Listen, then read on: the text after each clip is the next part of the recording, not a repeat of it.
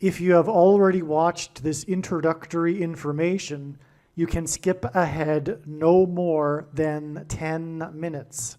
Hello, welcome. I am predicting that Vice President Kamala Harris will die in a plane crash in St. Louis due to a bird strike into Busch Stadium. In the area code 314, it will be a burning bush, as described in Exodus 3:14. On September 28, 2024, she will be replaced by Michelle Obama, and then Barack Obama will replace Michelle. I am predicting that former President Jimmy Carter will die on September 26th, and that his prophetic funeral, in which Trump will sit next to Obama, will be on October 1st. It is predicted that President Trump will die from a heart attack on the same day as Jimmy Carter's funeral on October 1st. It is also predicted that Trump's heart attack will be triggered by a direct energy weapon that will target Trump through Bluetooth technology. The components inside the pointy thing that Trump took will facilitate this, and it is believed that this direct energy weapon will be used by Barack Obama when he is sitting next to Trump at the funeral. I am predicting that dirty bombs will explode in Manhattan, New York City, and there will be a large-scale evacuation on September 27th. I am predicting that Israel will bomb Iran on September 28th. God is pointing to these dates regarding these two events, September 27th and September 28th. However, it is believed that more than likely these will be steps in the trail of signs. We should receive prophetic signs related to these events on these dates that will reveal more information as to when exactly these two events will occur. I am predicting that singer-songwriter Paul Simon will die on Wednesday, September 25th at 3 a.m. This is because of Simon and Garfunkel's first album named Wednesday Morning 3 a.m. I am predicting that a solar flare will erupt on the surface of the sun and send a coronal mass ejection that will hit Earth on October 3rd, 2024. Which will knock out America's power grid and will lead to food shortages. The hit of the coronal mass ejection, predicted for October 3rd, that will knock out the power grid, will also knock many planes out of the sky. October 3rd, the Feast of Trumpets in the Hebrew calendar, will be the day of the resurrection rapture event. It will be the first of 3 raptures. I am predicting that on October 4th, 2024, the key will open the bottomless pit and fallen angels will cross over into the earthly realm. October 4th will be a symbolic beginning to the 5th trumpet judgment that is described in Revelation chapter 9, when the demonic realm collides with the earthly realm. October 4th will be a symbolic beginning to demons pretending to be aliens, and it is possible that on October 4th, Pope Francis will announce that aliens have arrived and have made him the ambassador for the world. This will immediately give Pope Francis, the Antichrist, supreme power over governments of the world. At some point, there will be a massive Mary apparition that will deceive the masses, because all Mary apparitions in history have been demons pretending to be Mary. October 4th will be a symbolic beginning to a zombie pandemic and the masses becoming demonically possessed that will be facilitated through the thing, which is the mark of the Antichrist and 5G frequencies. October 4th will be a symbolic beginning to the coming genocide politicide in America. It is predicted that after Kamala Harris's death in a plane crash, Joe Biden will appoint Michelle Obama as his vice president, I am predicting that Joe Biden will step down and Michelle Obama will become the 47th president on October 12th, 2024. I am predicting that President Michelle Obama will appoint Barack Obama as the 51st vice president on October 12th, 2024. I am predicting that Michelle Obama will step down and Barack Obama will become the 48th president on November 2nd, 2024. November 24th, 2024, the 8th day of the Feast of Tabernacles, will be the date of the second of 3 raptures. It is predicted that on November 16th, 2024, the historic barge that has been stuck on the rocks of the Niagara River for over 100 years will finally break free and crash over Niagara Falls. The reason for this is that Niagara Falls is Noah's flood symbolism, and the barge was involved in the most dramatic rescue in the history of Niagara Falls, symbolic of Noah's Ark. Niagara in the native language means straight, narrow way, and Niagara's Horseshoe Falls is perfectly aimed at the CN Tower in downtown Toronto, because Toronto and its tower are symbolic of the Tower of Babel. In a game of horseshoes, the object is to aim the horseshoe and throw it at the metal stick, which is why the Horseshoe Falls is perfectly aimed at the metal stick that is the CN Tower. God is communicating that as testament for those who will live in the 1,000 years of Christ's reign on earth, the geography of North America will, as a result of a massive earthquake, be divided by a body of water from the Great Lakes to the Mississippi Delta. This destruction will be judgment on America and Canada for attempting to divide God's land, Israel. When this happens, the water in the Great Lakes will spill out over southern Ontario and Toronto.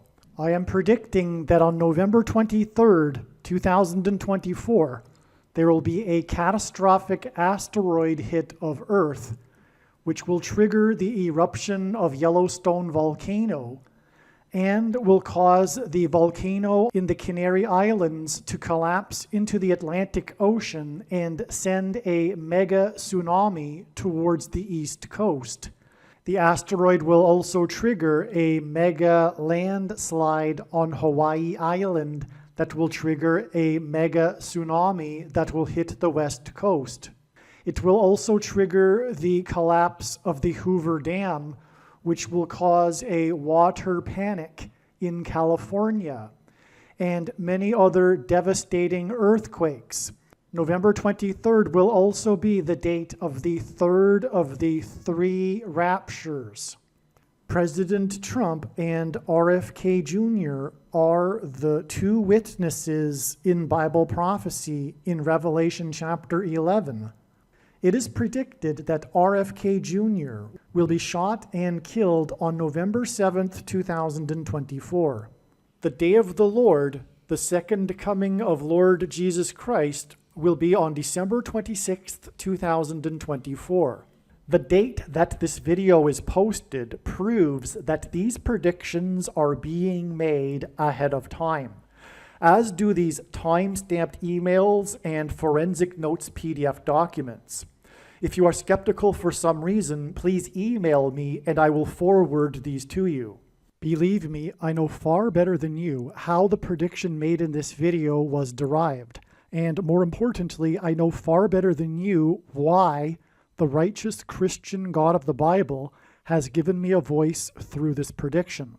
If you are a quote-unquote Christian or Muslim, this prediction was not learned through a demon. Be warned that blaspheming the Holy Spirit is the unforgivable sin. If you are a New Ager or New Spirituality person, this prediction was not learned through somehow tapping into the supposed universal collective consciousness. If you are a conspiracy theorist, this prediction was not learned through figuring out a supposed code that the Illuminati and Satanists are using. This prediction was learned through the Bible and through watching carefully the Lord's prophetic signs, which Jesus commanded all Christians to do. Besides proving that Jesus Christ is the Lord, the reason why God has given me a voice through this prediction is to prove that the controversial things that I am saying in the videos on this channel are the truth. Therefore, a wise person will want to watch all of the videos on this channel. What I will also do is create a video or two that summarizes some of the controversial things that the Lord will prove to be true when the prediction being made in this video comes to pass. I will leave links to these must-watch videos in the description box below this video.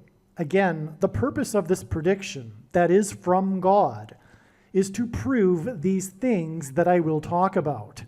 And therefore, it would be foolish to not watch the videos that I will leave links for in the description box below this video. If you have already watched this essential introductory information in another video, you can skip ahead to the 2-hour and 52-minute mark. The information in this video is showing how God was pointing to the date July 1st in regards to the predicted death of James Earl Carter, former President Jimmy Carter. The prediction being made in this video that James Earl Carter or Jimmy Carter would die on July 1st is 100% correct. The information in this video is valid. God was pointing overwhelmingly to July 1st, 2024 with Jimmy Carter connections. Not only is the information in these videos that predicted July 1st valid, it is extremely important and must be watched. Through the connections God used to point to July 1st, God told important stories and revealed essential knowledge. These videos must be watched. July 1st ended up being a step in the trail of signs that is 10 days before Carter's predicted funeral at the National Cathedral on July 11th, 2024. All right, this email here that I'm reading was originally composed the day after July 1st, and God was also pointing to July 6th, and therefore the signs that revealed adding 10 days to July 1st was believed that it was because that would be the day of the funeral, and that July 6th would be the date of Jimmy Carter's death. It turns out that we received amazing prophetic signs on July 6th as well that confirmed all of the analysis for Jimmy Carter, and this will be explained in another video, so make sure you watch all of the Jimmy Carter videos. There will be, for example, a video dedicated to the prophetic signs that God is using to point to the extremely important prophetic sign that will be the funeral. In other words, the biggest part of the signs, the theme that God is using for Jimmy Carter is involving the funeral, and I'll explain why. It has to do with the lineup of the former presidents sitting in the pew at the funeral, okay? And anyway, it is now believed that, well, the signs confirm it as well, including this 10 days. This 10 days that was for adding to July 1st was to get to the date of Jimmy Carter's death, not his funeral, okay? So this is correct, this 10 days, and I, again, will explain how we get this 10 days from the signs that occurred on July 1st.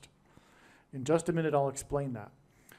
Now, the rest of this paragraph here, I simply speak about how this movie, which was being pointed to on July 1st, this movie named How to Lose a Guy in 10 Days, believe it or not, you'll see this is a movie God pointed to, and believe it or not, if you are new to this, even this concept of God using pop culture, well, get used to it because this is how it works. God is highly involved in the world.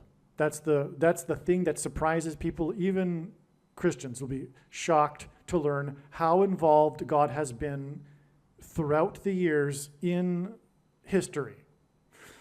All right, and that's proven with these prophetic signs, including, and again, this movie How to Lose a Guy in 10 Days. It's a movie about do's and don'ts, which is a hint at the 10 Commandments. All right, this will be explained. Well, anyway, again, so we received the sign, this movie, it hinted at adding 10 days. We get July 11th. There's far more confirmation than only that. All right, and that's the rest of this paragraph, and I'll just continue on here. All right, so what you just heard was recorded prior to July 11th. July 11th also ended up being another amazing step in the trail of signs leading to the death of Jimmy Carter. In other words, the signs that occurred on July 11th related to all of the analysis for Jimmy Carter. They were, in other words, signs related to the coming death of Jimmy Carter.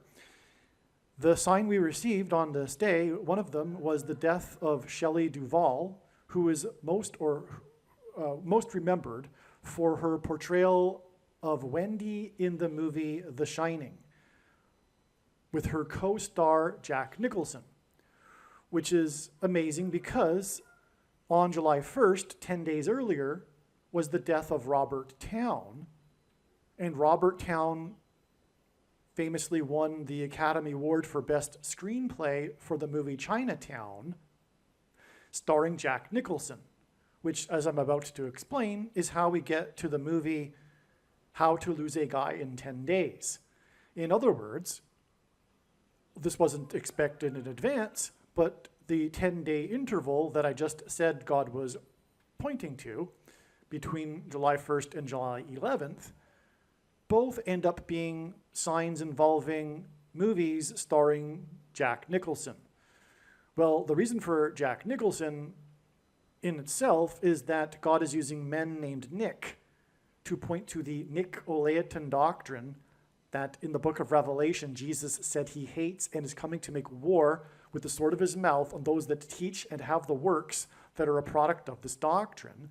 And also in Revelation chapter 2, the same chapter, God, or Jesus, speaks of a 10 days period of testing for the saints in context of Nicolaitan doctrine. And that is because the vast majority of American Christians are Nicolaitans. And Jesus is coming to make war on this. Please make no mistake. I know far better than you the reason for the purpose of this prediction that is from God for the death of Jimmy Carter. I know what is going on. And the purpose of the prediction is to prove what I am saying, which is that if you are listening to this and you are a Christian, you most likely have the Nicolaitan doctrine. Now, to explain it would require at minimum another 10-15 minutes. So I'm not going to do it because I've explained it so many other times in other videos, and maybe even I do it later in this video. But you need to watch the 23 church signs video, okay? Nicolaitan means ruling over the laity. Jesus forbid pastors.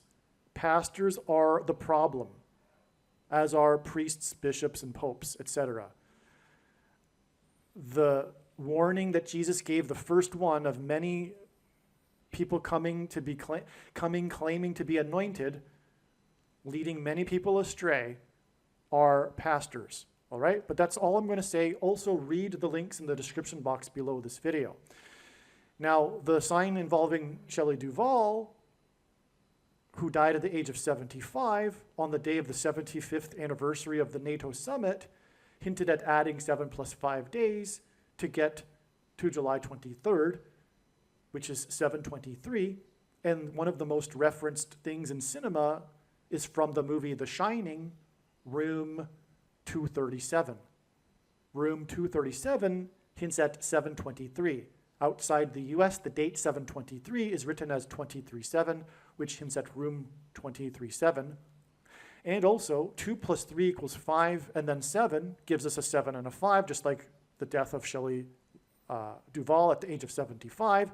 So room 237 also hints at 2 + 3 = 5 + 7 = 12, and it is 12 days after July 11th that we get July 23rd, the date it is predicted that Jimmy Carter will die, and that's also why Shelley Duvall died at the age of 75 on the 75th anniversary of the NATO summit, which also hints at adding 7 + 5 to get July 23rd. Now, Trust me, I am only scratching the surface here. I have made an amazing video. It is so profound, you have no idea. I can't exaggerate that. I can't express that enough, okay? And it is titled The Shining Video. I've titled this movie, or this video that's explaining in far more detail than I just have, the signs that occurred on July 11th.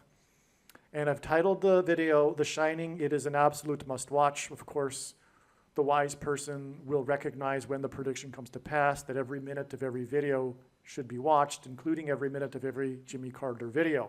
But make sure you watch the Shining video on this channel.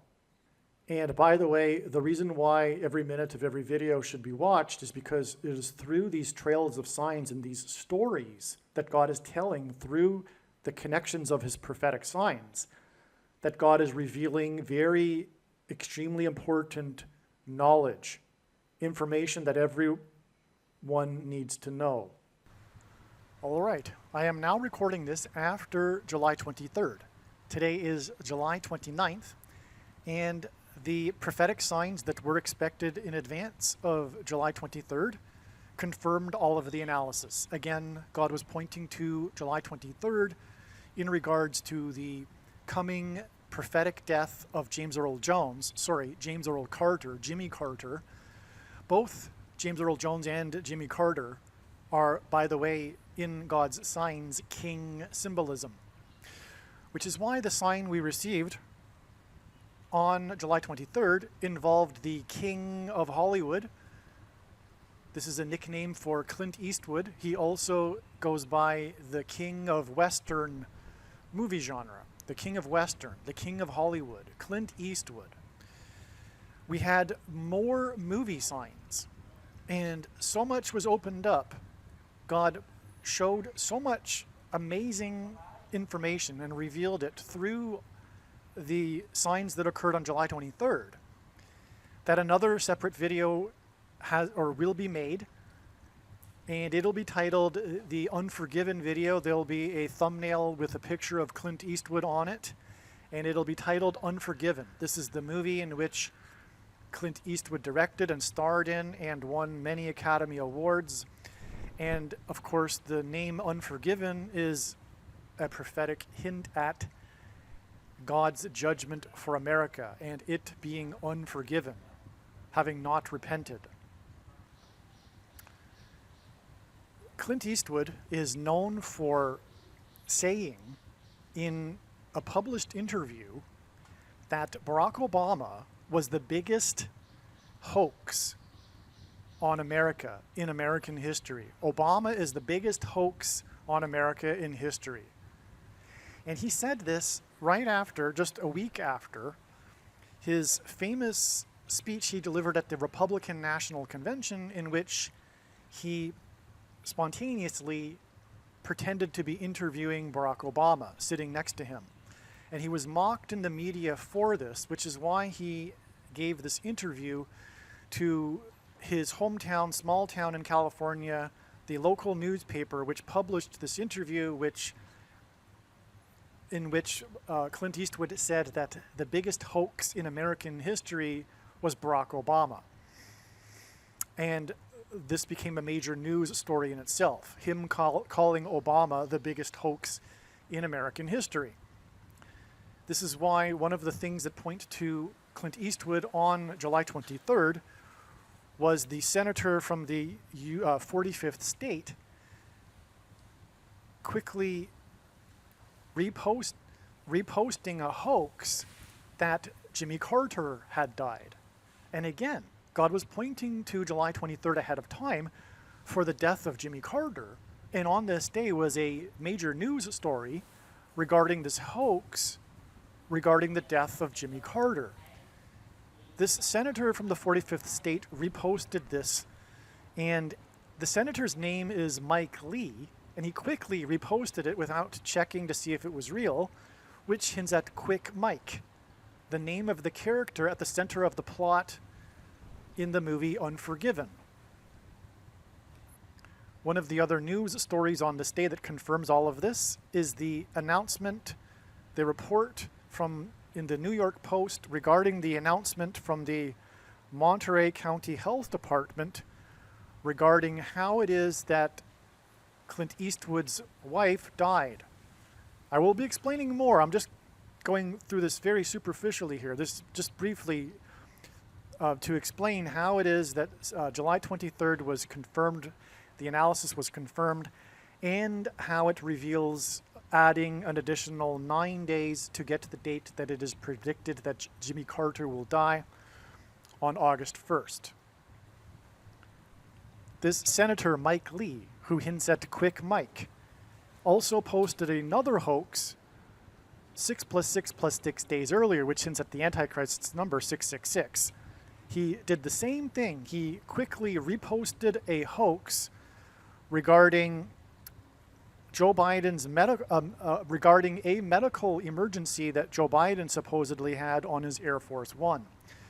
This is because all of this is connecting to the death of Kamala Harris in her Air Force plane. And this senator is the senator from the 45th state, and I will explain in the Unforgiving video how the 4th out of 5 Dirty Harry movies about a detective from San Francisco and Kamala Harris is from San Francisco, and as in Dirty Harry, the detective in the Dirty Harry movies in San Francisco. Well, anyway, the 45th state is the sign on this day, but also on this day, Elon Musk, in his interview, speaking of interviews with Clint Eastwood, told Jordan Peterson that he was not donating $45 million to the Trump campaign. And Trump is the 45th president. Jordan Peterson hints at Michael Jordan, who also wore jersey number 45, in addition to his jersey number 23, which is the jersey number that Barack Obama, the basketball president, wore in high school. Michael Jordan also wore jersey number 9 when he played for the U.S. Olympic Dream Team, in which the team outscored their opponents by an average of 44 points, which hints at the 44th president, skipping the 45th presidency. And the number 45 is the 9th triangular number. In the Unforgiven video, I will explain how the news of Clint Eastwood's wife and his death points to the death of his former girlfriend and wife, Sandra Locke, who starred with him, Clint Eastwood, in the only Clint Eastwood directed Dirty Harry movie, the fourth of the 5 Dirty Harry movies, which also hints at the number 45. And again, 45 is the 9th triangular number. And this is why it is 9 days from these signs on July 23rd to the date it is predicted that Jimmy Carter will die on August 1st. The 4th of the 5th Dirty Harry movies made $150,000. This is one reason for it being revealed that 15 days after July 23rd and these Clint Eastwood-related prophetic signs will be the day that Kamala Harris will die in a plane crash on August 7th. The reason why this all points to Sandra Locke, the former girlfriend and wife of Clint Eastwood, is that throughout her entire career and for her entire public life after her public, is that throughout her entire career and also her public life after her career, she maintained a big hoax regarding her birth date. In her first role, she shaved off 6 years to get her role, which got her nominated for an Academy Award. 6 years is 2 times 3 years, which hints at 23. And this hints at Barack Obama, the basketball president, who wore jersey number 23. And it is what Clint Eastwood is alluding to when he called Obama the biggest hoax.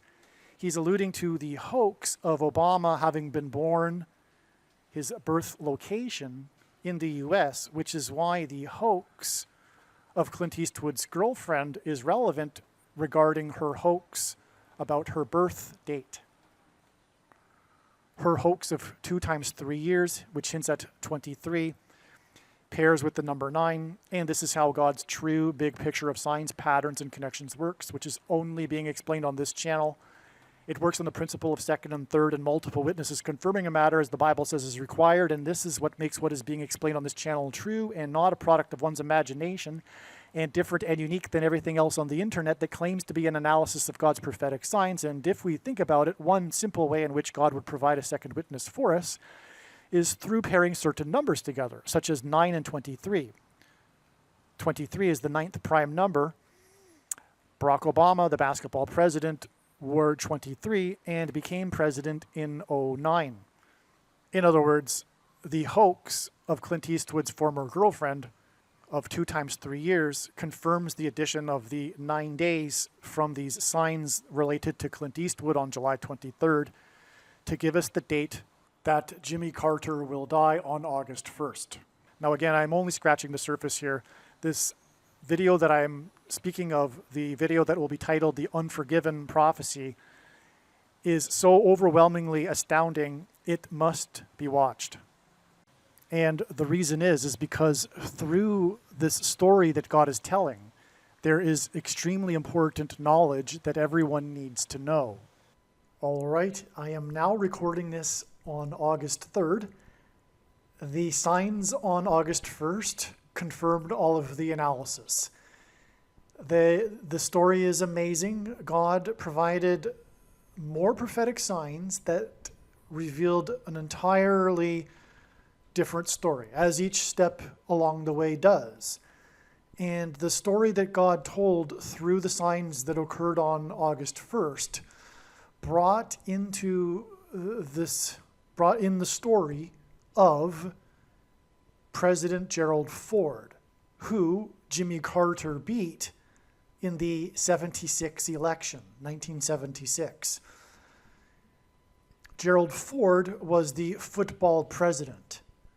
And one of the signs we received on August 1st that confirmed all of the analysis was a football game, the first preseason football game of the season, and I'll explain this in another video. It'll be a truly amazing video. Make sure you watch it. I don't know what the title of it will be yet, but it'll explain what I'm about to just briefly, the point here is to just tell you that the signs confirmed all of the analysis and revealed adding 4 more days. One of the signs was a football game that pointed to Gerald Ford, the football president, who Jimmy Carter beat. But one way in which God did this was through the football games one football game in particular in which Gerald Ford participated in, which was the Chicago Charities College All-Star football game, which was an annual football game played between the winner of the Super Bowl and an all-star team made up of college players.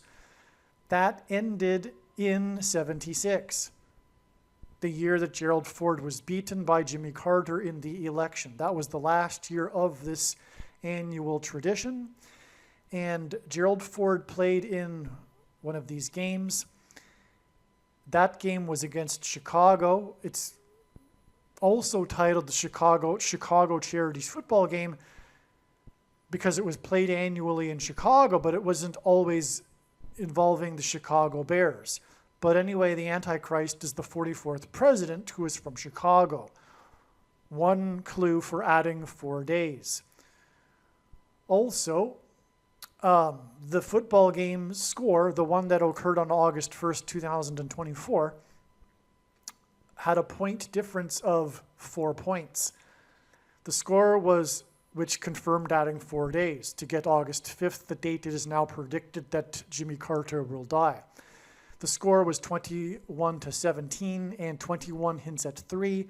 The 17 hints at 8, which together hint at 38.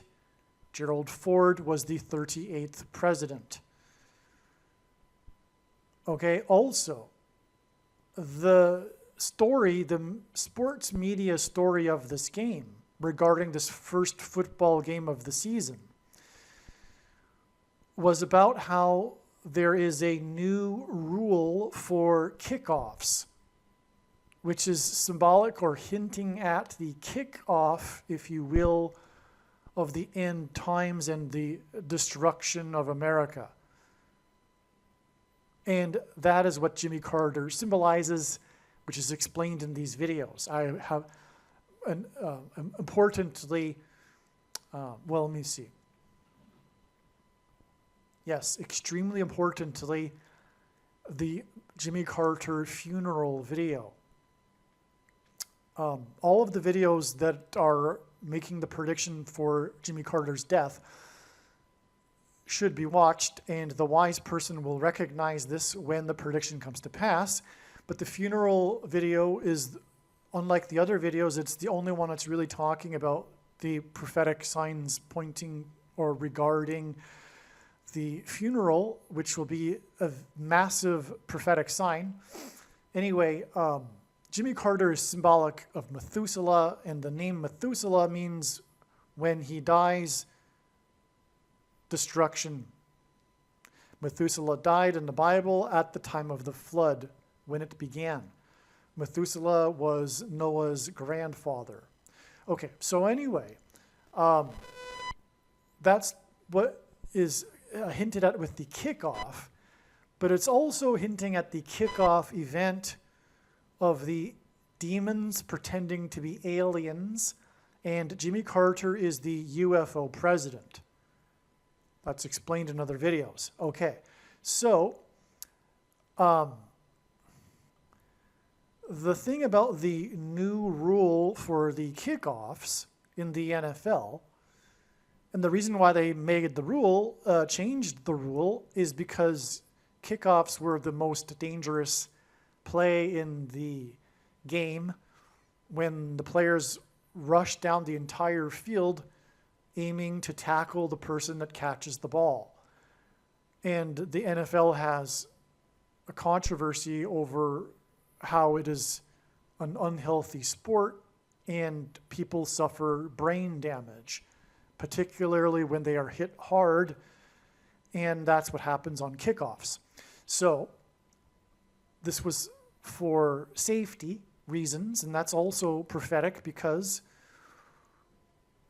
we are also looking at the event prior to the beginning kickoff event of the alien deception, of the rescue and rapture of God's faithful, which is symbolized with this safety aspect of this story.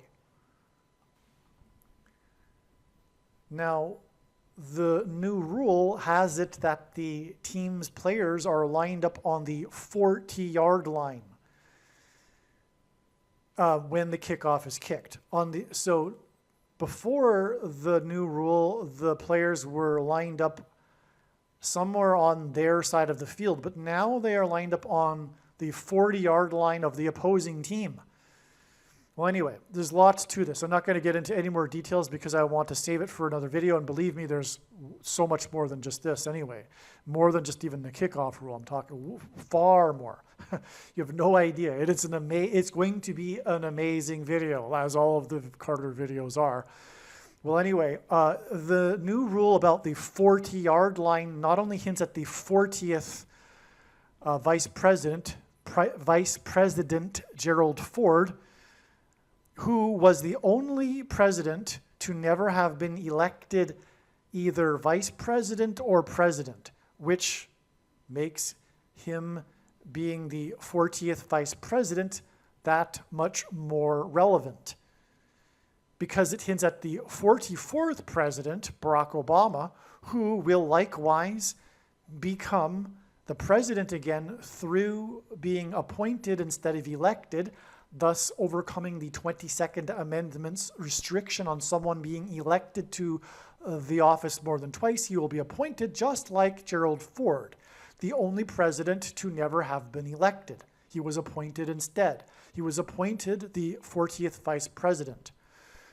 Okay, and so that's the 40-yard line we are talking about. And as I'm saying, and we'll explain in the other video, this is all pointing to Gerald Ford. And anyway, the 40-yard line new rule is further confirmation of adding 4 days, in addition to the 4-point difference in the score of the game.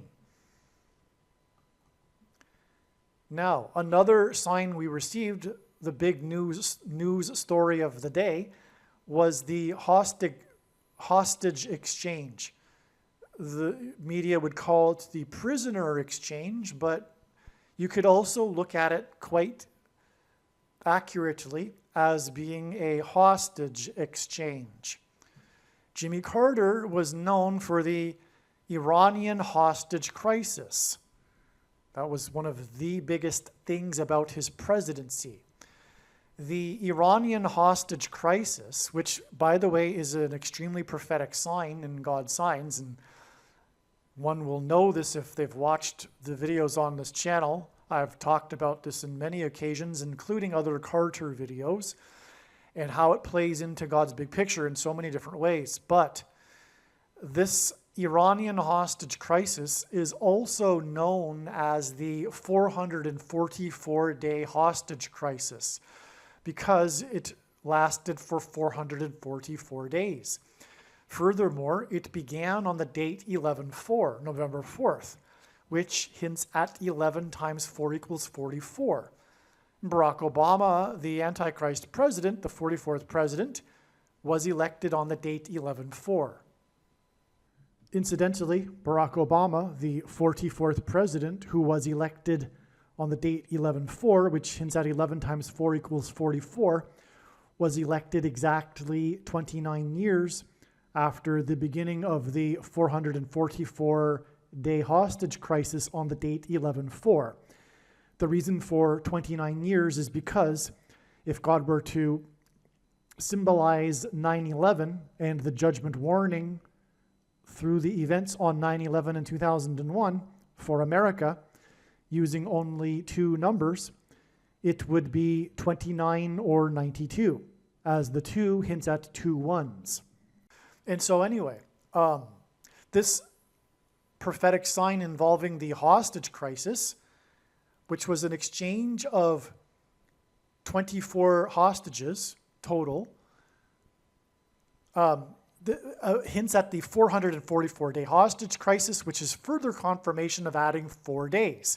444-day hostage crisis hints at 4 days to the date it is predicted that Jimmy Carter will die on August 5th, 4 days after August 1st. The last thing to mention here before just moving on here is that it was 24 hostages, and Jimmy Carter was born in the year 24 and is predicted to die in the year 2024, born in 1924. And that is because Jesus Christ was, the name Jesus in the Greek concordance is G2424, which incidentally is why Jesus Christ will return in the year 2024. It hints at 2 times 24, in other words, 2424. Also, JC hints at Jimmy Carter. Jesus Christ, the initials are hinted at with Jimmy Carter. The initials for Jimmy Carter, I should say, JC, hint at Jesus Christ. And so that's why 24 hostages. And also 24 is 8 plus 8 plus 8, and G2424 in Strong's Greek Concordance, the word in Greek for Jesus, is equal to, in Greek gematria, 888.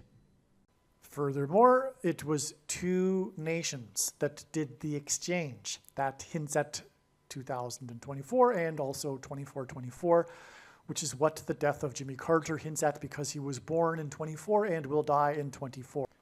And so there you have just a brief explanation. Make sure you watch the full video. It'll explain so much more. There's so much to this story.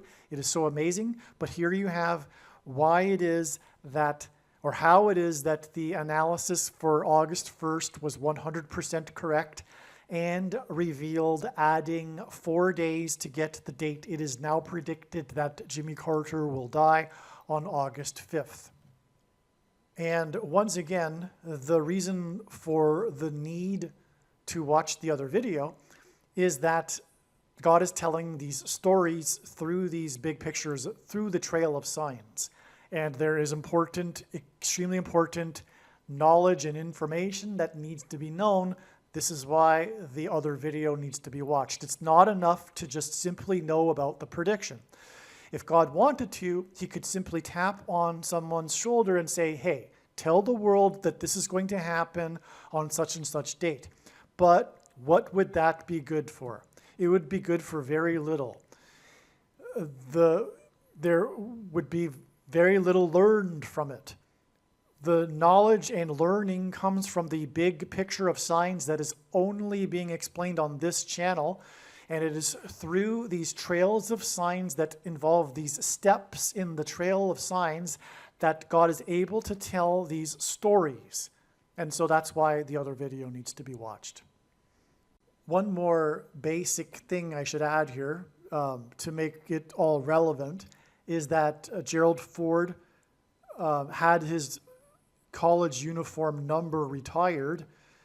That's why he is the football president. He was very good at football, and his university retired his uniform number, but of course that was partly because he became the president. But anyway, his jersey number is 48, and that is because all of this is pointing to the predicted 48th president, Barack Obama, who, like Gerald Ford, will be the unelected president. And also, by the way, Barack Obama is also known for his jersey number because he is the basketball president. So that's another reason why the football president is relevant. Also, Barack Obama was the first affirmative action black president who was born in 1961. And Gerald Ford, part of the story of his college football days is the time in which his Wolverines from Michigan were told by Georgia Tech, the team from the fourth state, the state that Jimmy Carter is known for being from, told the Michigan team that they wouldn't play the Michigan team, if their black player would play in the game. And this black player was Gerald Ford's best friend on the team and the guy that he would room with when they went on road trips. This black player of the Michigan Wolverines was number 61, which hints at Barack Obama, who was born in 61. 61 is the 18th prime number, and 18 is 6 plus 6 plus 6, which hints at the number of the Antichrist in Bible prophecy, 666. All right, I apologize. I took a little longer than I should have to explain some of the things regarding August 1st and how the prophetic signs on that date confirmed the analysis. For one thing, what I just explained, there's so much more to it, and it's explained in the video that I made that will be explaining all of this. So anyway, August 5th also turned out to be a step in the trail of signs, and it was recognized that it would be before August 5th. I think it was August 3rd that it was recognized that it would only be a step. Maybe it was August 4th, but regardless, the date didn't come and go before it was recognized that it would only be a step. The reason why the clue came in and to look at a further date down the road was apparent was because it was known that on August 5th, this Hurricane Debbie, which wasn't a hurricane at the time of this discovery, it was thought that it could become a hurricane. But anyway, Hurricane Debbie hints at Judges chapter 4 in the Bible regarding Deborah and Barak, the leaders of Israel. And the story about Hurricane Debbie, it was known that it would first hit Florida and then Georgia, the fourth state, which confirmed adding the 4 days. Not only that though, it hit Florida first, and Florida is the 27th state And 27 is 3 times 9, which hints at 39 and the 39th president, who is from the 4th state. Not only that, now it is August 7th, as I'm recording this, and it's now reported that 4 people died in Florida due to this storm. That was known to be the sign to confirm the adding of 4 days from August 1st. And not only that, that same story talks about how 4 times 400 flights were canceled, which is more confirmation for the 4. And that all said makes all of this confirmation for adding 4 more days to August 5th. To get the date, it is now predicted that Jimmy Carter, who is from the 4th state, will die on August 9th. This is all flood symbolism, a hurricane, it's flooding, it's water, and August 9th will be the 50th anniversary of the end of the Watergate scandal, which was the beginning of Gerald Ford's presidency. The 40th president becoming the president. Okay, so that's why we had 4 days to August 5th when the storm, by the way, it was also the 4th named storm of the season. So the 4th named storm of the season, Debbie hinted at Judges chapter 4, and it hit the 4th state, killed 4 people, and canceled 4 times 400 flights 4 days after the 40-yard line rule and for kickoffs and the 4-point differential in the game, and on and on. But anyway, you get the idea. We had 4 more days to August 5th. There's much, much more to August 5th, which will also be explained in the same video that I'm going to explain August 1st. So I shouldn't really say this, but if you only watch one Carter video, I recommend watching this particular Carter video that I've titled The Trump Assassination Prophecy, because that's part of it, but that shouldn't be said because it really isn't a better video or a more informative video than the other videos. They're all profound. But make sure you watch, anyway, the Trump Assassination Prophecy video that is predicting that Jimmy Carter will die on August 9th. Yeah, I'm going to emphasize this one more time. Make sure that you watch all of the Trump Assassination Prophecy video predicting Jimmy Carter's death on August 9th. Not only will there be much more information regarding what happened on August 1st and 5th, but it is a beautiful summary of so many things regarding Jimmy Carter. There's so much to it. Trust me, it's far more than what I've just alluded to with what I've talked about so far regarding August 1st and 5th. It's an absolute must watch. All right, August 9th ended up being another step, a very important one, in the trail of signs that is leading, among other things, to the death of Jimmy Carter.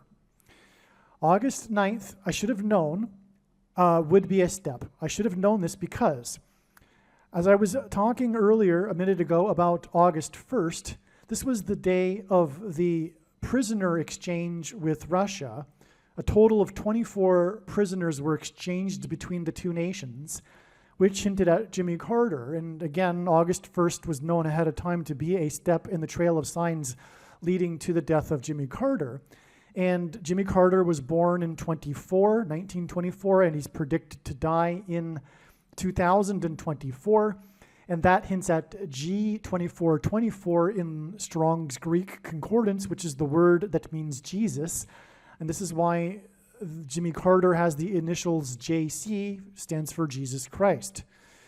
Jesus Christ, when he returns, will lead the captives free. This is a phrase, if you will, in the Bible regarding the second coming of Lord Jesus Christ. And so, Jimmy Carter, his presidency was, of course, known for the Iranian hostage crisis.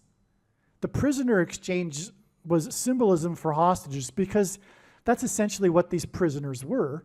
And that's part of the story, in fact, although the media doesn't use the word hostage. The media stories talk about how these, especially on the Russian side, these prisoners of These American prisoners were held for no legitimate reason, and so they were essentially hostages. And literally, okay, and so Jimmy Carter's presidency was known for the hostage crisis, which eventually led to their release, and on the last day of Jimmy Carter's presidency. Okay, so this is, and the Iranian hostage crisis, which is synonymous with Carter's presidency, is also known as the 444-day hostage crisis. And that is because it lasted for 440 days, 444 days. That was the length of time that the hostages were held hostage. And so one of the names of the Iranian hostage crisis is the 444-day hostage crisis. Well, this is clearly a prophetic sign that points to the 44th president. I've explained in the Jimmy Carter malaise video, the thumbnail for that particular video is the malaise speech video. I've explained how Jimmy Carter has many parallels with Barack Obama, the 44th president. Furthermore, the 444-day hostage crisis began on the date 11/4, November 4th, which hints at 11 times 4 equals 44. The 444-day hostage crisis that began on the date that hints at 44 was exactly 4 times 4 weeks after one of the other big things that the Carter presidency is known for, which is his malaise speech, which again I outline in the malaise video, and that speech is essentially, it is in proper light with the eyes to see, a judgment warning from God. I recommend reading that speech and interpreting it as a warning from God regarding the state of America and the coming judgment and destruction.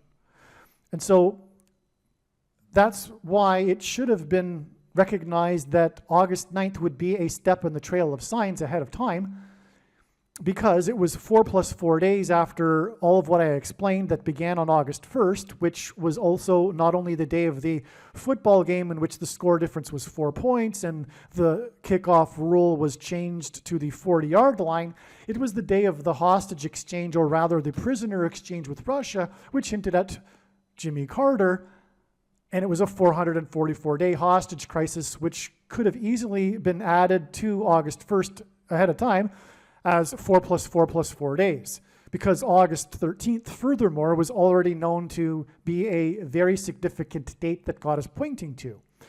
It is the 9th of Av in the Hebrew calendar, which incidentally the 9th of August is a play on. And the 9th of Av is a prophetic date in the Hebrew calendar because of its association with destruction. And again, Jimmy Carter in God's signs is symbolism for Methuselah, whose name means when he dies, destruction. This is why we received on August 9th these signs that pointed to Yellowstone volcano, which is in the 44th state, and the caldera lies on the 44th latitudinal line.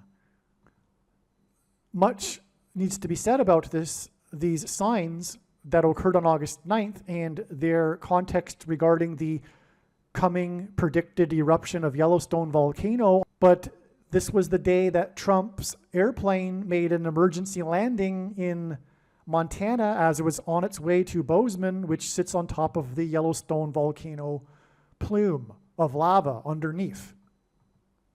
Montana is the 41st state. On this day, Kamala Harris was in the 48th state, and that is because the 48th president will be Barack Obama, the 44th president, after he replaces Kamala Harris, who is predicted to die in a plane crash, which is why the emergency landing of Trump in his plane. Now, there are so many things to say here, but I will just say this. August 13th will also be a step in the trail of signs. Although it is amazing that it is 4 + 4 + 4 days after August 1st, it is yet still another step, according to the analysis and what God is pointing to and communicating. incidentally, also, speaking of Kamala Harris, she is predicted to die on her flight on her way back from Los Angeles to Washington, D.C., in order to attend the funeral of Jimmy Carter.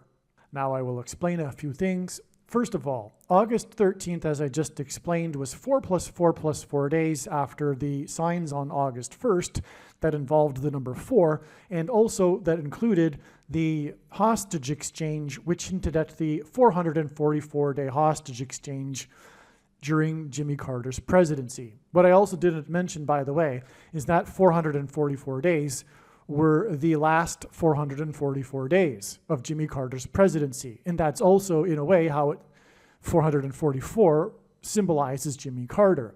And so anyway, from the trail of signs that led to August 1st, we had 4 plus 4 plus 4 days to August 13th. Now, the signs that occurred on August 13th are, like usual, extremely profound and extremely important, and they are explained in the absolute must-watch, like all of the Carter videos are. These are explained in the Carter, Israel will bomb Iran.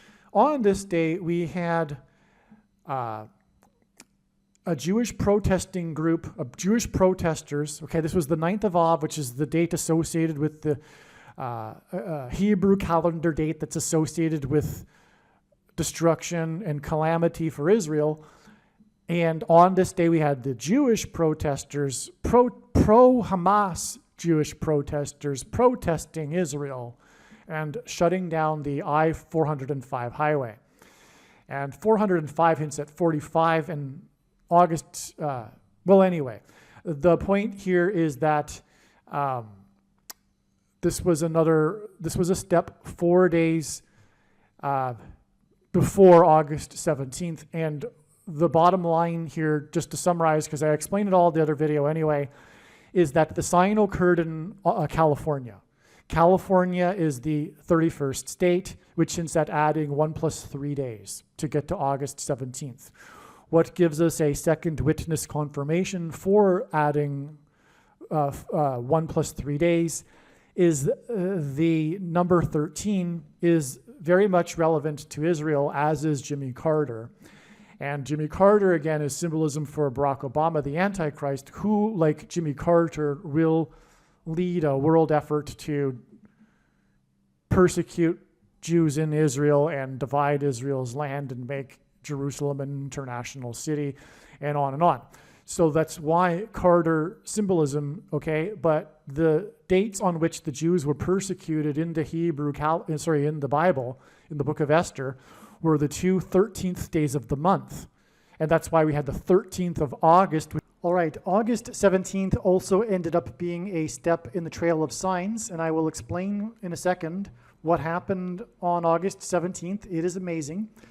But prior to that, I just want to read something that I wrote prior to August 17th, explaining how and why God was pointing to August 17th in regards to James Earl Carter, Jimmy Carter, in advance. Okay, so also on this day, we had the most radical anti-Semite, anti-Jew congressperson, Ilhan Omar, won her primary by 13%. Okay, so the number 13 is associated with the Jews in the book of Esther in the Bible. The Jews were persecuted by the leader in Iran on the 2 13th days of the month. Ilhan hints at Iran, and Iran is Persia, and the Jews were in Persia in the book of Esther when they were persecuted on the 2 13th days of the month by the anti-Semites in Persia. Okay, also on this day, we had the death of Wally Amos. Many people are aware of this. Many people that are interested in prophetic signs are aware that this is a prophetic sign, the death of Wally Amos. And I explain more regarding Wally Amos in the Paul Simon videos. But here it is relevant that Wally Amos was born exactly 13 times 13 days before the Antichrist, Pope Francis, was born. And the Antichrists are described in the 13th chapter of the book of Revelation. In other words, the number 13 in the Bible is symbolic of the Antichrist, because Haman, who persecuted the Jews in Persia, was also a type for the Antichrist. And so Wally Amos died at the age of 88, and this pointed to the prophet Amos in the Bible, chapter 8, verse 8, which I read in the Paul Simon videos. So, and again, Jimmy Carter, or James Earl Carter, is relevant to this because he is also a type for the Antichrist in persecuting the Jews in Judea, in Israel, because of the Camp David peace accords, when he pressured Israel to give back land, which was the biggest transgression against God described collectively that the nations will do in Bible prophecy in the end. So he's a foreshadow. Jimmy Carter is a type for this, as I've explained in the other videos. He is a type pointing to Barack Obama, who will do like Jimmy Carter has done, but more so. Well, so we have these 13s, in other words, okay? Again, the 13 times 13 days between Wally Amos's birth and the birth of the Antichrist. And this representative that hates Israel having won her primary by 13%. It's quite a large amount. But anyway, it's not random that it's 13%. Okay, so that's confirmation for adding the 1 plus 3 days, which also hints at 13. Okay, it occurred on the 9th of Av, this Jewish date. This is amazing. This radical anti-Semite, the symbolic anti-Semite of America, if you will, won her primary by 13%, which is a number that is symbolic of persecution of Jews, on this 9th of Av date. This 9th of Av date in the Hebrew calendar, which is this date of calamity for Jews. All of the calamities in history, the last 2,000 years, all symbolically began on the 9th of Av date. I could tell the story, but it would take a while, including the two temples. The first and second temples were destroyed on the 9th of Av. And so we have the Jewish protest, Jewish pro-Hamas, anti-Israel protesters on this date. And it was in the 31st stage. So anyway, you get the idea here. We're adding 1 plus 3 or 3 plus 1, 31st stage, number 13, relevant because of Jews and the 9th of Av.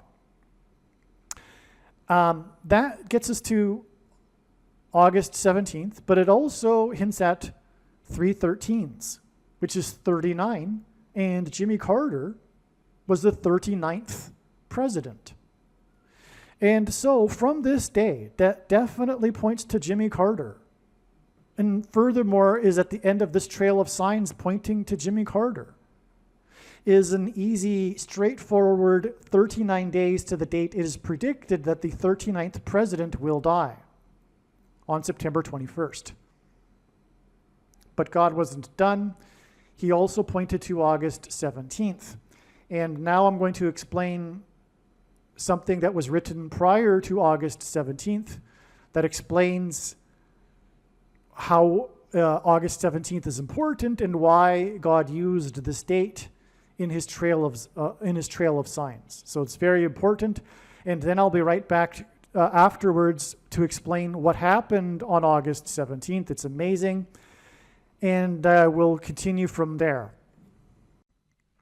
The reason that Jimmy Carter will die on August 17th is that August 17th hints at the area code 817, which is the area code for Fort Worth, Texas. Fort Worth is known for the seminary schools that churn out the nation's paid pastors that teach the heretical and Gnostic doctrines. Jimmy Carter's death on August 17th will communicate that Jimmy Carter, is a quote-unquote Christian who is not going to make it. He is symbolism for quote-unquote Christians that are not going to make it, at least not the rapture, which is the vast majority of quote-unquote Christians. Matthew 24:4-5, quote, "And Jesus answered and said unto them, Take heed that no man deceive you, for many shall come in my name, saying, I am Christ, and shall deceive many," unquote. Christ is Greek for Messiah, which is Hebrew that simply means anointed one. It does not mean Lord Jesus Christ. There are examples in the Bible of Messiahs, anointed ones, that are not a reference to Lord Jesus Christ. Okay? So, and ignore the Calvinist translations, the translations that promote pastors and teachers that say the Christ. Okay? It's just anointed one. Okay? Many anointed ones will come and deceive many. There have been few people that have come claiming to be Lord Jesus Christ, and they haven't led many people astray, nor will they, because it is recognized by people that those people are in poor mental health. What has led many people astray over the centuries and continues to, and today it is more dangerous than ever to be following a pastor, is pastors, priests, reverends, and bishops and popes. Okay, so anointed is what pastors, reverends, and priests, and popes, and bishops, and popes claim to be. Jesus said in the book of Revelation that he hates the Nicolaitans and their teachings and works, and that he is coming to make war on the Nicolaitans with the sword of his mouth in the end times, which is now. Jesus' reference to Nicolaitans includes the sycophant followers of the so-called anointed ones, quote-unquote pastors. The word Nicolaitan comes from Greek and means ruling over the laity. Jesus forbid calling anyone your teacher or leader. The writings of Paul on this subject flatly contradict the writings of Jesus, Peter, and John. The question is, what are you going to make of the contradictions? Because they clearly do contradict. We have a problem here with those that believe that the Bible is inerrant. Okay? That's the issue. But if you do believe the Bible is inerrant, what are you going to make of the passages that Paul wrote that clearly contradict the other passages that Peter, John, and Jesus wrote? And I will leave a link in the description box below. If you're not familiar with these passages that contradict Paul's teaching on this subject, you'll have your eyes opened. All right? Now, so Jesus forbid this. Okay? There is only one teacher and one flock, Jesus' flock. As he said, there would be one flock. And he is angry with the 45,000 denominations, the 45,000 different Christian denominations that are the direct result, the consequence of the monetization, preaching for money, which pastors do, which Jesus forbid, the monetization of the church. The only thing that Jesus got violently angry for when in his first coming was when he got angry and violently at the monetization, the people that had monetized the church, and anointed ones. The 45,000 denominations are the institutionalization of the errors that are within these denominations, because they all claim to be correct, and so none of them are correct, obviously.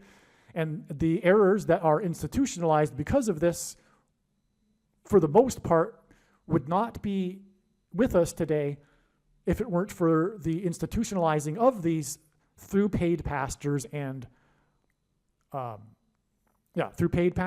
through leaders preaching for money, which Jesus forbid because he knew this would happen. Jesus hates this. Okay, that's why Carter will die, who is symbolism for Methuselah, whose name means when he dies, destruction. The thing is that the reason why God has given me a voice through this prediction, the reason why this channel is providing so much knowledge that other channels do not, The reason for the many predictions here, the reason why this channel knows what's happening and the other channels don't, for the most part, is because this is really the only channel that is talking about what God is really angry with. The focus of his creation is his church. And the reason for the state that America is in today is because of the church. The Nicolaitan church. The American evangelical church. It's not just evangelicals, of course, but Jesus loves, it reproves whom he loves. And the Church of Laodicea is most definitely the American evangelical church. And it's because of the pastors and their doctrine that comes out of Fort Worth. And make no mistake, I know far better than you the reason and purpose for this prediction that Jimmy Carter will die on the date 8/17. It points to Fort Worth because God is very angry, because Dallas-Fort Worth is the capital of evangelicalism. And God is coming to make, or Jesus is coming to make war with the sword of his mouth on this, on the pastor system that teaches the heretical Gnostic, and I mean that literally, and John called the Gnostics antichrists, the Gnostic doctrine, the Nicolaitan doctrine of our day. You, if you are a Christian, will know that you should, I recommend anyway, watching what would be probably the most important video on this channel for you, the 23 church signs video. That'll explain more regarding doctrine, which is very important, and I guarantee you that if you are a Christian, there's a very good chance that you have this doctrine that Jesus hates and is coming to make war on. Okay. Now, the 39th president is predicted to die exactly 39 weeks after his wife of 77 years died. The 39th president was inaugurated in 77. In God's signs, Carter is symbolism for the prophecy in the book of Revelation that regards a 7th and 8th king. Carter is predicted to die exactly 78 weeks after he was admitted into a hospice. This connection is also 1 year, 5 months, and 30 days, which hints at 153 fish that were caught in the net in Jesus' last miracle, which was symbolism for the end of the age of fishing for men. Jimmy Carter was born in 24, and he is predicted to die in 24. G2424 in Strong's Greek Concordance is the word that for Jesus. Jimmy Carter's initials, JC, hints at Jesus Christ. Jimmy Carter is predicted to die in 24 plus 24 days, in other words, 2 days, after news regarding arrests made related to the death of Matthew Perry. This was August 15th, okay? So I explained how the Trail of Signs led to August 15th. Now I'm explaining what happened on August 15th. This is amazing, okay? Now, what I'm saying is that there was news on August 15th regarding the death of Matthew Perry. It was the arrests that were made. Perry died after playing pickleball. Pickles are food. The Antichrist will ration food. That's why God is alluding to food here. And Carter was a farmer of food, including pears. Which is what the name Perry hints at. It hints at pears. The most common type of pear sold are Bartlett pears. The news regarding Perry on August 15th was the same day that the actor who played President Gerald Bartlett in the West Wing TV show saluted President Biden at the White House. Martin Sheen, who I'm talking about, also starred in Apocalypse Now. And August 15th was the 45th anniversary of this movie that cost $45 million to make, and that's one of the reasons how August 15th was recognized way back in March as being the day. In fact, it was for a while believed to be the day of the rapture because of the overwhelming amount of profound connections, including this one, Apocalypse Now, which hints at the apocalypse, of course, beginning now. But it was just another step for God to tell a story through, which is the purpose of this channel and this video, and the reason why God has given me a voice through this prediction, because otherwise you will not know or learn about these stories that God has been telling through these steps in the trails of signs, which is what August 15th was, another step. As amazing as that was, because it was so convincing that it would be the day, but there needed to be more profound stories to be told. Okay. The news about Perry regards the things, okay, the things of ketamine. And I'm going to use the word thing in lieu of the word that should be word used, but you know what I'm talking about, okay? How does ketamine get into a person? It's put into a person with a thing, okay? It's a thing. Okay, so the news about Perry regards the things of ketamine that were thinged, put into him, into his blood. Sheen's famous and iconic scene in the movie Apocalypse Now was unscripted when, during filming, he accidentally cut his hand breaking a mirror. Following cutting his hand, he continued acting and improvised the scene with his bloody hand spreading the real blood around his body and the hotel room. In the scene, Sheen's character is trapped and waiting inside a hotel room. Apocalypse Now was released in 1979, the year during the Carter administration in which began the Iranian hostage crisis of trapped Americans waiting in their rooms for their release. Apocalypse Now was released exactly 9 times 9 days before the 444-day hostage crisis, and to confirm his signs and connections, God pairs the numbers 9 and 44 together as the 44th president became the president in 2009. And again, that's the reason why the last 444 days were the Iranian hostage crisis, is because it points to the 44th president, Antichrist. Oh, and also Persia hints at the Antichrist, which is Iran, because of the story in the Bible. And so that's further confirmation that the Iranian hostage crisis that was 444 days long pointed to the 44th president, Antichrist. Okay, now where was I?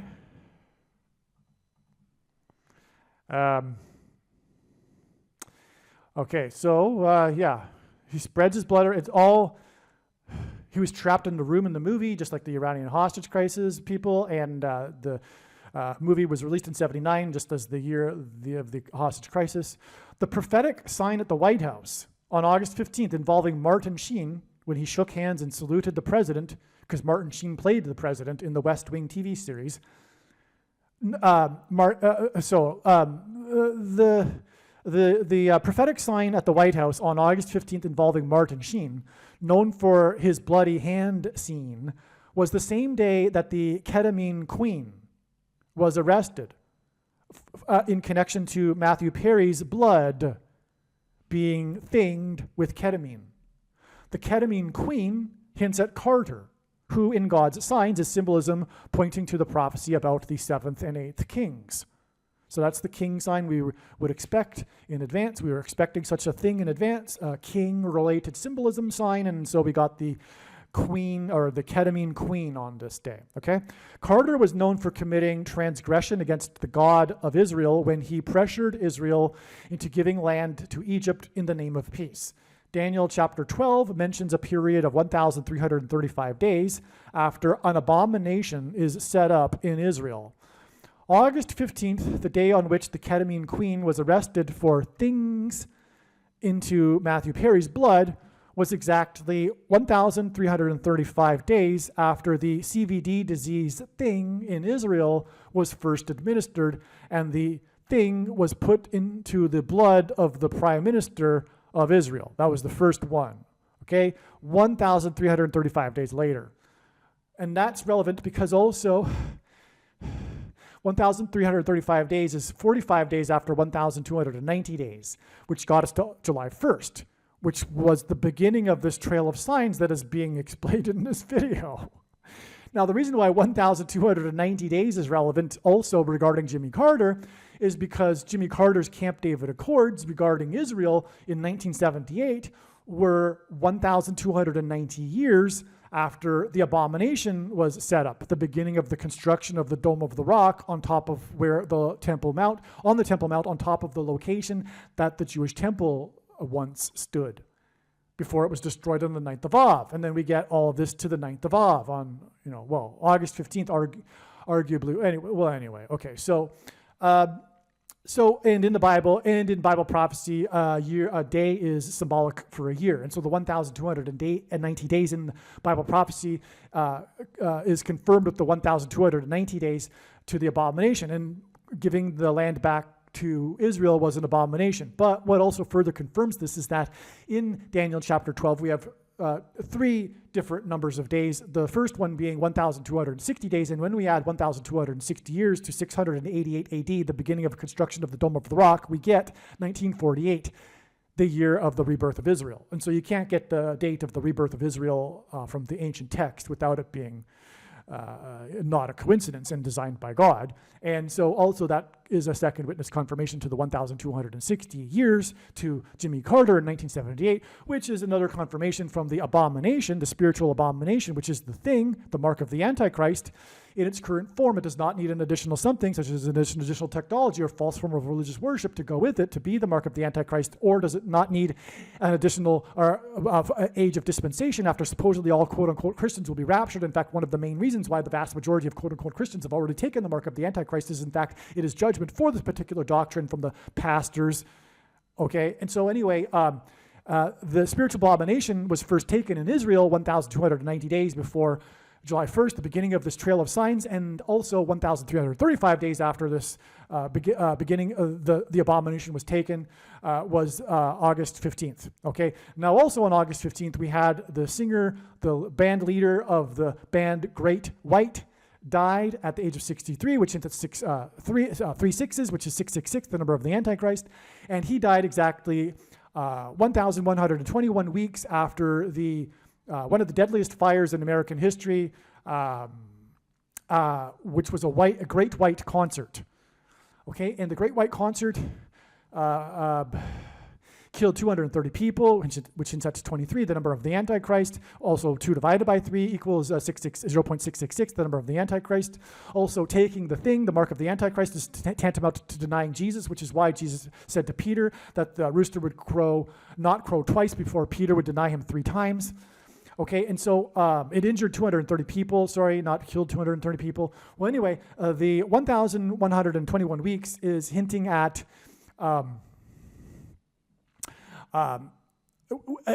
number 1,121, which is the 328th semi-prime number, and that hints at Daniel 3:28, the verse in the Bible that is symbolic of the mark of the Antichrist, which is just further confirmation that these ketamine signs and the 1,335 days from the abomination, it's confirmation that the reason for the prophetic significance of Matthew Perry and the ketamine queen and all this is because of the things, because things were used to put the ketamine into Matthew Perry, which is symbolism for all of this. And that's why Apocalypse Now was the 45th anniversary of the movie that cost $45 million to make, and on and on. Okay, so that's just more confirmation for you for all of this. But again, August 15th will be 45 days after July 1st, and it could be said that all of this trail of signs that is leading from July 1st that have gone through here, it could have all been overpassed with the connection of 1,335 days from the date in 2020 in which the spiritual abomination was first taken in Israel. We didn't necessarily need to go through the 1,260 days, and then we could have just gone even then from there to July 1st, and then 45 days to the 45th anniversary of the Apocalypse Now movie, etc., because of the 45 difference of days between the 1,290 days and the 1,335 days. But there's so much to this, and obviously that wasn't God's plan because of all of the amazing, very extremely important information that came through God telling these stories that were able to be told through these steps in the trail of signs. In other words, there's so much information, as you may know by now, regarding Jimmy Carter that came through this last 45 days. And that wouldn't have been possible had it not been for these intermediary steps, although, as I'm now explaining, weren't even necessary, including even July 1st for that matter, because we could have simply added 1,335 days from December 19th, 2020 to get August 15th, and that would be the end of the story. But that would be tantamount equivalent to God tapping someone on the shoulder and saying, tell the world that such and such is going to happen on such and such date. But what good would that be? That would be essentially worthless.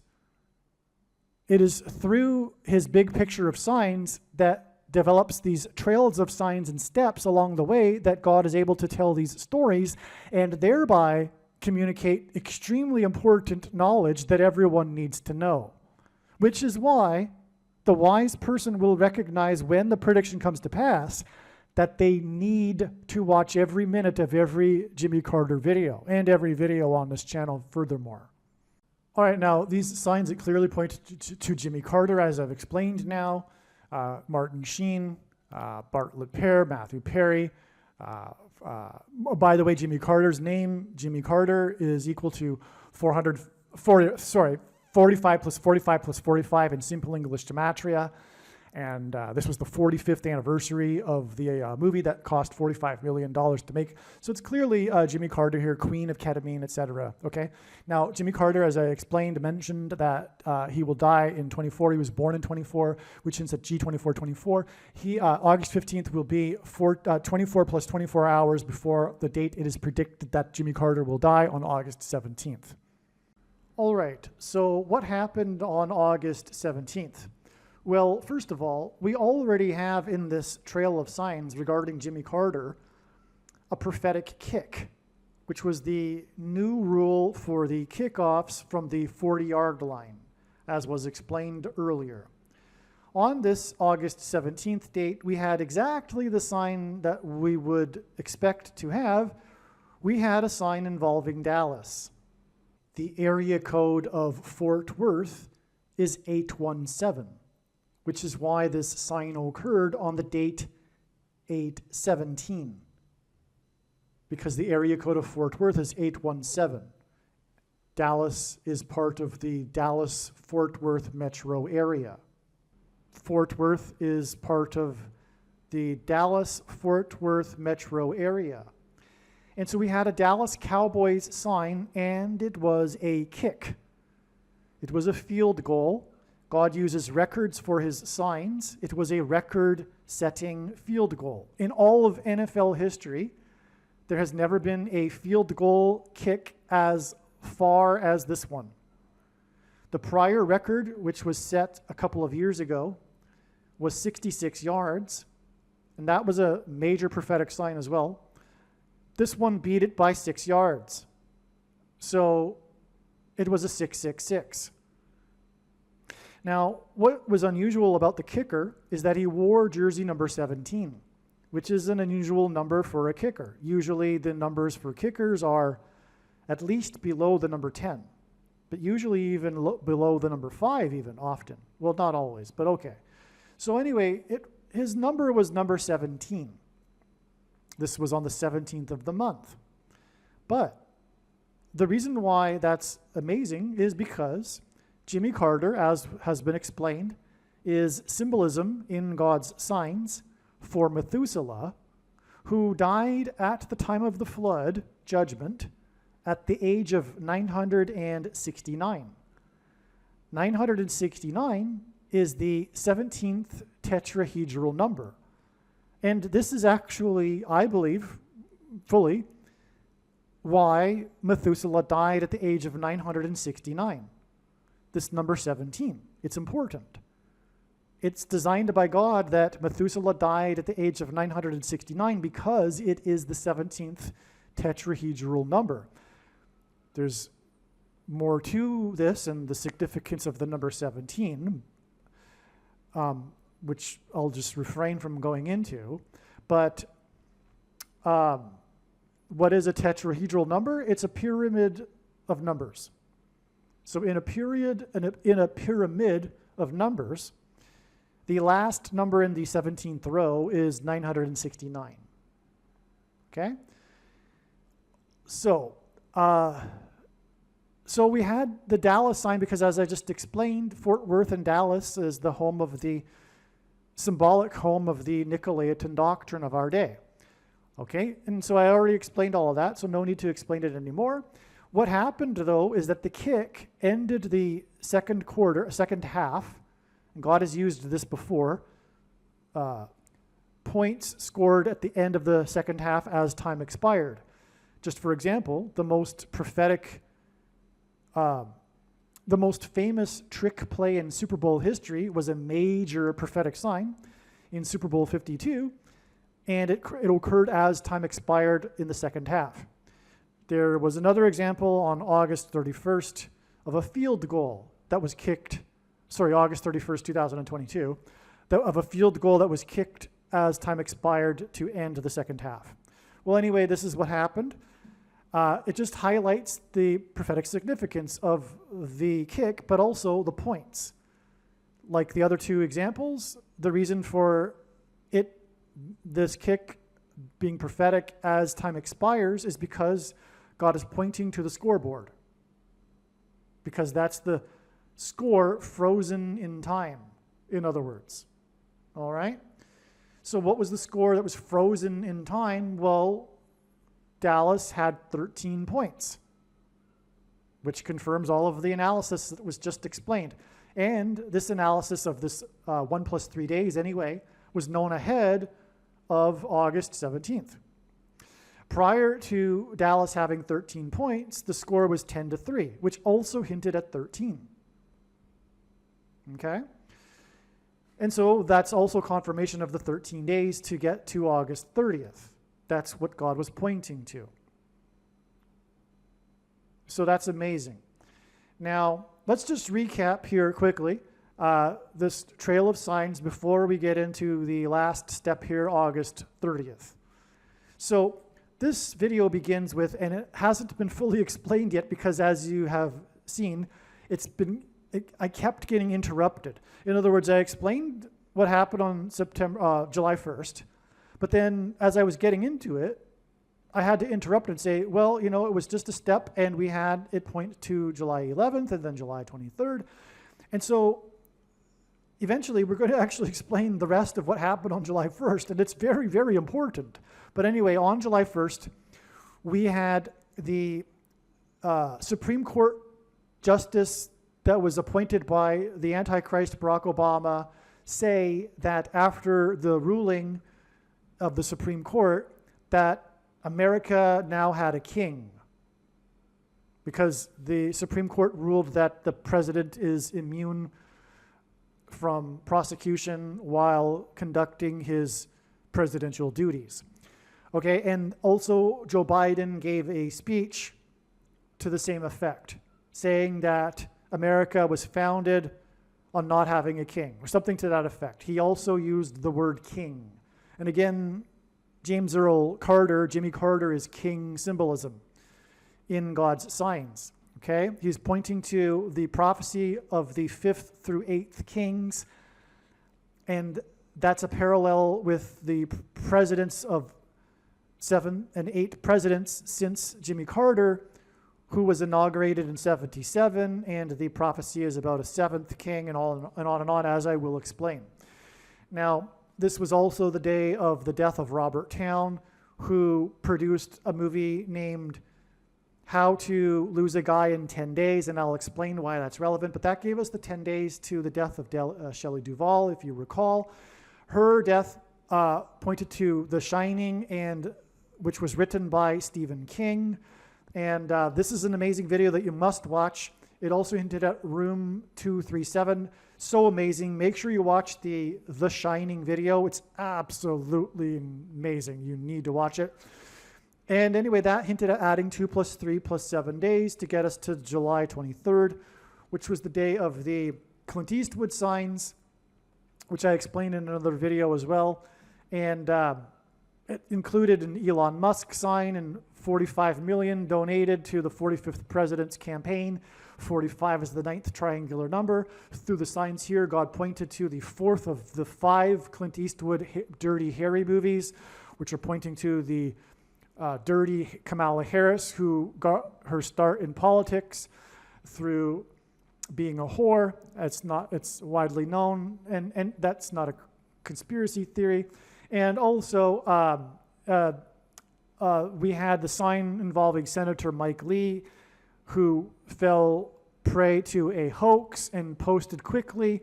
That's because of the character in Clint Eastwood's movie, Unforgiven, Quick Mike. Okay, but also Clint Eastwood said that Barack Obama was the biggest hoax in American history. He said this. It became viral news story because he said it at the Republican National Convention in 2012. It's a big deal. So there's so much more to this. Make sure you watch the Clint Eastwood movie. It's extremely important as well. Anyway, again, 45 is the 9th prime number, triangular number in a triangle of numbers. The last number in the 45th row is number 9. Anyway, that's why we had 9 days, and we knew this ahead of time. And by the way, this is the case. All of these dates were predicted ahead of time. This trail of signs wasn't put together piecemeal after all of these things. This happened in live, real time. All of these dates were known. These connections were known ahead of time, and then the analysis confirmed the dates or the number of days in between these dates. Okay, so that got us to August 1st, and I explained the fours, which hinted at 4 plus 4 plus 4 days. And on the way, we had the fours here in the fourth state, 4 deaths, 4 times 400 flights, Hurricane Debbie. And anyway, we get ultimately, and also the Yellowstone signs, which Yellowstone's in the 44th state, 44th parallel line. And so we get to, as I have explained, August 13th. That gives us the 1 plus 3. And that gives us gets us to August 17th and the 13 points, which confirms the additional 13 days. By the way, this is equivalent to 17 days. And 17 again is a number that symbolizes Jimmy Carter, because Jimmy Carter is symbolism for Methuselah, and vice versa. And as I explained, Methuselah's number is 969, which is the 17th tetrahedral number. Okay, and I also explained already how the 39 days gets us to the date of Jimmy Carter. We're just going to do this one last step here. And one of the other signs on August 13th was the published scientific study regarding evidence at the historic Jamestown, symbolic of the founding of America, with God's hand on America. And James hints at James Earl Jones. So we had this report published regarding the heritage of the governor, whose name is West. I forget his first name now. Anyway, he arrived just as the colonists had abandoned the settlement. He met them at the bottom of the river. He was arriving from England. They were on their way back, and he said to them, "No, turn around. We're going to make this work." And the abandonment came after what's called the starving times. Okay, so that's very symbolic. The starving times is a prophetic sign. I recommend reading about Jamestown on Wikipedia, if anything. You can get a short idea what happened. But they were persecuted by the Native Indians. They were trapped, just like people will be trapped coming soon. In the Antichrist period, people that refuse to take the mark of the Antichrist, and they will be restricted from buying and selling food, and that's hinted at in the starving times. But also, part of the story is that some of the colonists that were abandoning the settlement were abandoning after they had arrived from Bermuda. So there was a supply. So the early colonists in Jamestown were not self-sufficient, and they were relying on supplies from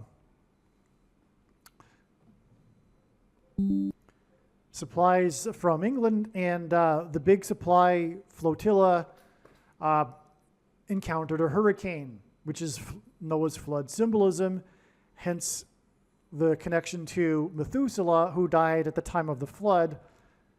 And some survivors of that rebuilt the ship in Bermuda and then sailed to the colony. And so this guy West, he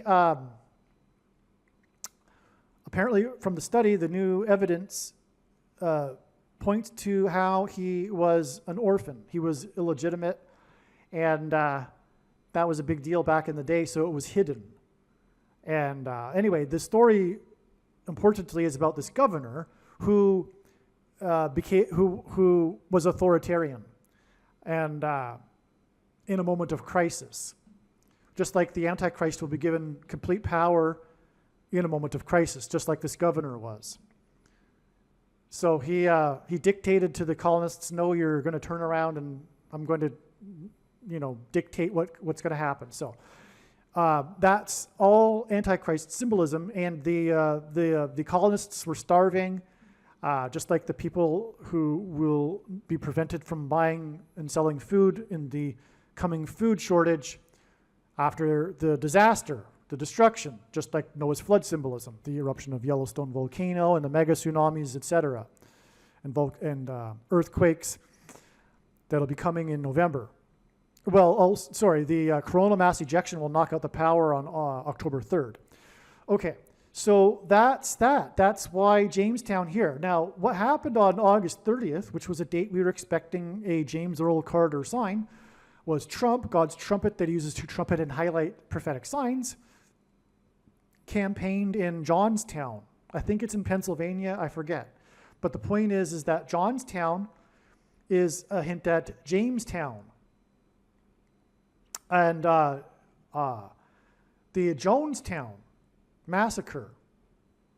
Okay, so actually Jones is another, it's a form of the name James, John. So Jonestown was the famous or infamous massacre in South America, but it was an American colony, just like Jamestown.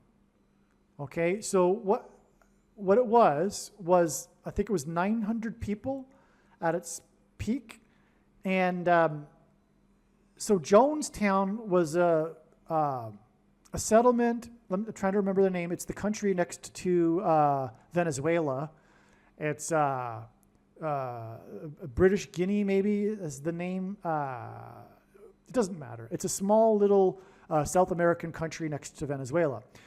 This guy, this charismatic cult leader named Jones,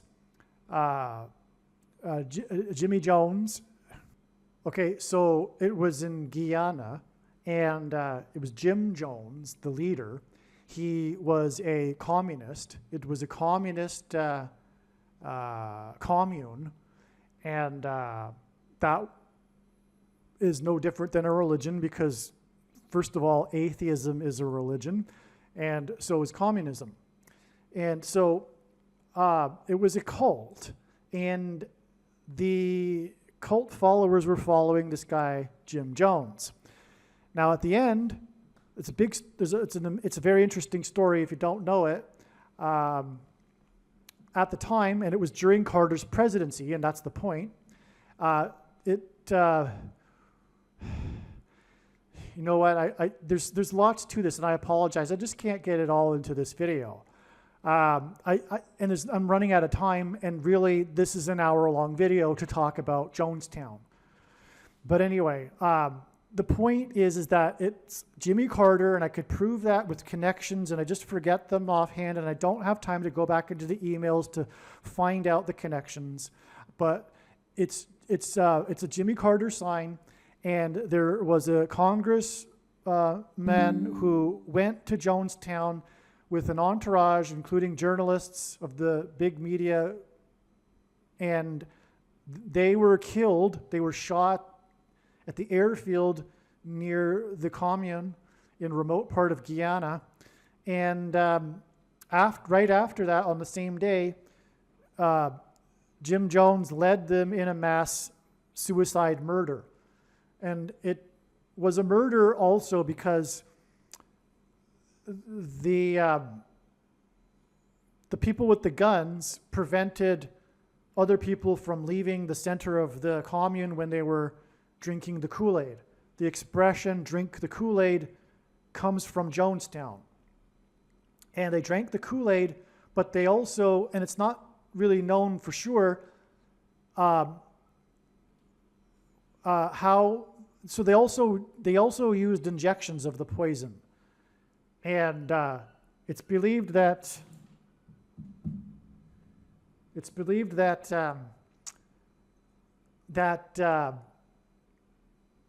the injections weren't enough, or rather, maybe it's the other way around. They were drinking. I think they took. Some people drank and took the injections. Let's just cut to the chase here. A lot of people took the injections. Okay, so they not only did they drink the Kool-Aid, but they also put an injection.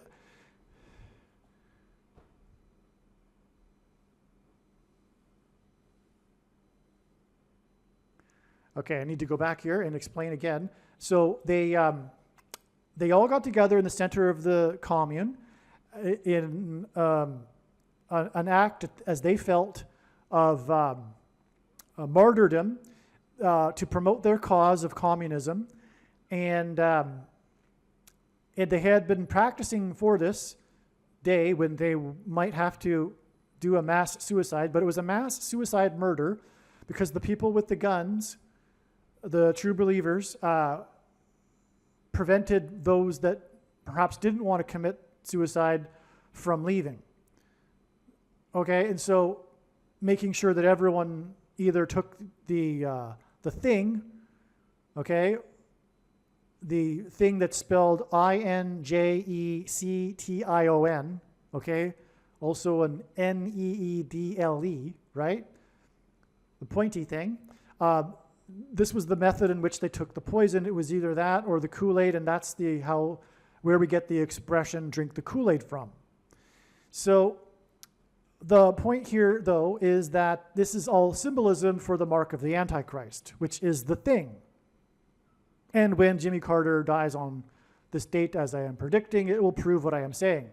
It is the mark of the Antichrist in its current form. It does not need an additional something to go with it, such as an additional technology or false form of religious worship or a supposed new age of dispensation after supposedly all quote-unquote Christians will be raptured. In fact, one of the main reasons why the vast majority of quote-unquote Christians have already taken the mark of the Antichrist is that it is judgment from God for this particular doctrine. And the commonly held objections that people have based on their understanding of Bible prophecy that tells them that this couldn't be the mark of the Antichrist are answered in the must-watch Snakebite video on this channel. But make no mistake, the reason why God has given me a voice through this prediction is to prove that this thing is the mark of the Antichrist, okay? Now, that's why, because in God's signs, the number 22 is symbolic of the mark of the Antichrist, because the inverse of the mark of the Antichrist in the book of Ezekiel would have been a Tav mark, and the Tav letter is the last and 22nd letter in the Hebrew alphabet, and the mark of the Antichrist is described in the last and 22nd book out of 22 books in the Bible that have a total of 22 chapters. And so that's one reason why the number 22 is symbolic of the mark of the Antichrist. Now, Jimmy Carter is 45 plus 45 plus 45 in simple English gematria, and the reciprocal of 45 is 0.22. And so we have Jonestown. It might as well be named Jamestown because of the connections here. And it's Jonestown, but the thing is that the very famous survivor of Jonestown is this guy named Carter. Tim Carter is the survivor who witnessed the events and escaped. No one is the witness like Jim Carter is. So a big part of the Jonestown story, in other words, is this guy named Carter. And that's why Trumpet was in Johnstown, which ends at Jonestown, on August 30th, this date that was known in advance to be relevant to Jimmy Carter.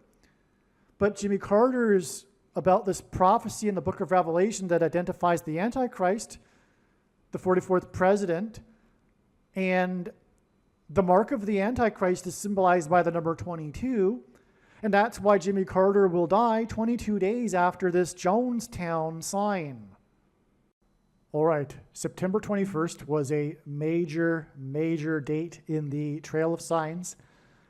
Can't emphasize that enough. And it was being pointed to ahead of time regarding Jimmy Carter, as I have been explaining. And that's why on the signs on this date we received the relevant signs.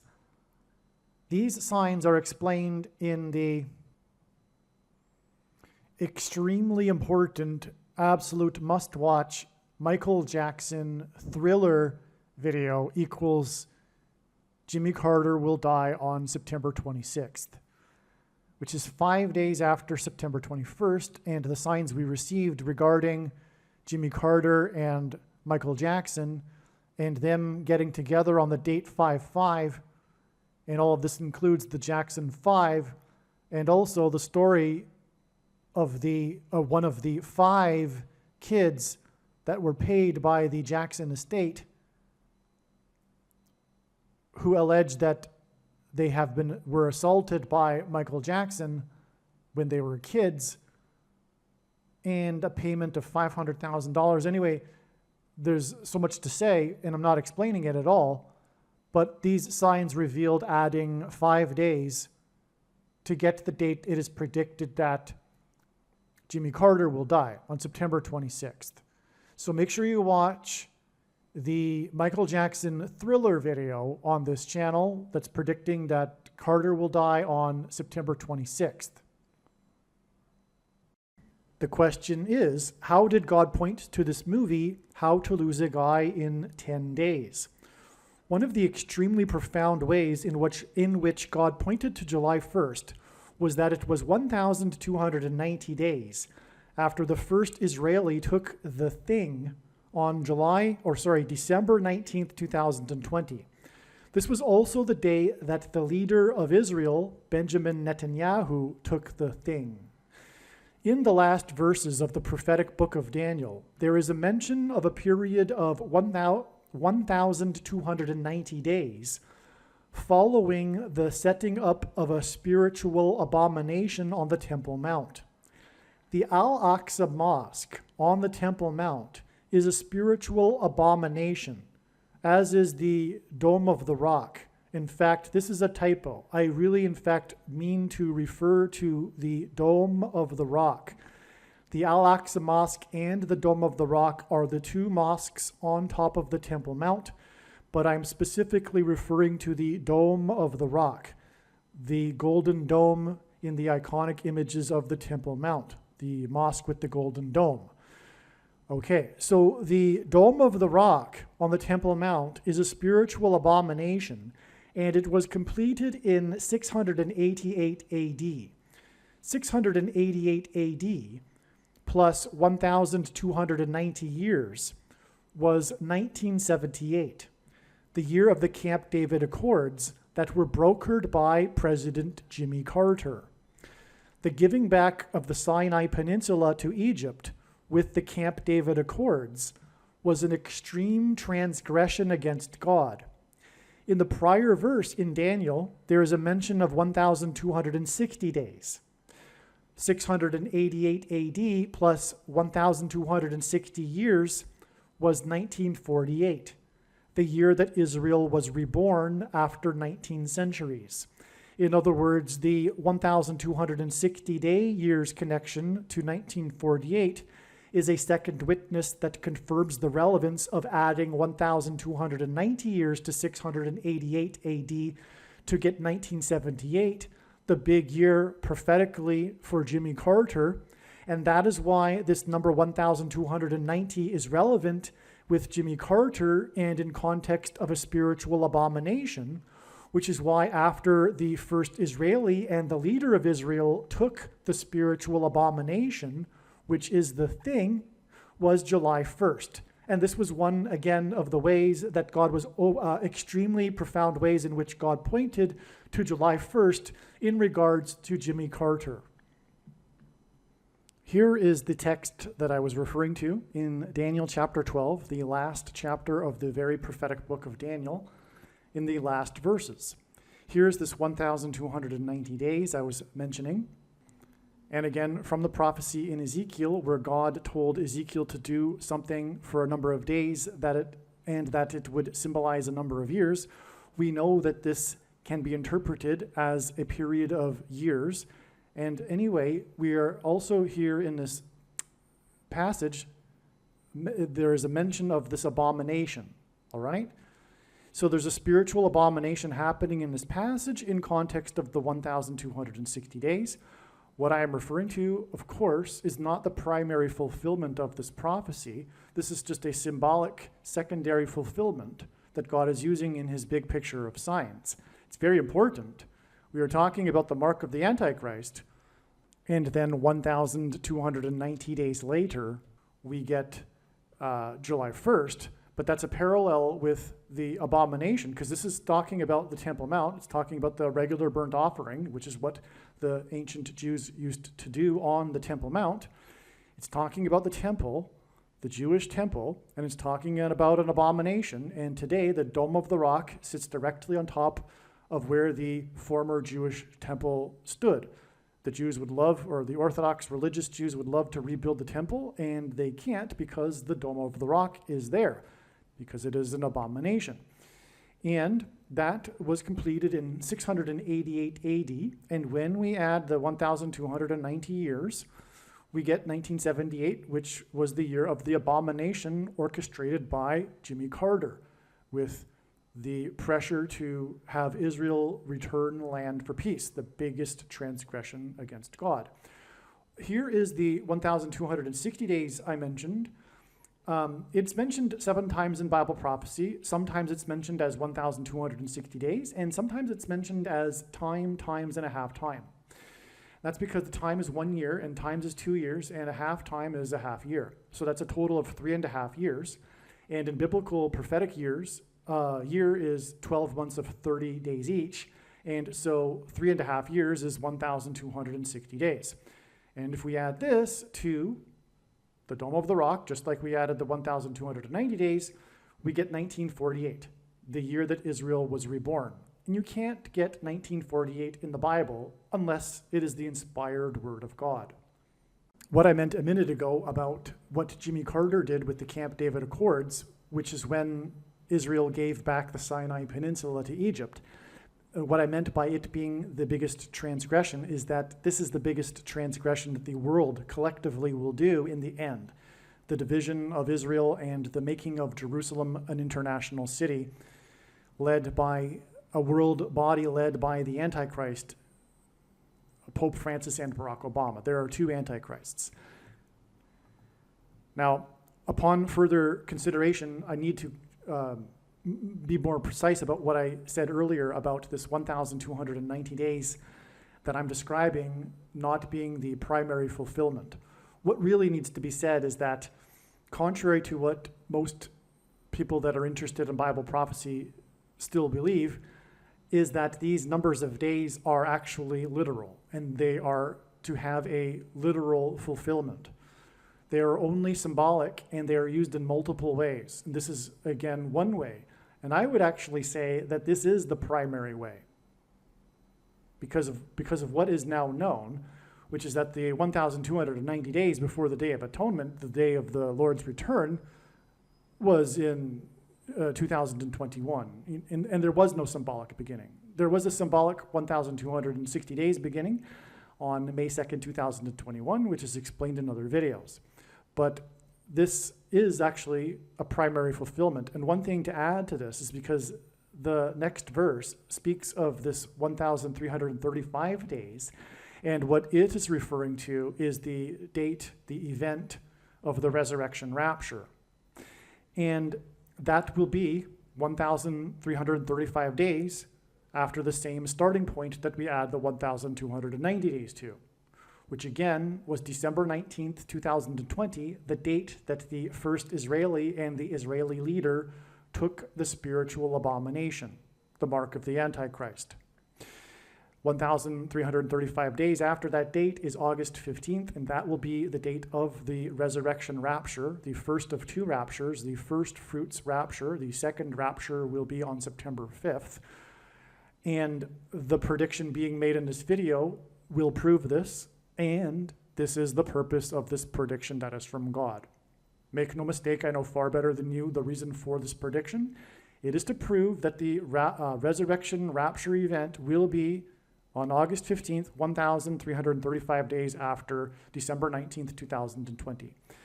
And anyway, this is how important July 1st is. God pointed to this, you'll see, as I will explain. And it is, July 1st was 1,290 days after the spiritual abomination in Israel. And also, this is how creative God is. If we think about it, this is one major reason why God established July 1st as a step in the trails of signs that are leading to the death of Jimmy Carter. Like I said, it was clear God was pointing to July 1st, and you'll see, I'll explain what happened on July 1st, and you will agree. But one reason being for doing that is in order to establish this, what I just mentioned, the extra 45 days. God needed to establish July 1st in order to add the 45 days, which will also be explained, by the way, in these videos. And that could only have come through establishing July 1st and this 1,290 days connection related to Jimmy Carter.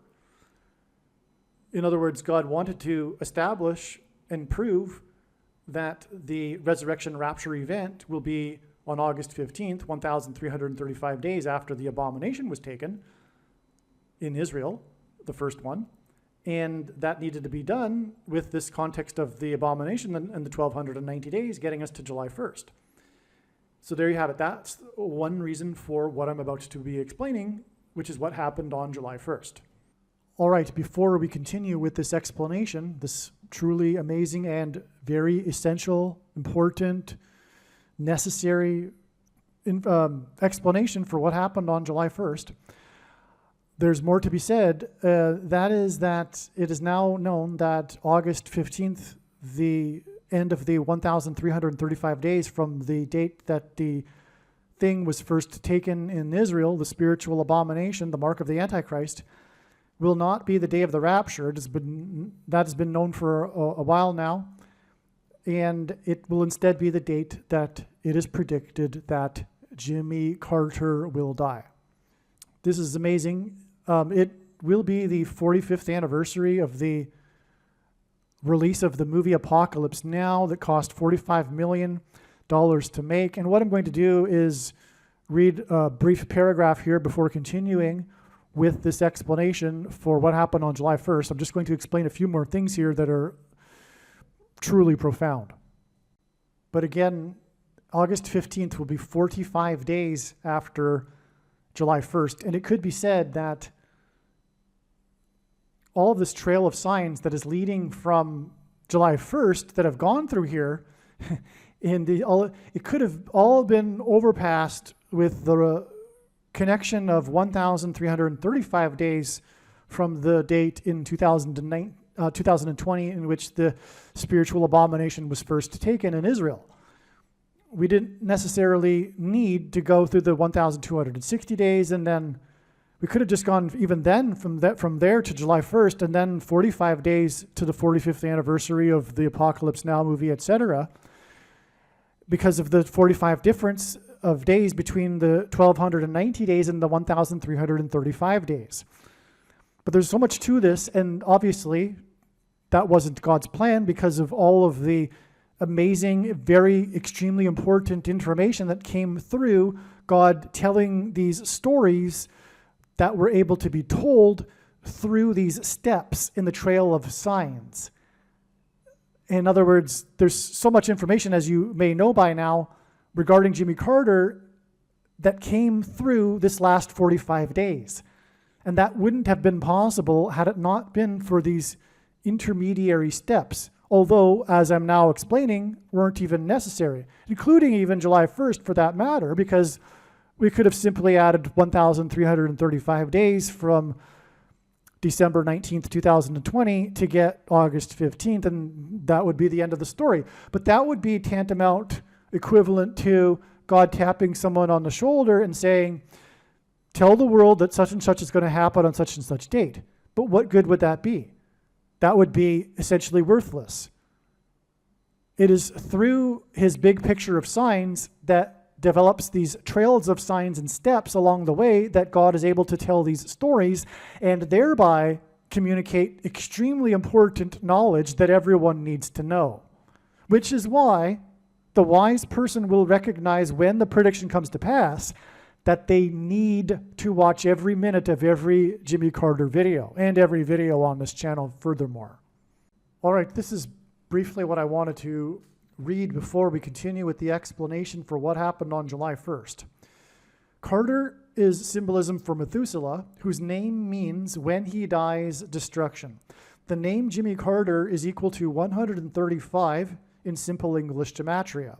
God repeats a number 3 times for emphasis of its symbolic meaning. 100, and by the way, simple English gematria is A equals 1, B equals 2, C equals 3. 135 is 45 plus 45 plus 45.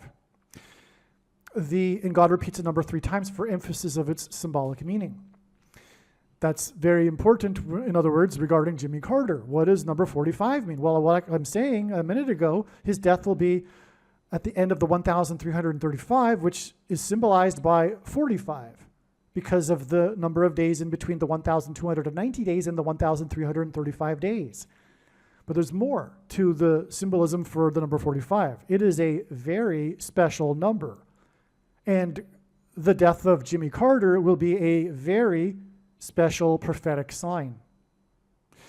The reciprocal of 45 is 0.022. This is a big thing personally for how this came to be realized that this is the case and that this is very important. Let me just put it that way. Okay, it took a lot for this to happen, for this realization that this is what 45 hints at.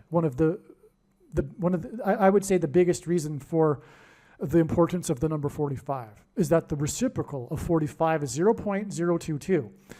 What that means is 1 divided by 45. It means it's the opposite. It means it's like hidden, if you will. In other words, this number is hidden within the number 45 because when we turn it upside down, we get this number, 0.022, which hints at 220. G220 in Strong's Greek Concordance is the word for rooster, and rooster symbolizes Peter. Throughout church history, anyway, Jesus gave Peter his name, which means rock. And in the Bible, rock is symbolism for Jesus. In other words, this 220 number is symbolism for Jesus. Jesus' triumphal entry into Jerusalem as the King of the Jews was on the Hebrew calendar date 110, the 10th day of the month of Nisan, the first month. So the date 110 was the date of Jesus' triumphal entry. 220 hints at 2 times the date 110, because the date 110 hints at 110. And 2 times 110 is 220. And so therefore, the number 220, which hints at 2 times the triumphal entry, hints at the second coming and the second triumphal entry of Jesus into Jerusalem at his second coming. This is why Jimmy Carter's name gives us 45 plus 45 plus 45, and why he is symbolic of Methuselah, whose name means when he dies, destruction. Because the wrath of God and destruction precedes the second coming. This is why Carter is predicted to die on the 45th anniversary of the release of the movie Apocalypse Now, a movie that cost $45 million to make, $9 million of which was spent on promotion, and 45 is the 9th triangular number. In a triangle of numbers, the last number in the 9th row is 45. Carter's death will coincide with the timing of the prophetic 9th of Av date in the Hebrew calendar that is associated with destruction. Carter's death, and by the way, destruction on Temple Mount, and the abomination, like I just explained a minute ago, the abomination that's set up, the primary reference of that is regarding the Temple Mount. But in the New Testament, God's temple is the body of a follower of Christ. which is why the mark of the Antichrist that was put inside people's temples was a spiritual abomination. Carter's death will also be on the 79th anniversary of Victory Day at the end of World War II in 1945. The number 79 is the 22nd prime number, 22. World War II ended in 45, which hints at 0.022, and hints at the second coming, as in the second coming. 2, as in World War II, as in 79 years, 22nd prime number. To confirm his signs and connections, God pairs 9, 23, and 44 as the 44th president and basketball president who wore jersey number 23 became the president in 2009. Carter's predicted death on August 15th will be 2 times 3 days after the related prophetic signs on the 9th of August, which hints at the 9th of Av, involving Yellowstone volcano in the 44th state. The 9th of Av was the 79th. The 9th of August was the 79th, as in 22nd prime number, anniversary of the second of 2 bombs dropped in Nagasaki in 45, the 9th triangular number. I'll repeat that. So there were 2 bombs, and the second of the 2 bombs was dropped exactly the 22nd prime number of years before August 9th, 2024. And again, that's another 45 because Nagasaki was bombed in 45. Nagasaki is the location of the Hidden Christians UNESCO World Heritage Sites, which God will hide, as in Rapture, his faithful Christians from the Antichrist and tribulation on the date 9/5, September 5th in 2024, and 9 times 5 equals 45, which hints at the second coming, which is why the rapture, the resurrection rapture event in the second coming will be on the date that hints at the number 45. September 5th, 9/5, because 9 times 5 equals 45. In the final prophecy in the book of Daniel that regards the quote-unquote time of the end. Sorry, that's typed, written incorrectly. The final prophecy in the book of Daniel regards the time of the end. This prophecy describes a period of 1,290 days from the time that an abomination is set up on the Temple Mount in Jerusalem, as well as a period of 1,335 days from this time that an abomination is set up on the Temple Mount. The difference between 1,290 days and 1,335 days is 45 days. Jimmy Carter pressured Israel to give land to Egypt in exchange for so-called peace. This was transgression against God, as clearly outlined in the Bible. In Bible prophecy, 1 day can be symbolic of 1 year. The Camp David Accords were brokered by Carter in 1978, 1,290 years after the year 688, when construction began on the Dome of the Rock, which is an abomination, on the Temple Mount in Jerusalem, directly on top of the location where the ancient Jewish temple stood. This period of 1,290 days from the setting up of the mentioned abomination in the book of Daniel hints at G129. Okay, so again, in the prophecy, a period of 1,290 is in context of the setting up of the abomination, which is why from the setting up of the abomination, the Dome of the Rock, we get Jimmy Carter and him pressuring to give land back to Egypt.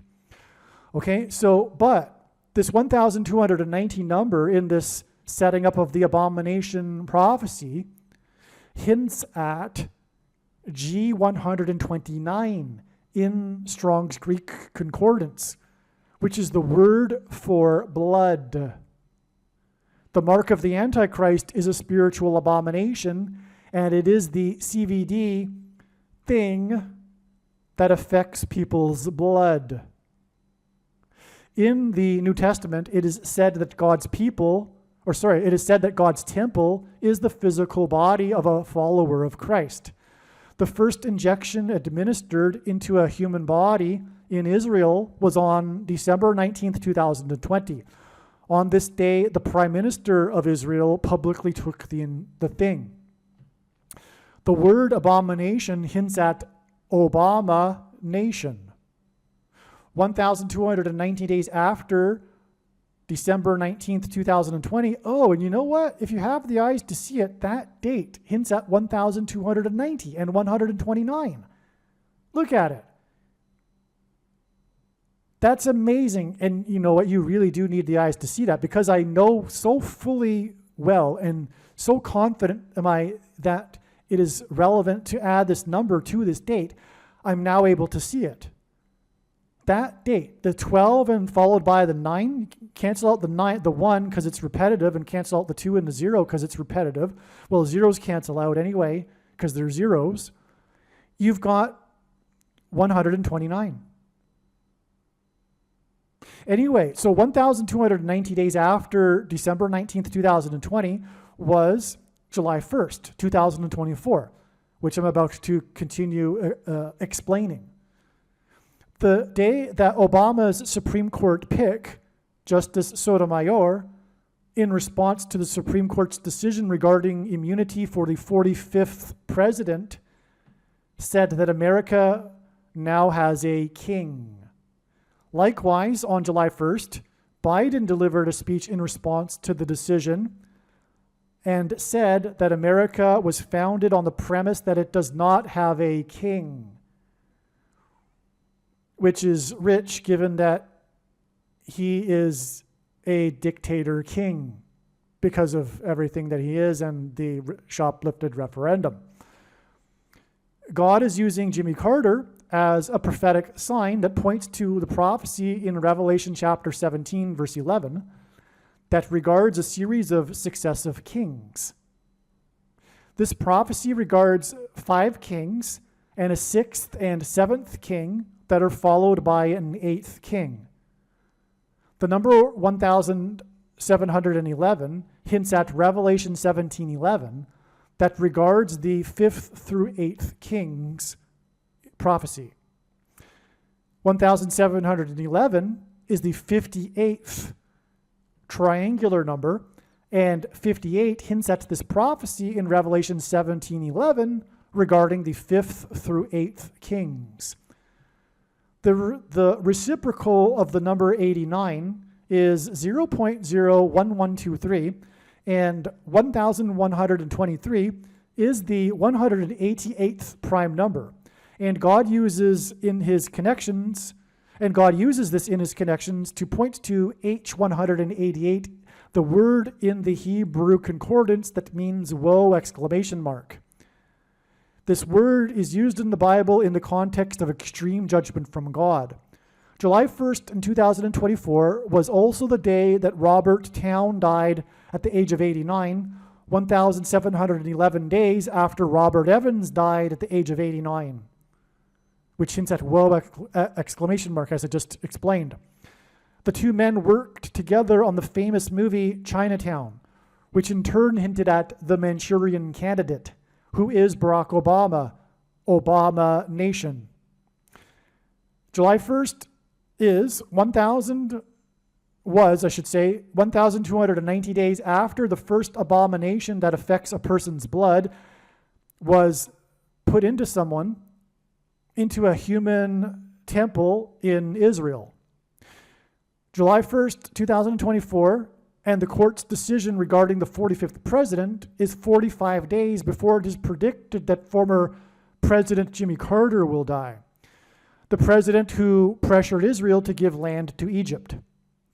The president who pressured Israel to give land to Egypt 1,290 years after the abomination was set up on the Temple Mount. which makes the day that it is predicted that Jimmy Carter will die 1,335 days after the abomination thing was first administered into a human temple in Israel. Daniel 12, verses 11 through 12, quote, "And from the time that the regular burnt offering is taken away and the abomination makes desolate is set up, there shall be 1,290 days. Blessed is he who waits and arrives at the 1,335 days." Now, again, the 1,335 days completion on August 15th is no longer believed to be the date of the resurrection rapture, which is what, of course, is being referred to by blessed is he who waits and arrives at that date. But it will be at the end of the 45 days and also 1,335 days, which I have now explained symbolizes or is symbolism for 45 days and the other way around and vice versa. And that is because the resurrection rapture event will be on the date that hints at the number 45, September 5th. 9 times 5 equals 45. And in the Bible, 3 sets of 7 is symbolic of destruction. The Israelites enacted a symbolic 3 sets of 7 when they marched around the walls of security of the ancient city of Jericho before the walls of security collapsed in God's judgment, which is why it was 7 times 7 times 7 firefighters that died when the World Trade Center towers collapsed. And by the way, it was 2 110-story towers, which hinted at the second coming, as I explained, the number 220, 2 times 110 stories, which again is hinted at with the number 45. Also, the second plane had 7 plus 7 times 7 passengers, and in fact, the symbolic enacting of the 3 sets of 7 in the book of Joshua by the Israelites before the walls of security collapsed on Jericho was in fact more accurately a 7 plus a 7 times 7.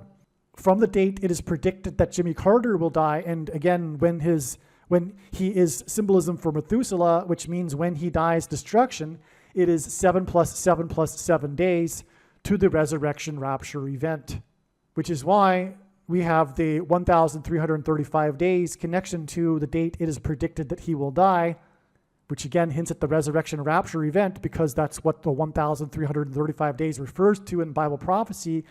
And then it is 7 plus 7 plus 7 days to the resurrection rapture on the date that symbolizes 1,335 because the number 45 symbolizes 1,335.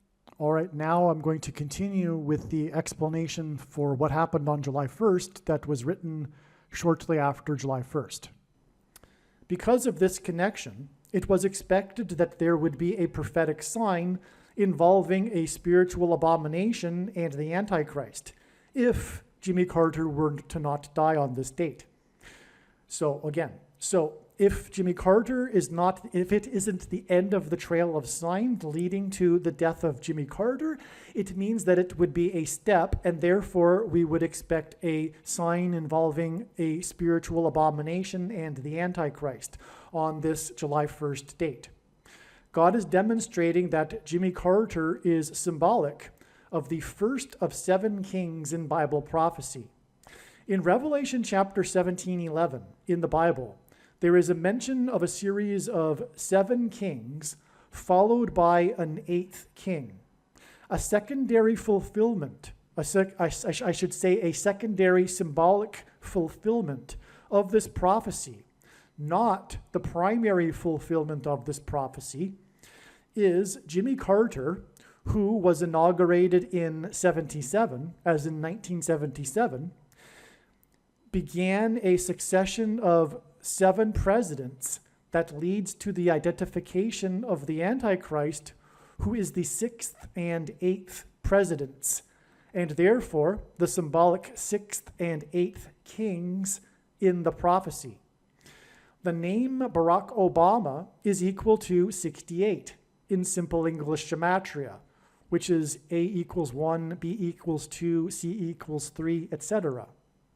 And therefore, his name in a succession of presidents that begins with Carter, Barack Obama is the 6th president and is predicted to become the 8th president, which is why his name equals 68 in simple English gematria.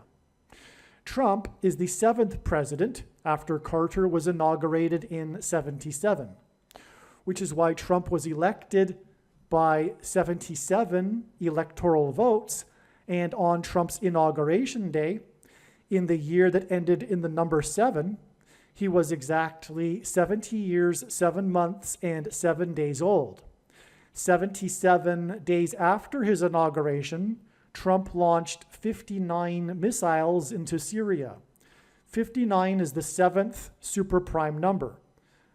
The 17th prime number is 59, and 17 is the 7th prime number, making 59 the 7th super prime number. Ancient Rome was founded after a period of 7 kings that ended in 509 BC, which is why, incidentally, the reason for the 7 kings in this Bible prophecy is it is because the primary fulfillment of it identifies Rome. Okay, so in ancient Rome, it is widely known in ancient history, or rather, it is widely known that ancient history tells us that ancient Rome was founded after a period of 7 kings that ended in 509 BC. 509 hints at 59, the 7th super prime number. At Carter's funeral, the presidents will be lined up in chronological order, which will point to this prophecy in Revelation about a chronological order of 7 kings, followed by an 8th king. Trump, the 7th king, and Obama, the 8th king, are predicted to sit next to each other at Carter's funeral. In the prophecy, it is said that the 8th king was, is not, and will be again. Obama was the president, is not the president, and it is predicted he will become the president again on August 25th, 2024. The predicted funeral on July 11th will be exactly 509 days after Carter first went into a hospice, and this hints at the succession of kings in Rome that ended in 509 BC. George W. Bush will also be sitting in the row of presidents at Carter's funeral, and Bush will turn 78 years old. In other words, his 78th birthday will be the date it is predicted that Jimmy Carter will die, on July 6th. His age of 78 will hint at the 7th and 8th kings in the prophecy. George W. Bush is the 5th king in this fulfillment of the prophecy, and it's only symbolic, and it's a secondary to the primary one, as I said, but George Bush was the 5th king after Carter in this fulfillment of the prophecy, and the prophecy speaks of the first 5 kings being similar and having left the scene before the 6th through 8th kings. As mentioned, on July 1st, it was expected that either Jimmy Carter would die or there would be prophetic signs that provided king and spiritual abomination symbolism. On July 1st, the Supreme Court ruled that the president is entitled to immunity from prosecution for official acts of his duties as president. President Biden is not the symbolic 8th king in this prophecy because he is a puppet of Obama's people in the permanent government ruling class of Democrats in Washington, otherwise known as the deep state. In response to the Supreme Court's decision, acting President Biden delivered a speech about how America was founded on the notion that it would not have kings, which is ironic and prophetic because, like everything the left claims these days, the opposite is true, and Biden, the puppet of Obama and his people, is America's first king dictator. Also, in the Supreme Court's dissenting opinion, Justice Sotomayor, Obama's first appointee, said that America now has a king. She used the word king for America's leader on the date it was expected there would be a symbolic Antichrist king sign. Prior to July 1st, we also expected a sign with spiritual abomination symbolism. On this date, famous Hollywood screenwriter Robert Towne died at the age of 89. So, Robert Towne died on July 1st, this date that we were expecting a spiritual abomination. And he died at the age of 89. Robert Towne died at 89, exactly 1,711 days after the death of famous Hollywood movie producer Robert Evans died at the age of 89. So they both died at the age of 89. 89 is the 24th prime number.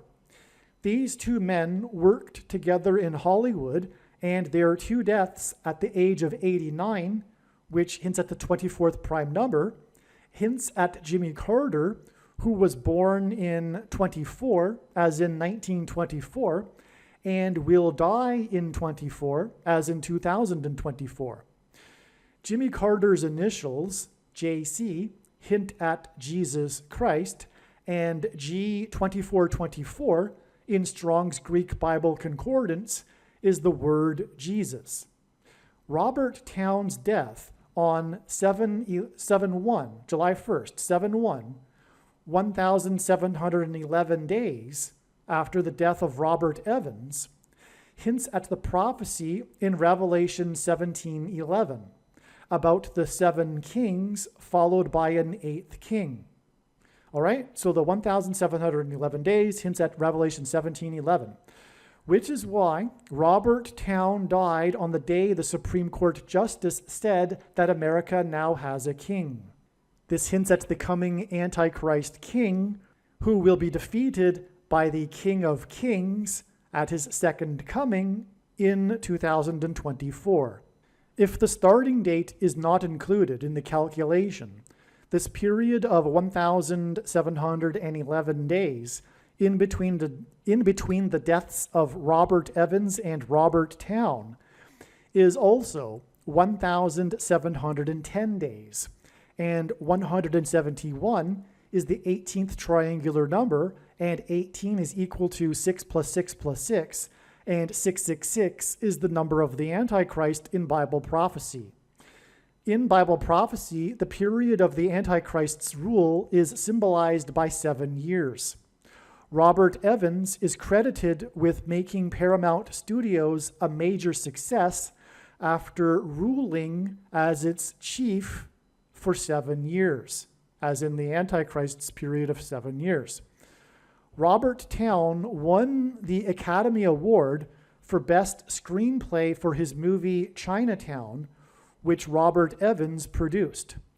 The movie starred Jack Nicholson, and during its production, Nicholson learned from a reporter that his deceased sister and mother were in reality his mother and grandmother, which was an eerie coincidence, given that in the movie, which Nicholson was filming at the time of him learning this, Nicholson's character learns the shocking secret that Faye Dunaway's character is both the sister and the mother of another character as a result of incest with her father at the age of 15. The movie was directed by Roman Polanski, who is known for the sexual relationship he had with a 13-year-old girl. Polanski's pregnant wife, Sharon Tate, was murdered by Manson family members. Polanski directed the movie Rosemary's Baby, which Robert Evans also worked on. The horror movie Rosemary's Baby is about a pregnant woman who gives birth to the baby Antichrist. In the movie, the baby has the eyes of his father, Satan, and the baby is an abomination. Robert Evans died exactly 2,620 weeks after the release of Rosemary's Baby, and 262 is the 84th semi-prime number. The name Obama is equal to 84 in Hebrew gematria, and Obama was born, the Antichrist was born, as in Rosemary's Baby's Antichrist birth, on the date 8/4.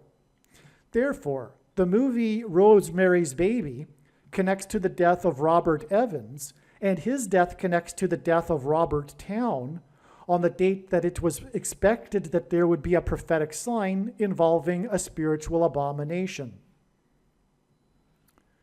Robert Evans's last movie that he produced was How to Lose a Guy in 10 Days, which is why it is predicted that Jimmy Carter's prophetic funeral, in which the presidents will be lined up in chronological order, will be 10 days after the death of Robert Towne, which was the same day that the Supreme Court Obama appointee said that America now has a king, as in the Antichrist king, Barack Obama. What is also amazing is that on July 1st, the date that we were expecting a sign involving Jimmy Carter and his death, was the day that the Jimmy Carter Presidential Library announced that for Jimmy Carter's 100th birthday celebration, the library is planning to have a film festival, a movie festival, and the festival will be running from 10 a.m. until 10 p.m., which hints at the movies that I just mentioned, including the movie How to Lose a Guy in 10 Days. In other words, the 100th birthday celebration with a film festival hints at the movie How to Lose a Guy in 10 Days. 100 hints at the number 10. What is also interesting too is that Jimmy Carter set up the Georgia State Film Office after the success of the movie Deliverance during the time that Jimmy Carter was the governor. Georgia went on to become a place where movies are made, and this started when Jimmy Carter was the governor of Georgia. Deliverance hints at the deliverance from the Antichrist of God's faithful through JC, which is why Jimmy Carter's initials, JC, hint at Jesus Christ. Robert Towne got his start in movies through working under Roger Corman. Roger Corman is said to be the Pope of pop cinema, the spiritual godfather of the new Hollywood, and the king of cult. Corman is also known for his Poe cycle of 8 movies. These 8 movies were inspired by 8 different writings of Edgar Poe. Roger Corman hints at how Pope Francis is the 7th king, and how a revived Roman Empire is the 8th king in the primary fulfillment of this prophecy in Revelation regarding the 5th through 8th kings. This is why Roger Corman died 58 days before it is predicted that Jimmy Carter will die on July 6th, 2024. In the secondary fulfillment of this prophecy, Obama is the 8th king, and 8 movies in the King of Cults Poe cycle also hints at 4+4 and the 44th president. Robert Towne also wrote the screenplay for the Tom Cruise movie Days of Thunder. The name Barak in Hebrew means lightning. In Luke 10:18 in the Bible, Jesus said that he saw Satan falling like lightning from heaven. The name Barack Obama in Hebrew means lightning from heaven. Barak means lightning, Bama means high place, which in the Bible is a metaphor for heaven, as it is said that Lucifer fell from the high place, and O, in the language Jesus would have spoken, Aramaic, is the word from. And so Barack Obama means lightning from heaven. Either Jesus didn't know what he was saying when he said this, or he knew that there would be a famous president named Barack Obama and said this anyway, knowing that it would confuse us, or he was revealing the identity of the Antichrist. Obviously, the latter option is the only one that makes any sense. Days of Thunder was released on June 27th, 1990, exactly 34 years and 1 month before what is predicted to be Seven Thunders Day on July 27th, 2024. July 27th, 2024 will be a symbolic beginning of the seven thunders of judgment that are mentioned in the book of Revelation. In other words, 7/27 or July 27th, 2024 will be the beginning of the Days of Thunder. The seven thunders will be supernatural phenomena such as demons pretending to be aliens and the demonic possession of the masses. 34 years and 1 month hints at 341, the 110th semi-prime number, and 110 is symbolic of the walls of security of Jericho that collapsed in God's judgment. Joshua, who led the Israelites before the walls collapsed, died at the age of 110, and this is why the twin towers that collapsed on 9/11 were 110 stories high. 34 years and 1 month is also 409 months, and 409 is the 40 plus 40th prime number, which hints at the 44th president, whose name means lightning. And again, this 409 months is a connection from the release of the movie Days of Thunder. To confirm his signs and connections, God pairs the numbers 23 and 44 together, as the 44th president is also the basketball president who wore jersey number 23 in high school.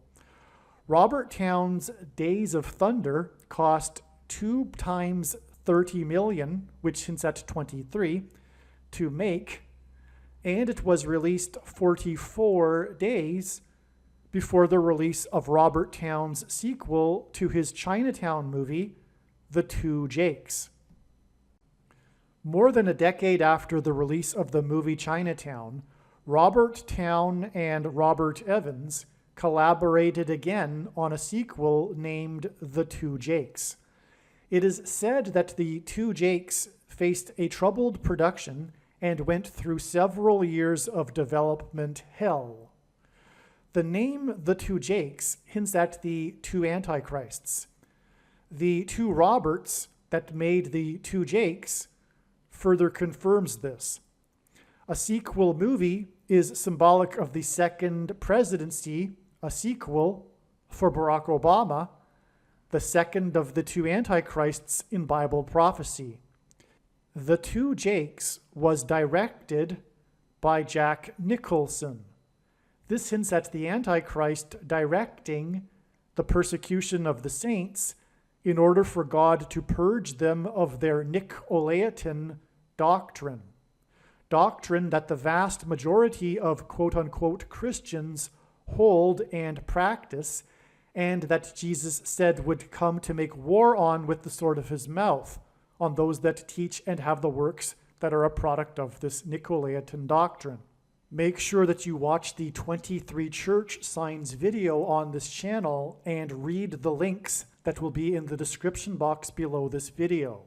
The reason for the coincidence in the names of Robert Town winning the Academy Award for Best Screenplay for the movie Chinatown is that Robert Town and Chinatown point to China. China is symbolic of the red dragon in Bible prophecy that is a metaphor for Satan and his representative, the Antichrist.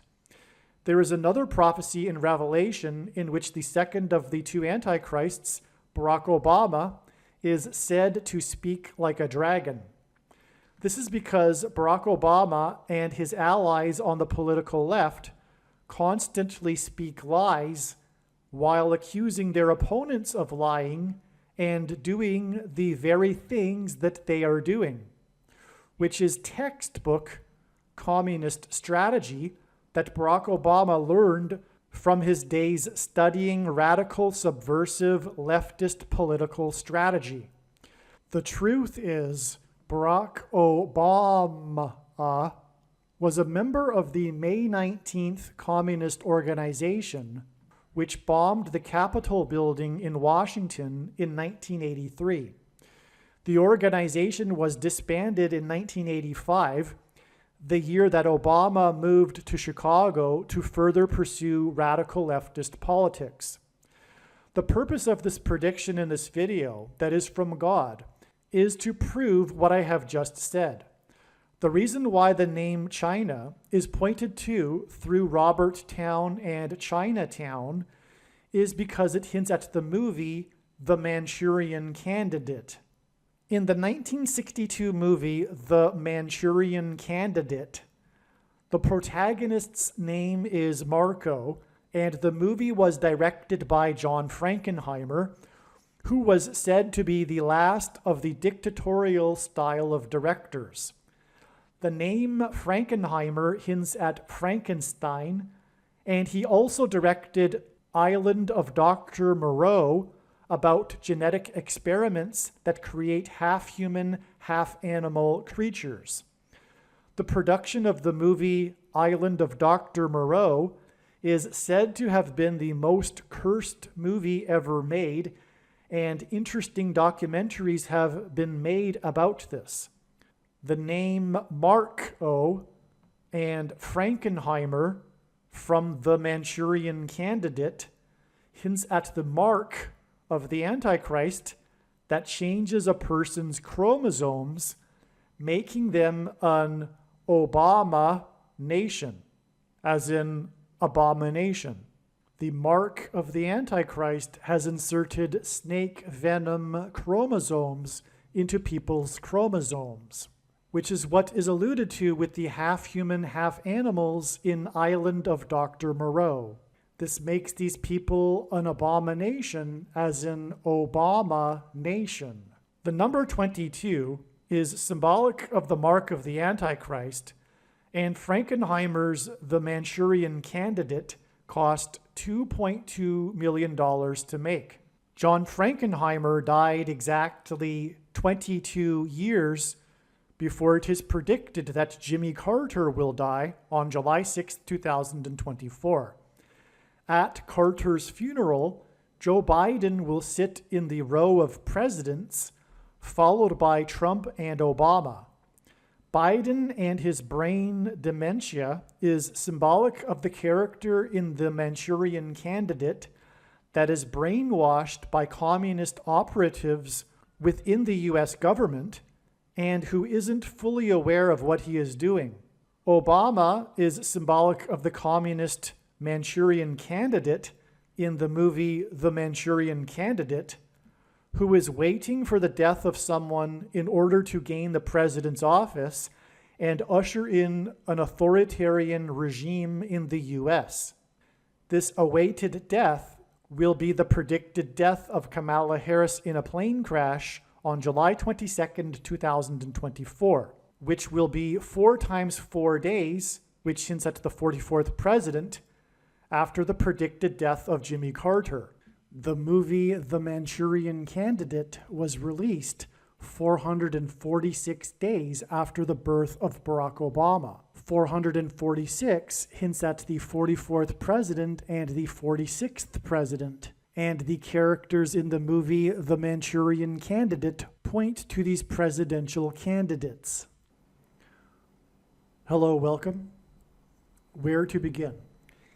For many months now, this channel has been speaking about the date August 13th regarding what God is pointing to as being the date of the solar flare, the catastrophic solar flare that will ultimately send a coronal mass ejection towards Earth that will knock out America's power grid.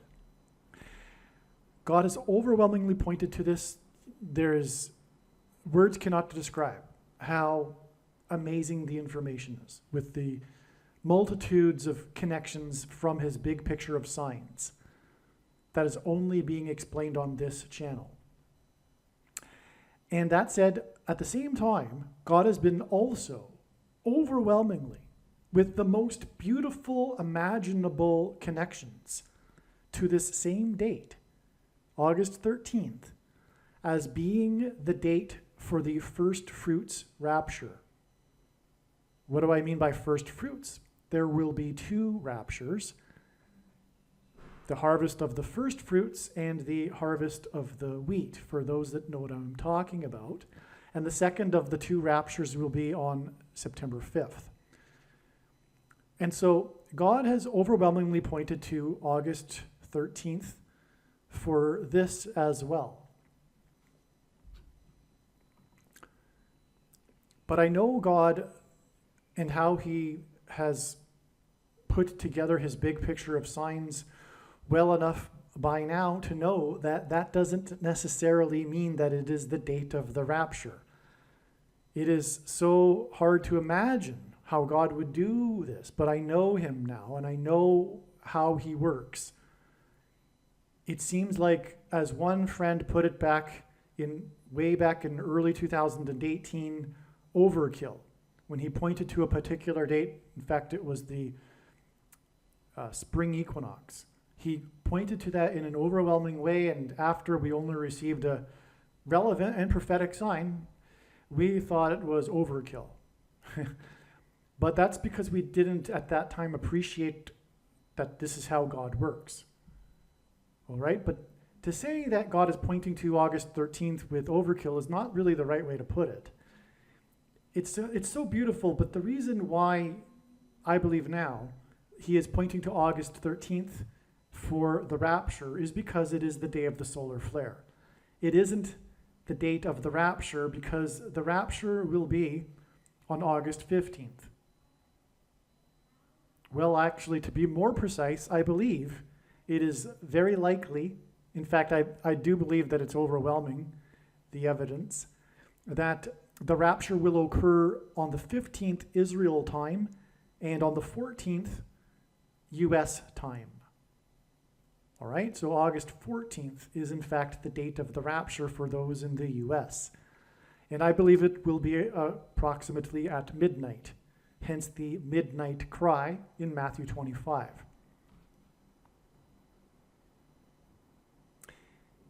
It is said that solar flares, or rather coronal mass ejections that are a result of solar flares, speed through space and they take time to reach Earth. The fastest ones take 15 to 18 hours is what I have read.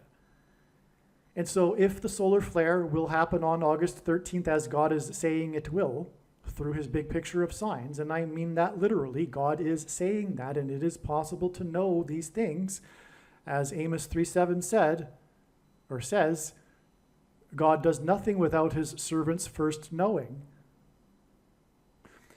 And God is saying that the solar flare will happen on August 13th, but it does take a couple of days, or rather even the fastest ones take a day and a half to reach Earth.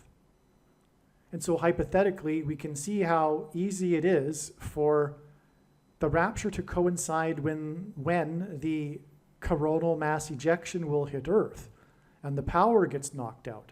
And that makes perfect sense. But at the same time, now knowing how God's big picture works of signs, it does make sense that he would point to August 13th in regards to the rapture. But then also confirm that it would be a couple of days later with some other connections, which I'll get into here. And I will be making a lot of videos regarding this information, regarding how God is pointing to August 13th.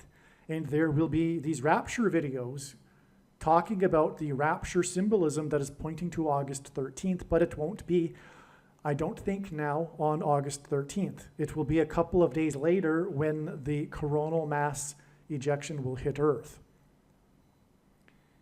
And I'll just give you something to start with, and believe me, it is only nothing. It is only, I don't say nothing, but I mean it is only one little thing because of it being a thing among many, many other amazing things. But the date, August 13th, gives us the 13th of the month, and it is the 9th of Av in the Hebrew calendar.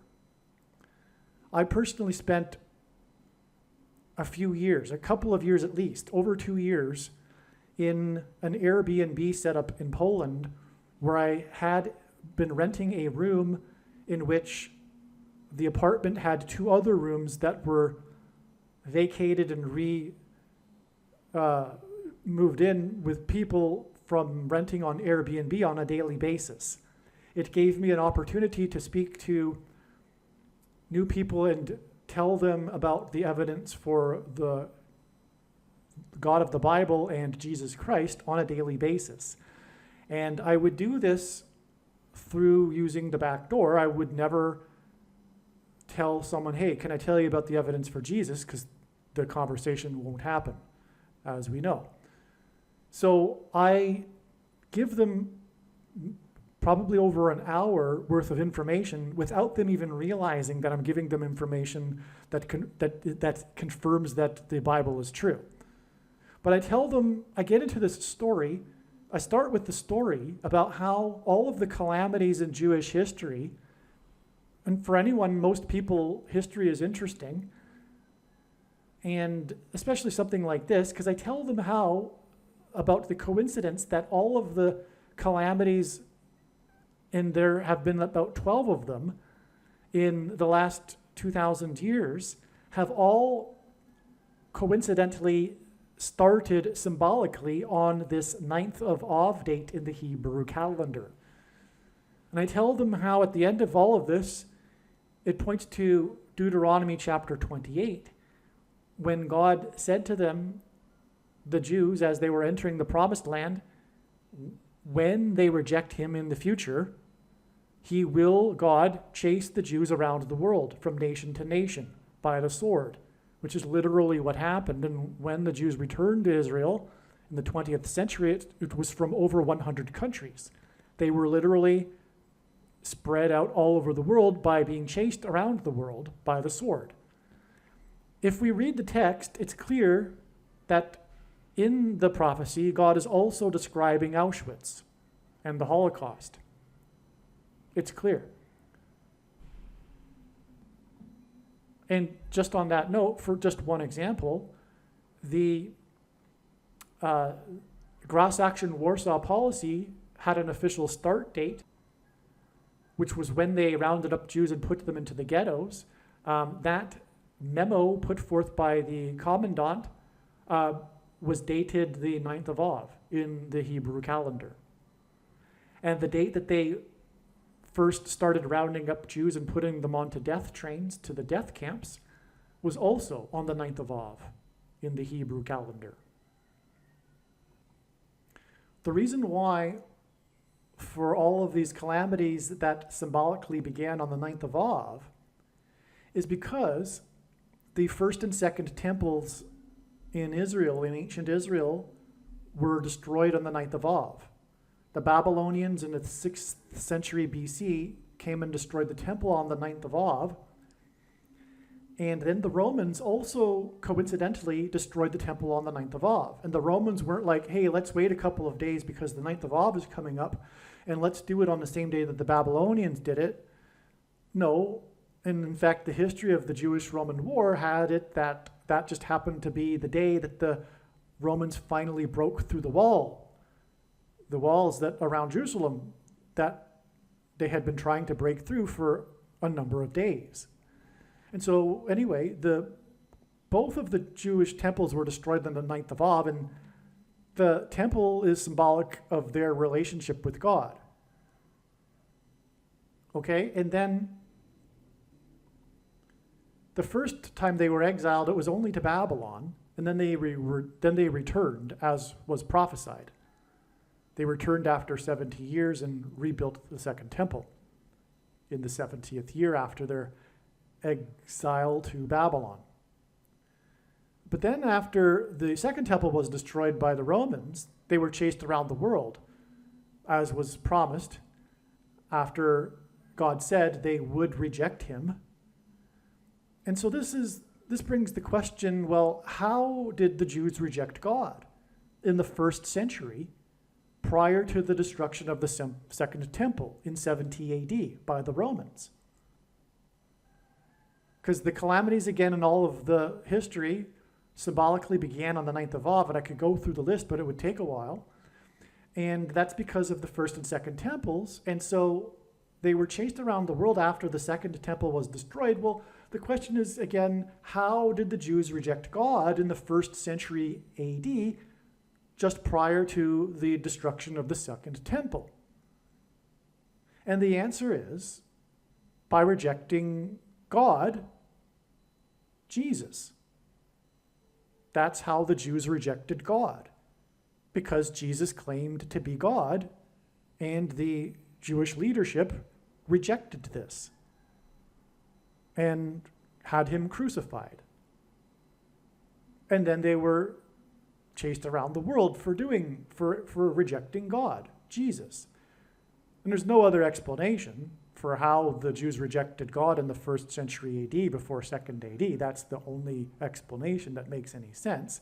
And so as the Jews were being chased around the world from nation to nation on the 9th of Av, God was pointing to the 1st and 2nd temples that were destroyed on the 9th of Av in order to demonstrate and point to Deuteronomy chapter 28 and their rejection of him, and to point to how they rejected him through rejecting the Messiah, God, Jesus. And by the way, I've had a Jew or a Muslim tell me that Jesus didn't claim to be God, but they are ignorant and have no knowledge at all regarding the New Testament. I can clearly show you the passages where it's very clear that Jesus claimed he was God. And so either Jesus was lying or he was crazy, but no one believes that. Even the atheists say that Jesus was a good person and had wise teachings, so he wasn't a liar or crazy, so obviously he was telling the truth. And anyway, this is only scratching the surface of the evidence for Jesus for anyone that cares to look into it. And that gets us to the purpose of life. It is a test to see who actually cares enough to look into the evidence. And why is that a test? Why is that a relevant test? Because it demonstrates the person's interest in righteousness. Because Jesus claimed to be God and claimed to have died in order for that sin could be atoned for, and so that man could be reunited with God. And so that's why it is said that believing is deemed worthy of being deemed righteous. As it is said in the Bible, Abraham was deemed righteous for having faith and trusting God. And so that's why it is a test. It's essentially a test of righteousness. There are many quote-unquote Christians that will also say that that's where it ends, but it doesn't. It's not intellectually agreeing with a particular doctrine that enables us to be saved. We are saved through Christ's Spirit and being born again, and through, after coming to faith, living out the rest of our life with faith. Faith is a doing, it is an action, which is why the second part of salvation was illustrated with Abraham when he was requested by God to sacrifice his only son, Isaac, at which point God said to Abraham to stop as he was about to do it, as God said to him, "For now I know that you fear me." And in other words, God didn't know prior to this. Contrary to what the Gnostic Calvinists say, things aren't predetermined, and God does not know everything, otherwise we wouldn't have free will. And that's what makes us in his image, is the fact that we have free will. God knows all possibilities, but he doesn't know what we will choose. That's why he said to Abraham he didn't know prior to Abraham following through and trusting God with his faith, with his actions.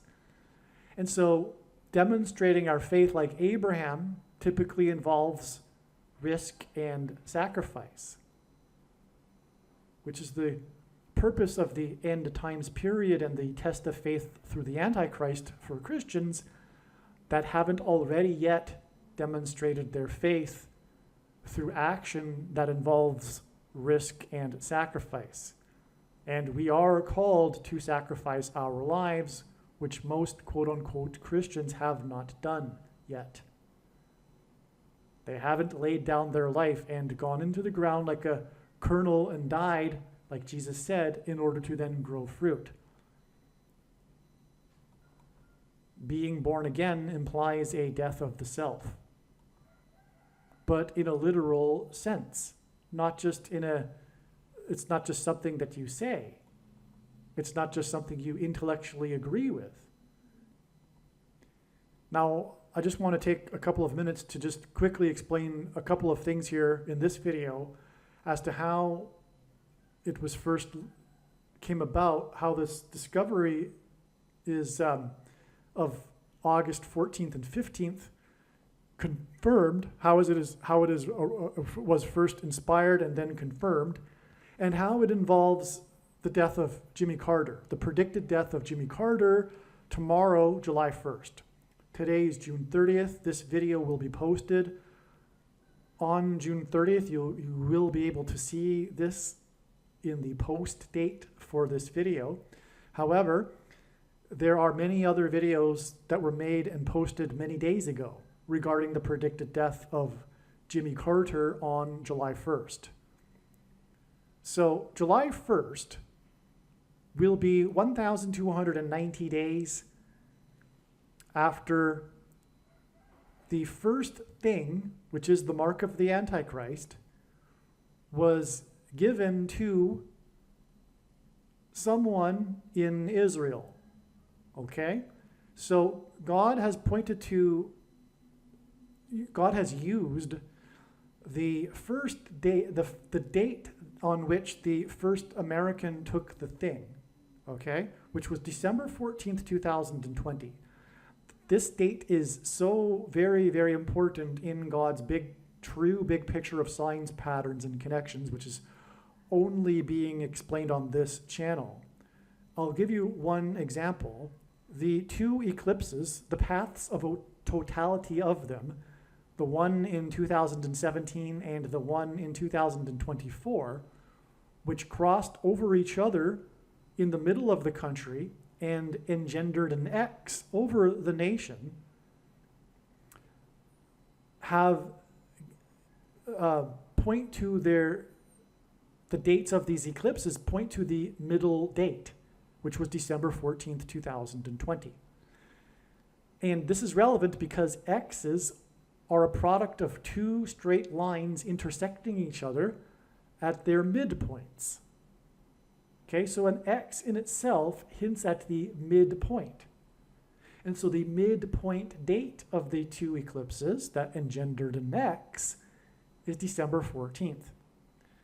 An X is symbolic of the mark of the Antichrist, because the inverse of the mark of the Antichrist, described in Ezekiel chapter 9, would have been a Tav letter, a Tav mark, and in ancient Hebrew, the Tav letter was an X. God has confirmed this in so many ways in his signs that X's are symbolic of the mark of the Antichrist. But another main reason why the mark of the Antichrist is symbolized by an X is because an X resembles chromosomes. And it is a person's chromosomes that are changed after they have taken the mark of the Antichrist, which is why and what makes it a spiritual abomination. A person's chromosomes are sacred. It's like God warning to not change the Bible in the book of Revelation. God warns to not change a single word in the book of Revelation. It's the same thing. You cannot change a single thing in God's design of his chromosomes for people without it becoming a spiritual abomination. And if we read the text properly, Genesis chapter 6 tells us that the flood judgment and destruction and the wiping out of humanity occurred after they had corrupted their chromosomes. So it all is full circle, actually.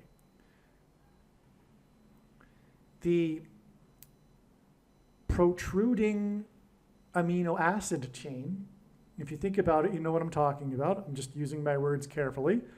The protruding amino acid chain that is in the thing that people put inside themselves to combat the CVD disease, the protruding amino acid chain is in truth snake venom. There has been research done on the use of snake venom in medicine for many decades now, and this is what the protruding amino acid chain is, and that is what is in the thing. And this thing has it that this snake venom is inserted into a person's chromosomes, and the snake is the big symbol of evil in the Bible and the symbol of Satan. And so that's why Satan has his mark in people who have taken the mark of the Antichrist. And make no mistake, the thing is the mark of the Antichrist in its current form. It does not need an additional something to go with it, nor does it need an additional form of false religious worship to go with it to make it the mark of the Antichrist, nor does it need a supposed new age of dispensation after supposedly all quote-unquote Christians will be raptured. In fact, one of the main reasons why most quote-unquote Christians have already taken the mark of the Antichrist is that it is judgment for this doctrine that Jesus said he hates. It is the Nicolaitan doctrine of our day that Jesus said he hates in the book of Revelation and is coming to make war with the sword of his mouth on those that teach and have the works that are a product of this Nicolaitan doctrine, which is the doctrine that talks about the dispensation of grace supposedly ending, and then what is written to the seven churches only applying to those that are left behind, etc. Obviously, that is ridiculous because those letters were written to the churches in Asia Minor, but the people that follow the Nicolaitan doctrine simply believe what they want to believe. They do not want to believe what is the Bible clearly saying, and this is just one example. They don't want to believe that what is written to the seven churches applies to them, for example. And so God hates this. Anyway, in Bible prophecy, a period of 1,290 days is in context of what is described as being an abomination. All right? There is a passage in Daniel chapter 12 that speaks about the setting up of the abomination, and what I am speaking of isn't the literal application for that, but that's how God's true big picture of signs, patterns, and connections works. It's simply symbolism in this context that I'm describing, but nonetheless, 1,290 days appears in context of what in the same sentence as what is an abomination. And it is an end times thing, this abomination that's being talked about. I won't talk about what it is really talking about literally. We're just talking about this particular connection. And 1,290 days after the first Israeli took the thing, which, if I'm correct, was the day that the leader of Israel took the thing. And I think at the time the leader was Benjamin Netanyahu. And that was December 19th, 2020. Okay? So it was December 14th, the mid-date between the two eclipses, that it was the first American, but it was December 19th.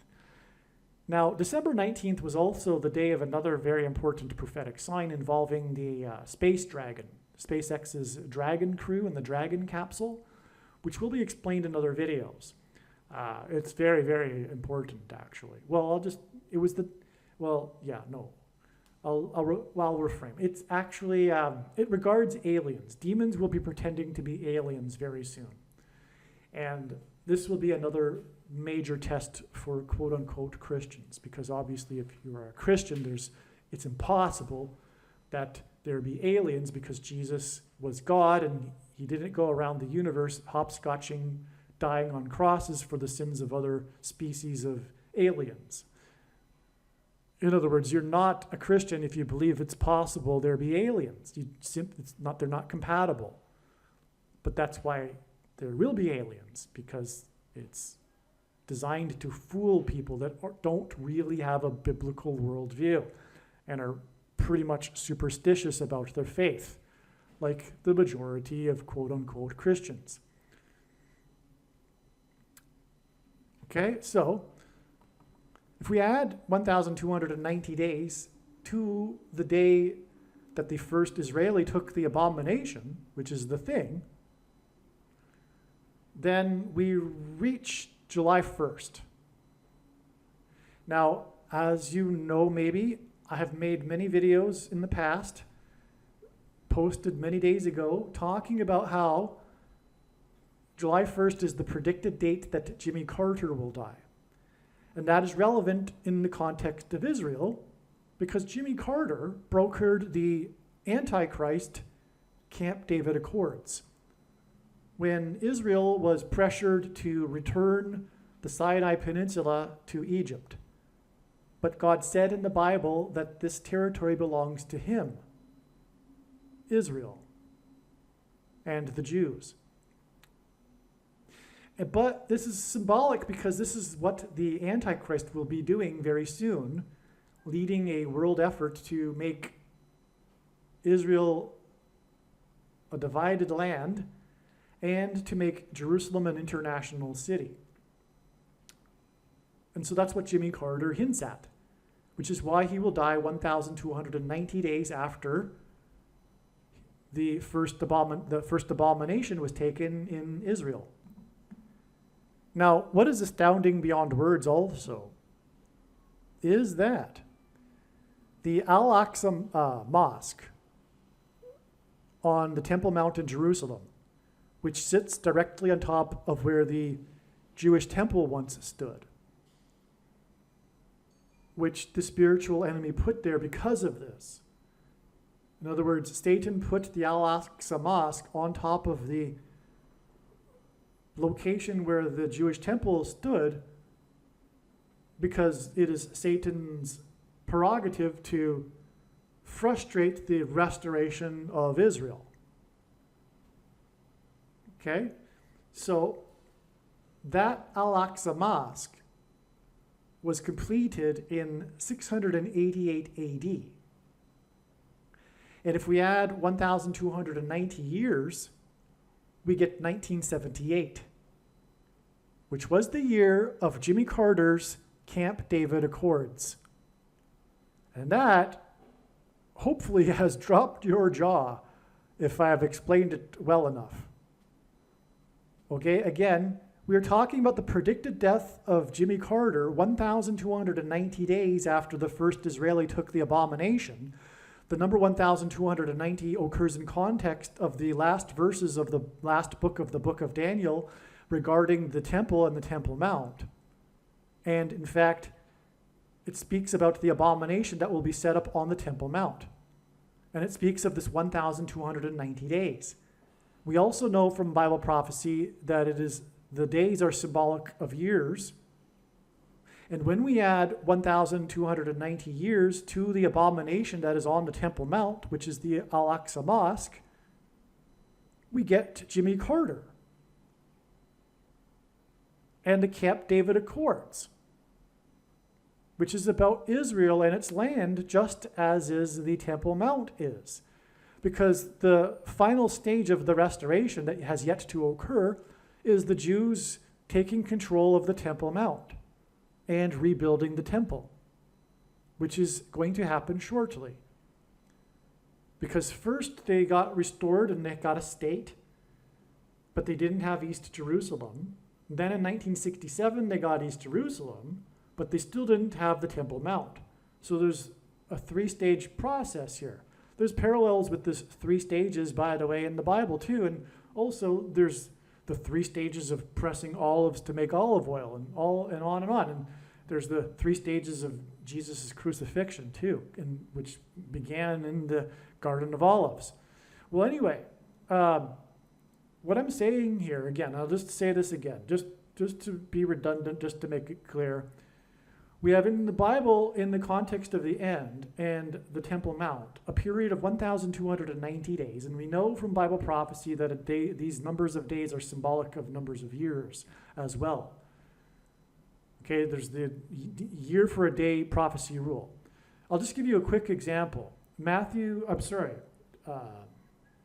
Daniel chapter 8 talks about the temple and it being restored after 2,300 days. And it talks about the most central or the most important battle in Western history, which was the Battle of Granicus. Had the Greeks lost to the Persians, there wouldn't have been Western civilization. That battle happened in 334 BC. And when we add the 2,300 years instead of days, we get 1967. And if I didn't mention, the reason why that's relevant is because the passage continues to repeats it over and over about this restoration of the temple. And the Jews recaptured the Temple Mount in 1967. For the first time since Daniel, they had self-rule over the temple, or the East Jerusalem. Well, they had, for one day, or maybe it was 10 days, they had rule over the Temple Mount until they gave it to the Jordanians. And so that fulfilled that prophecy. It was exactly 2,300 years after the Battle of Granicus. And without that connection, there is no purpose for the Battle of Granicus in that prophecy, contrary to what the deluded Jehovah's Witnesses say. Okay, so we have the year for a day rule in Bible prophecy. Now, this 1,290 days, again, is talking about a spiritual abomination, which we know the primary fulfillment of that is what will happen on the Temple Mount. But the mark of the Antichrist, is also a spiritual abomination. And the thing was taken for the first time in Israel on December 19th, 2020. And when we add 1,290 days, we get July 1st, the predicted date of the death of Jimmy Carter. But the Al-Aqsa Mosque, which is also symbolic of what is coming on the Temple Mount and a spiritual abomination, because it is in itself a spiritual abomination, when that was completed in 688 AD, and when we add 1,290 years, we get 1978, the year of Carter, and the Camp David Accords, which was an abomination. The biggest transgression against God that's described in the end that the nations will do is exactly what Carter did. This dividing of God's land and giving the land back in the name of peace. But there is no peace with the spiritual enemy. You can't make peace with Satan. And that is the spiritual force behind Islam, obviously. And when this prediction comes to pass, it'll prove Christianity, and therefore it will prove what I just said, that Islam is a force from Satan. And that's why you can't make peace with it. And any attempt to make peace simply emboldens the enemy, because they will never stop. Their goal, the goal of Islam, is to destroy God's people, which includes Israel. For anyone new to all of this and perhaps was confused about the conflict in the Middle East, well, there's a reason why you're confused, or there's a reason why you had the wrong beliefs. Is because the only way this conflict can be properly understood, like anything in the world, is through a spiritual perspective. As it says in the Bible, the beginning of wisdom is the fear of God, the God of the Bible. And you can't understand this conflict without understanding it from the spiritual perspective. No matter how hard you try, you need to understand what is really going on. And what is really going on is what I just described. And that's why Jimmy Carter was not a man of God. I'm not saying he is not going to make the kingdom. I don't know. But I will say that in God's signs, he is symbolism for the spiritual enemy. And his brand of Christianity in God's signs is not true Christianity. In other words, he was in a way a deceiver, which is why the Democrat Party nominated him, by the way, this obscure governor from nowhere that became the president overnight. It's because they thought it would be a good idea to get this lefty guy that basically has the same values as the secular leftists, but presents himself as a Christian from the South, and so, well, this would be a good image. He's going to get some votes for us that we wouldn't be able to otherwise get, was their thinking.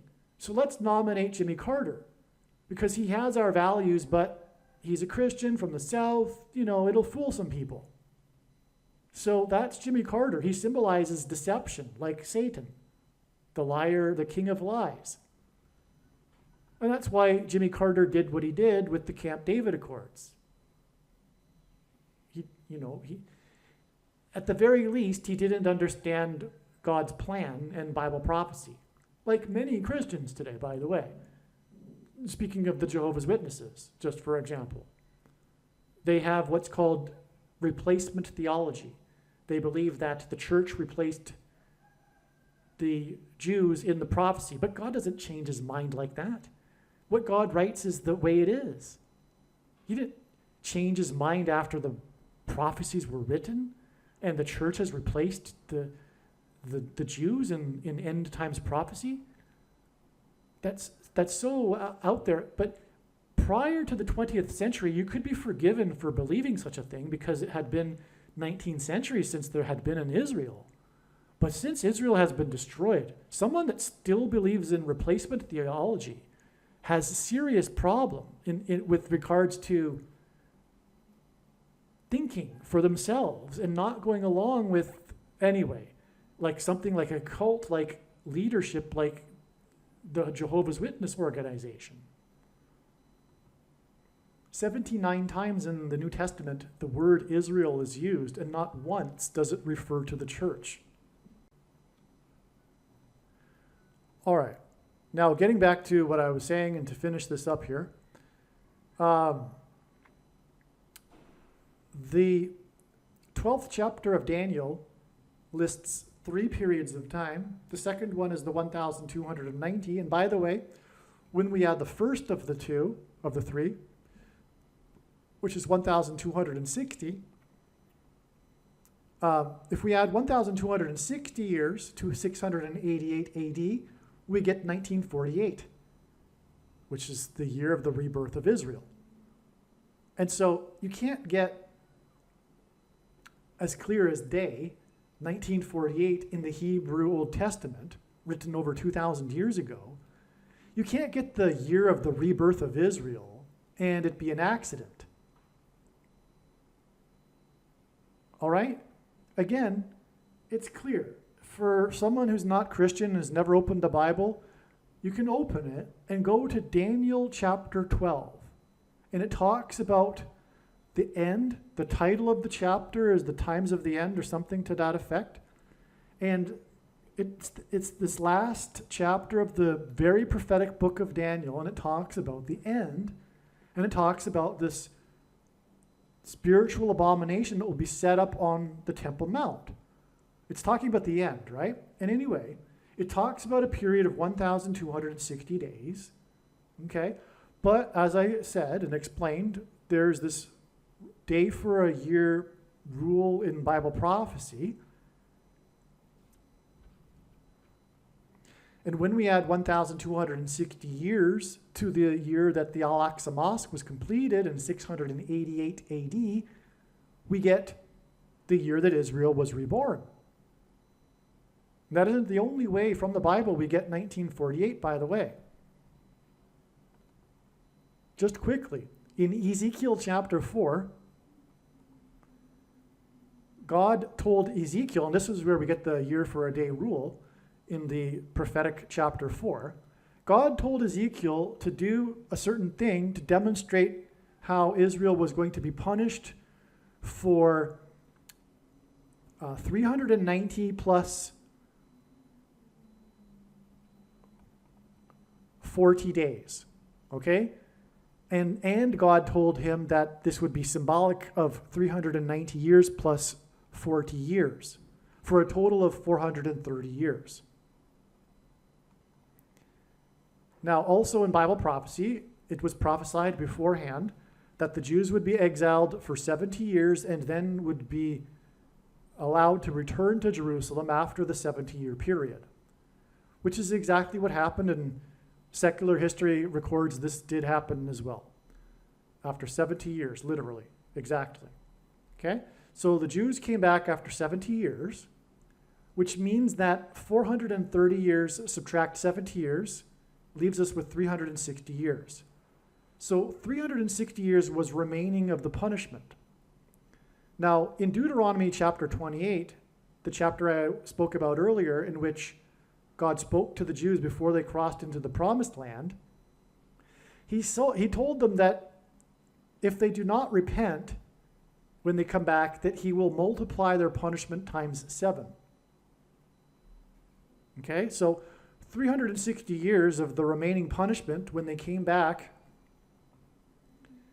in 536 AD, or BC, we get, so 360 years is the remaining of the punishment at the time that they came back in 536 BC.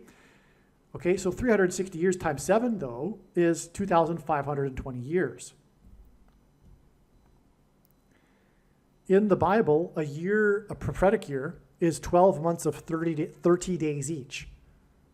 And when we times out 30 days times 2,520, we get a total of 907,200 days. All right, and that number of days, when we add it to the autumn of 536 BC, we get exactly the spring of 1948. You can do that very simply too by dividing the 907,200 days by 365.25. 365.25 because an average year, because there are leap years in which there are an extra day in the calendar. So 365.25, if you divide that into the 907,200 days, you get 2,484.8 years. All right? Now, if you add, they came back in the autumn of 536, so if you do negative 536.25, all right, because it's 536 years back, plus an extra quarter of a year because you're talking about the autumn, and then you add the 2,400,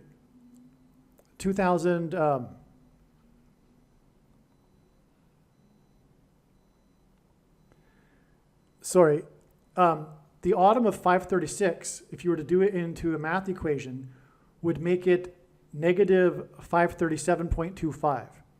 Because you go back a complete 536 years, and then you go one quarter more, you're talking about a negative 537.25.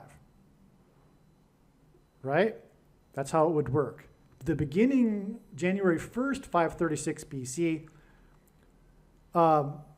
would only take you back negative in terms of a math equation to 536. But we're talking about the autumn of 536 BC. So it would be negative 537.25. And then you add the number of years, which again was 2,484.8. And you get 1948.5. And Israel was reborn in the middle of May in 1948. Right? So that's the second way in which we get the number 1948. Now I've told you how we got 1948 twice in the Bible. 1967 I told you about it a minute ago, and from Daniel chapter 8. And we're talking about, in this video, the 1209, the third of the uses of the 1,200 of the three numbers in Daniel chapter 12, 1,290 to give us 1978. And for many years, I thought, that was interesting, but is really God pointing to the Camp David Accords? Well, yes, but the other dates that you get are like the most important years in modern Israel history. The year that they got the nation back in 1948, they became a nation. And then in 1967, which was the year of the Six-Day War, when for the first time in 19 centuries they had rule over their ancient capital. So 1978 doesn't really qualify as high on a scale as those two dates, those 2 years. And so it was debatable as to whether or not how much God was pointing to 1978, or whether it was just a coincidence that was the year of the Camp David Accords. But when the prediction comes to pass that Jimmy Carter is going to die 1,290 days after the thing was taken in Israel, well, that brings up the 1,290 years connection from the year that the Al-Aqsa Mosque was completed to 1978. This video is, by the way, extremely profound. If you are a Christian, make sure you never ever stop sharing this video on social media. Spend hours every day posting it. Work. I know because of the Nicolaitan doctrine, most quote-unquote Christians have somewhat of a phobia regarding the necessity of works. But Jesus hates this doctrine, and this is a bag of gold. And Jesus warned to Christians that don't do anything with their bags of gold, that they would be banished to hell. So, and our bags of gold, by the way, are representative of our opportunities and abilities. This is a bag of gold. Nothing compares to this video and the prediction of Jimmy Carter's death, and having now explained 4 dates in the Bible that prove the Bible, 4 years in the Bible, and disprove things like Jehovah's Witness, even, and replacement theology and Catholicism, because they don't believe in any of this stuff either. Okay, so now the thing is that there's one last number of days in Daniel chapter 12, which is the last verse of the last chapter of the book of Daniel. And that's a period of 1,335 days. And it says, "Blessed is he who waits for and arrives at the 1,335 days." It's speaking about the resurrection rapture. And now we have the fulfillment of it. Now we know what the 1,335 days is beginning from. It's the date on which the first thing, the abomination, was taken in Israel. And when we add 1,335 days to that date, December 19th, 2020, we get August 15th. Now, I believe that the rapture will occur in the AM on the 15th and on the 14th in the US. Now, one reason for why I believe that'll be the case is God is using Trump, his trumpet that he has been using to trumpet and highlight his prophetic signs, who was born on a Sabbath day, a Saturday, when in synagogues around the world, the portion of the Torah that was read on that day, because they read a different portion for every Saturday of the year, was the portion from the book of Numbers about God commanding the making of the trumpet. And that was the day that Trump was made. It was exactly 23 months before Israel was reborn. The Antichrist's number is 23. 2 divided by 3 is 0.666. The basketball president wore jersey 23 in high school. And anyway, Paul, the apostle, used the phrase, the last trump, in reference to the resurrection rapture. President Trump was born on the 14th of the month in June in 1946. This will be 78 years and 2 months exactly to August 14th. All right, 2024, the day of the rapture in the U.S. time zone. And 78 years and 2 months hints at the 782nd word in Strong's Greek Concordance, which is the word that means to greet. Okay, it means to greet. And this is because God's people will be greeting the Lord in the air at this second coming event. And then will forever be with the Lord. It'll be a massive greeting. The rapture and resurrection. And so that's why the significance of greet in terms of the rapture and why it would come from Trump and his birthday. Now, speaking of greeting in the air, in God's signs, Jupiter is symbolic of Christ, the king planet. But it is also symbolic of the body of Christ. Now, it has been known since 2017 that August 14th and 13th, actually, and I'll explain why the 13th. Well, I'll mention it already. It's the 9th of Av in the Hebrew calendar, which was the day that the Second Temple was destroyed, as I was explaining. But the Second Temple, as it says in historic texts, burned into the 10th of Av as well. And so the 9th of Av is the 13th, the predicted date of the solar flare, which will hit later, I believe, late on the 14th and early on the 15th, depending on what time zone you are in. And anyway, the reason this sign in the night sky, in Genesis 1:14, God said that the lights in the sky are for prophetic signs. This sign in the night sky has been known to be the Revelation 15 sign since 2017. Since 2017, it was known that this would be the fulfillment in the night sky of what is described in the first verse of Revelation chapter 15, which speaks of a sign in heaven. There is another sign in the night sky that's described in Revelation chapter 12 that was fulfilled on September 23rd, 2017.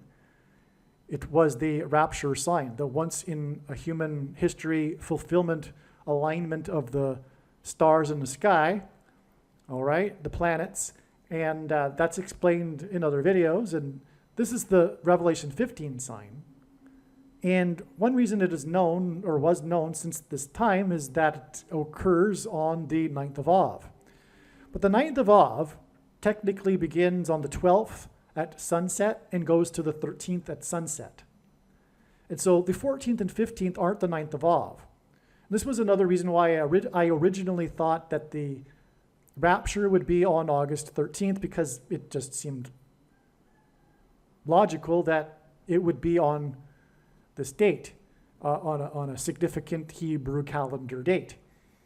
But, like I'm saying, it is the day for the fire. Speaking of the burning of the temple that burned into the 10th, we are talking about fire from the sun that's coming. Okay? That's why the sign is the conjunction with Mars. Because Mars is symbolic of war. In ancient astrology, it's symbolic of war and blood. It's the red planet. And this is meaningful. I know, yes, it was ancient astrology, and God isn't into astrology. Are you sure? Do you know what you're talking about? God said that the lights in the sky are for prophetic signs. They symbolize things, and why can't God use the symbolism of the ancients to portray what he wants to in the night sky, especially the ancient Jews? Because the ancient Jews definitely observed the night sky. In fact, the wise men that were able to recognize the Star of Bethlehem while everyone else didn't know what they were talking about, as described in Matthew chapter 2, is because they were students of studying God's signs in the night sky through the symbolism contained in the night sky. And part of that, a big part of the star, what was the Star of Bethlehem, which we now know what it was Jupiter, being symbolic of the king planet. And it's retrograde around Regulus, the king star in the king constellation, Leo. Well, anyway, here we have Jupiter conjoining with, and also part of the Star of Bethlehem was its conjunction, the closest, brightest conjunction ever in history of it with Venus, which in the Bible, Jesus said represents him. Are you sure God doesn't use astrology? Okay, is this even astrology, or is it watching for the Lord's signs in the night sky? So this conjunction between Jupiter and Mars is this sign, but what makes it the sign is that it occurs exactly in the middle of the two horns of the constellation Taurus. And in ancient astrology, Taurus was symbolic of the coming judge. And Jesus is returning not as a nice guy, but as the judge. That's why we have, and he's coming to make war with the sword of his mouth, as I mentioned earlier. He's coming to make war on the unrighteous. He is the coming judge. And Jupiter symbolizes Jesus and the body of Christ, which will be raptured on this date of this sign. But he's coming to make war, and that's why it conjoins with Mars in between the two horns of the constellation that means the coming judge. All right? Now, if we look at it, the date, so here's the date, right? Arguably, the 13th is also a close conjoining with it, right? Which is why I thought, I overlooked the fact that it's closest on the 14th and 15th. Depending on what time zone, this time zone is UTC time.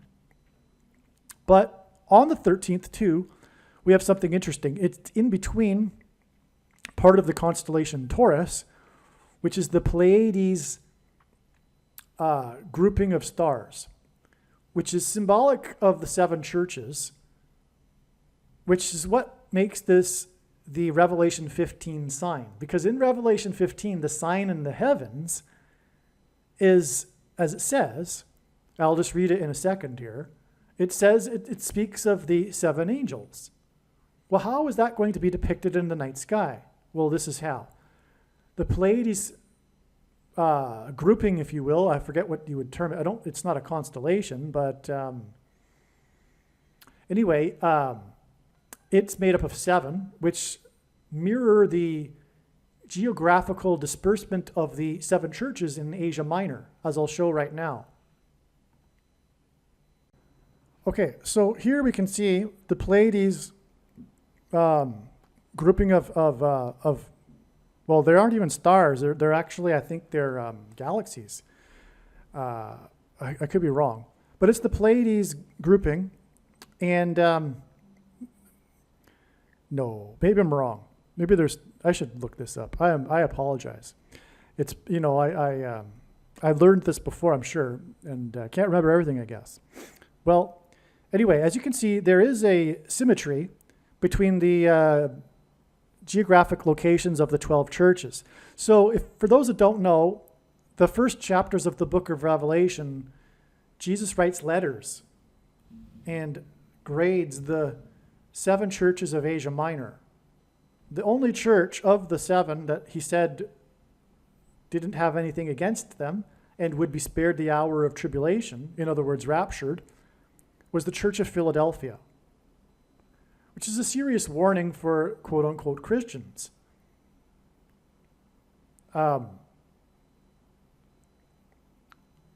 Saying that they're not quite up to par here and that they're not going to make the escape from the tribulation. The Church of Laodicea, and by the way, many people, including myself, believe that these seven churches, what Jesus wrote about them, is symbolic of the 7 stages of church history, and therefore the Church of Laodicea describes the modern evangelical church. And when you read it, it most certainly does when you have a proper understanding of doctrine and soteriology, and you understand what the Nicolaitan doctrine of our day is, that's producing the bad fruit on the bad tree. That is the modern evangelical church. The Church of Laodicea, that thinks that it is in need of nothing, does not fear the Lord, really, which is what the Lord is looking for, really, and thinks it is in need of nothing, but does not realize, as Jesus said, blind, pitiable, naked, poor, and such that Jesus wants to vomit out of them out of his mouth. But Jesus, as Jesus said to this church, he reproves whom he loves, which will be the purpose of the tribulation, reproving them. He reproves whom he loves, and he is still knocking at the door, which is quite something because it says that, in other words, Jesus isn't inside this church. He is knocking on the door, and this church isn't letting him inside. They think he's inside, but they're not letting him inside the church. He's knocking on the door. This is the church, the American church, the Church of Laodicea, the evangelical church, the modern church, which doesn't only apply to the evangelical churches in America. America has spread this brand of Christianity around the world, and these churches around the world are likewise deceived. Literally, it is deception from Satan, their doctrine. For example, once saved, always saved. It is rooted in Gnosticism, which is satanic. Anyway, enough of the theology here. Make sure you watch the 23 church signs video on this channel. If you are a Christian, you should recognize, in my opinion, once the prediction comes to pass, that will be the most important video on this channel for you. The 23 church signs video on this channel. Okay, so back to what I was saying here. So we see the parallel here, right, between Pleiades and the 7 churches. Okay, now here is Revelation 15, and speaking of this sign, and I saw another sign in heaven. He's saying another because the first one was the Revelation chapter 12 sign, which was fulfilled in the night sky on September 23rd, 2017. As I'm saying, this sign will be fulfilled on the 9th of Av in 2024, and it was believed that this would be the case since 2017. Okay, and the reason why I say 2017 is because someone else discovered this connection, and I don't know when they discovered it. I think it would have been, you know what, I really don't know. The late Dan Matson had it on his website, and I'm not sure if he was the person that discovered it. He might have been, but it was discovered before even 2017, that's for sure. And I saw another sign in heaven, great and marvelous, 7 angels having the 7 plagues, the last plague. So it's talking about 7 angels and them having 7 plagues.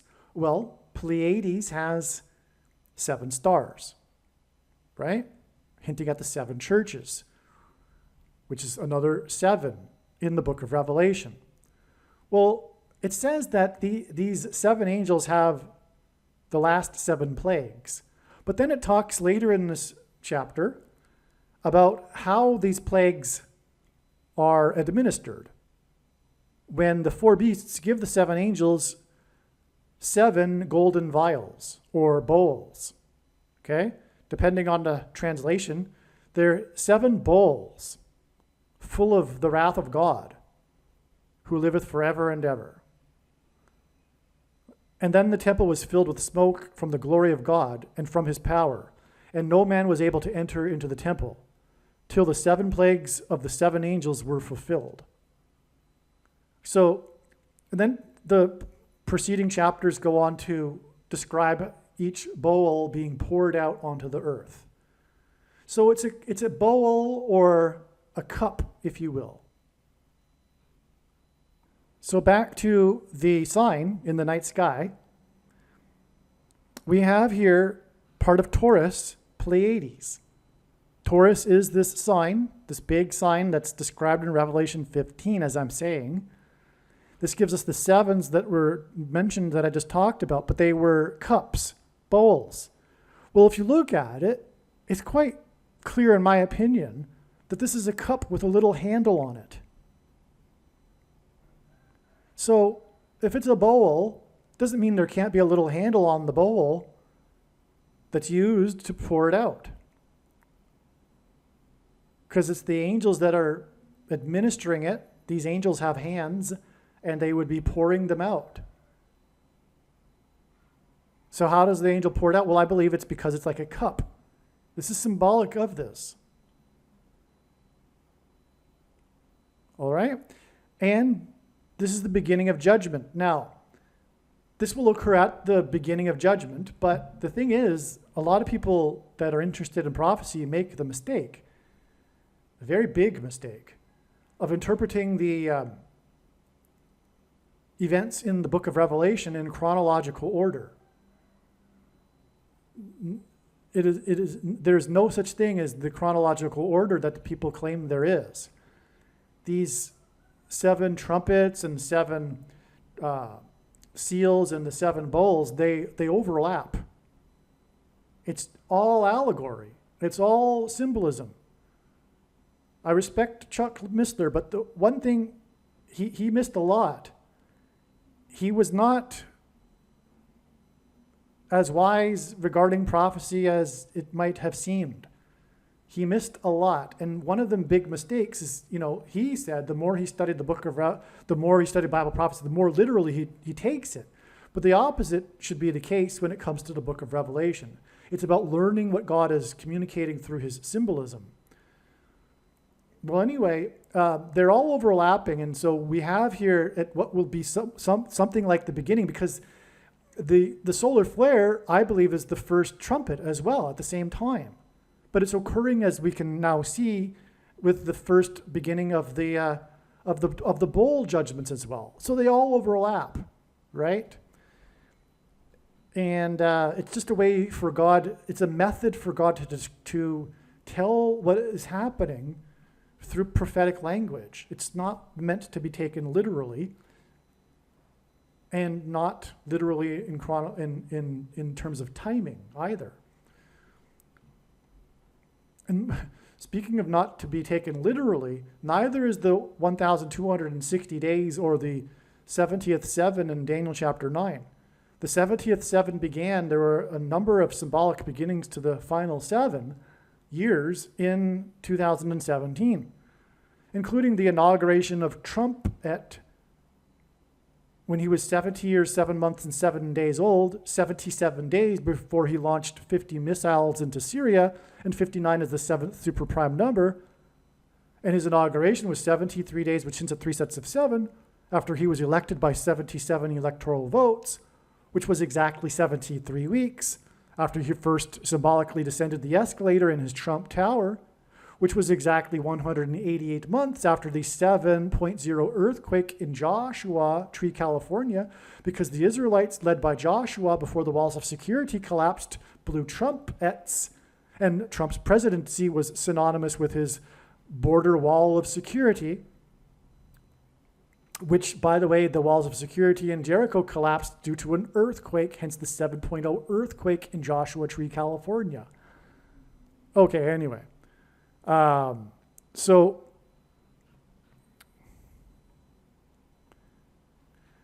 you get what's going on here. This is the Revelation 15 sign. Now the 9th of Av is this date here, but What's neat about it is that Mars is in between Pleiades and Jupiter, but on reconsideration, that doesn't mean much. It's closest on the 15th and 14th. Okay, so anyway, like I'm saying, this is symbolic of the church, right? The 7 churches. This is symbolic of the meeting of the church, the conjunction.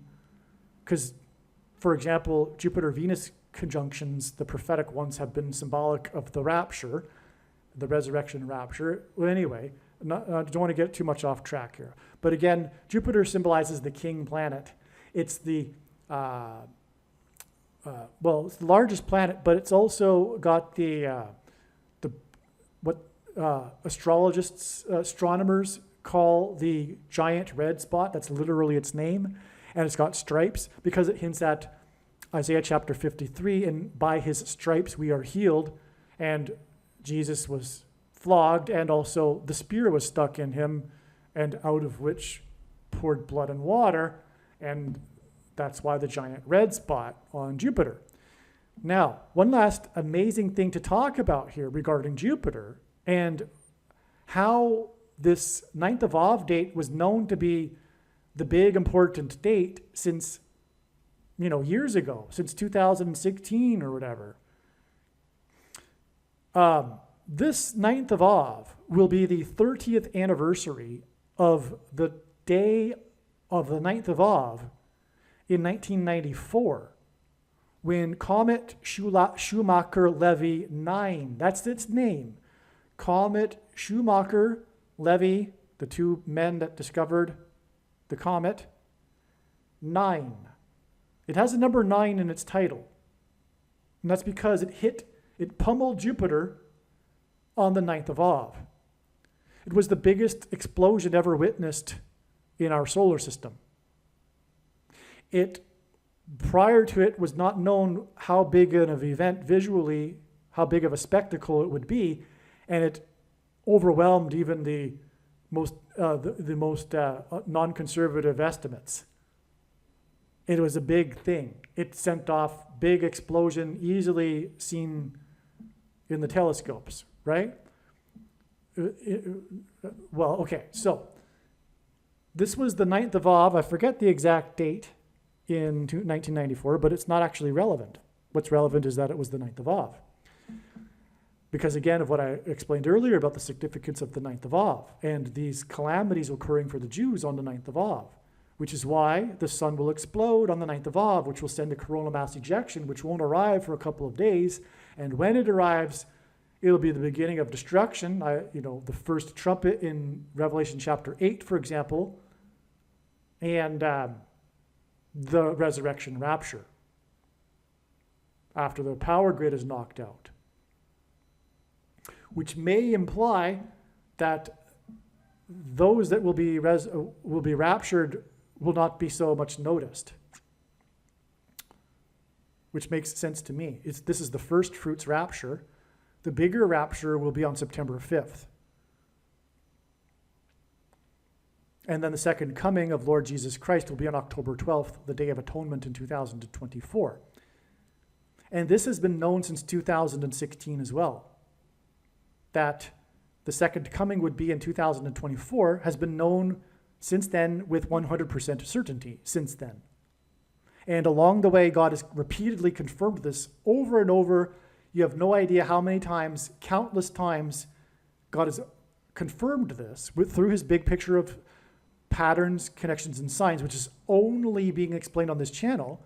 And the reason why this prediction, the prediction for the death of Jimmy Carter on July 1st, followed by James Earl Jones on July 5th, the reason for this prediction, make no mistake, it is to prove that this is God's true big picture of signs, patterns, and connections. I know far better than you the reason why that God has provided this prediction and given me a voice through this prediction, is to tell you about his big picture of signs. And the center of this web, in other words, the predictions would not be possible without the center of the web, is the Day of Atonement in 2024, the date of the second coming. So case closed when the prediction comes to pass. No more debate. There is no 70th seven. It already began symbolically in 2017, like I was saying. All right? So,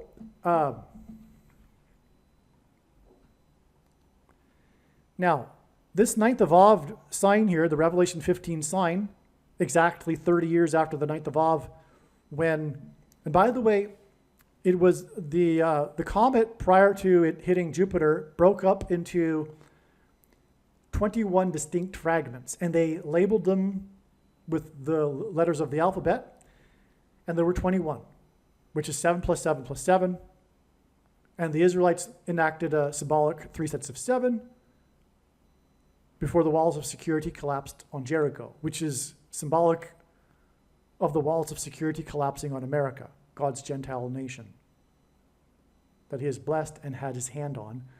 One of only 2 nations in the history of the world that were founded on a relationship with God and founded on the Bible, Israel and America. Okay, so 30 years, because in the Bible, 30 years is symbolic of a king. And so it was known, since 2016, that the 30th anniversary of the king planet getting pummeled by the comet Schumacher-Levy 9 on the 9th of Av would be a 30-year countdown to the final 2 months before the second coming of the King of Kings. That's why the 30 years, which symbolizes a king, that's why the 30 years from the king planet getting hit by comet Schumacher-Levy 9 on the 9th of Av. And again, the 9th of Av is about how God pointing to the first and second temple's destructions in order to communicate to the Jews why they are being chased around the world on the 9th of Av for rejecting him, God, who was Jesus, is Jesus. Okay.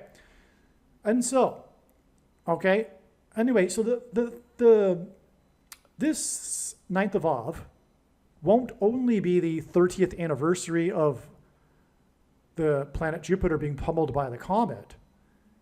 It will also be the exact 110th anniversary of another prophetic sign in the night sky. Well, it was an eclipse, so I guess that would be the daytime sky. This was the eclipse that began World War I. This eclipse occurred at the beginning of World War I, and this is known as the World War I eclipse. Even at the time, it made the headlines talk about how it could be a sign from God because of the momentous event of World War I. How could this eclipse go over Europe at this beginning of World War I? But not only that, though, the location where it peaked, the greatest maximum of the eclipse, was right over this place in Tannenbaum, a place named Tannenbaum, if I'm saying it correctly, which is in today Poland, but at the time was part of the Prussian Empire. This is the location of the battle that was the only battle in all of the war, which lasted years, that had any consequence on the outcome of the war. Had the Germans, for example, fared a little better or a little worse, the war and the outcome would have been vastly different. This was the only battle that had any consequence. All the other battles were just trench warfare. Nothing really happened, right? There was no consequence in terms of the outcome of the war, except for this one place, which is where the eclipse went over. But the eclipse also traversed over all 4 of the empires that came to an end as the result of World War I. The Prussian Empire, the Austro-Hungarian Empire, the Ottoman Turk Empire, and the Russian Empire. Okay, so these empires met their doom as a result of World War I, and this is where the eclipse went over. All right, and it's because the eclipse also went over Palestine.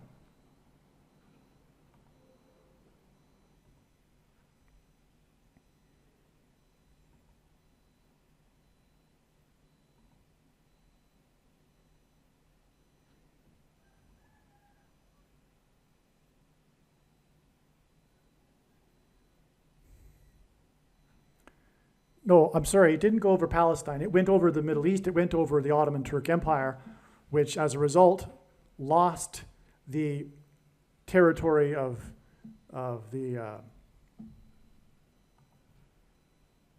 Palestine, and which led to the League of Nations and the British Mandate, which led to the Balfour Declaration, which allowed the emigration of Jews back to the homeland of Israel, declared that Israel be a homeland for the Jews, Palestine. And that was the beginning of the restoration. It wasn't really the very, very beginning, which actually was in 1867. That's another story, though. And anyway, so you have the collapse of the Ottoman Turk Empire as a result of this World War I, which was pointed to with the eclipse, all right? Now, that was on the 9th of Av. This will be the 110th anniversary of that, this symbolic beginning of the restoration of Israel.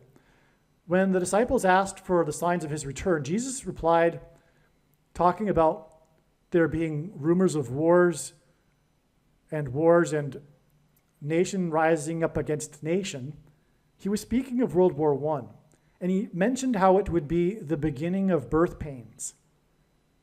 When a child is born, prior to it, there are these contractions and these birth pains that gradually become more and more frequent and more intense. So that's why Jesus used this metaphor of birth pains. This was the beginning of the birth pains of the restoration of Israel, which is birthing the Messianic age and the 1,000 years of peace, during which Jesus will rule while he dwells in Jerusalem in the Temple Mount, in the temple on the Temple Mount, for the 1,000 years of peace. And so that's this, process of this restoration of the Jews back to Israel, which really began with the Balfour Declaration, which was the result of the Ottoman Turks losing their rule over the territory, I believe, after exactly 500 years. But so anyway, that was why World War I was so significant, and why the signs pointed to this, including the eclipse. Well, again, we are talking about another sign in the sky exactly 110 years later. Now, 110 is a very important number in God's signs, because the Israelites crossed into the promised land on the 10th day of the first month, the date 110, which hints at 110.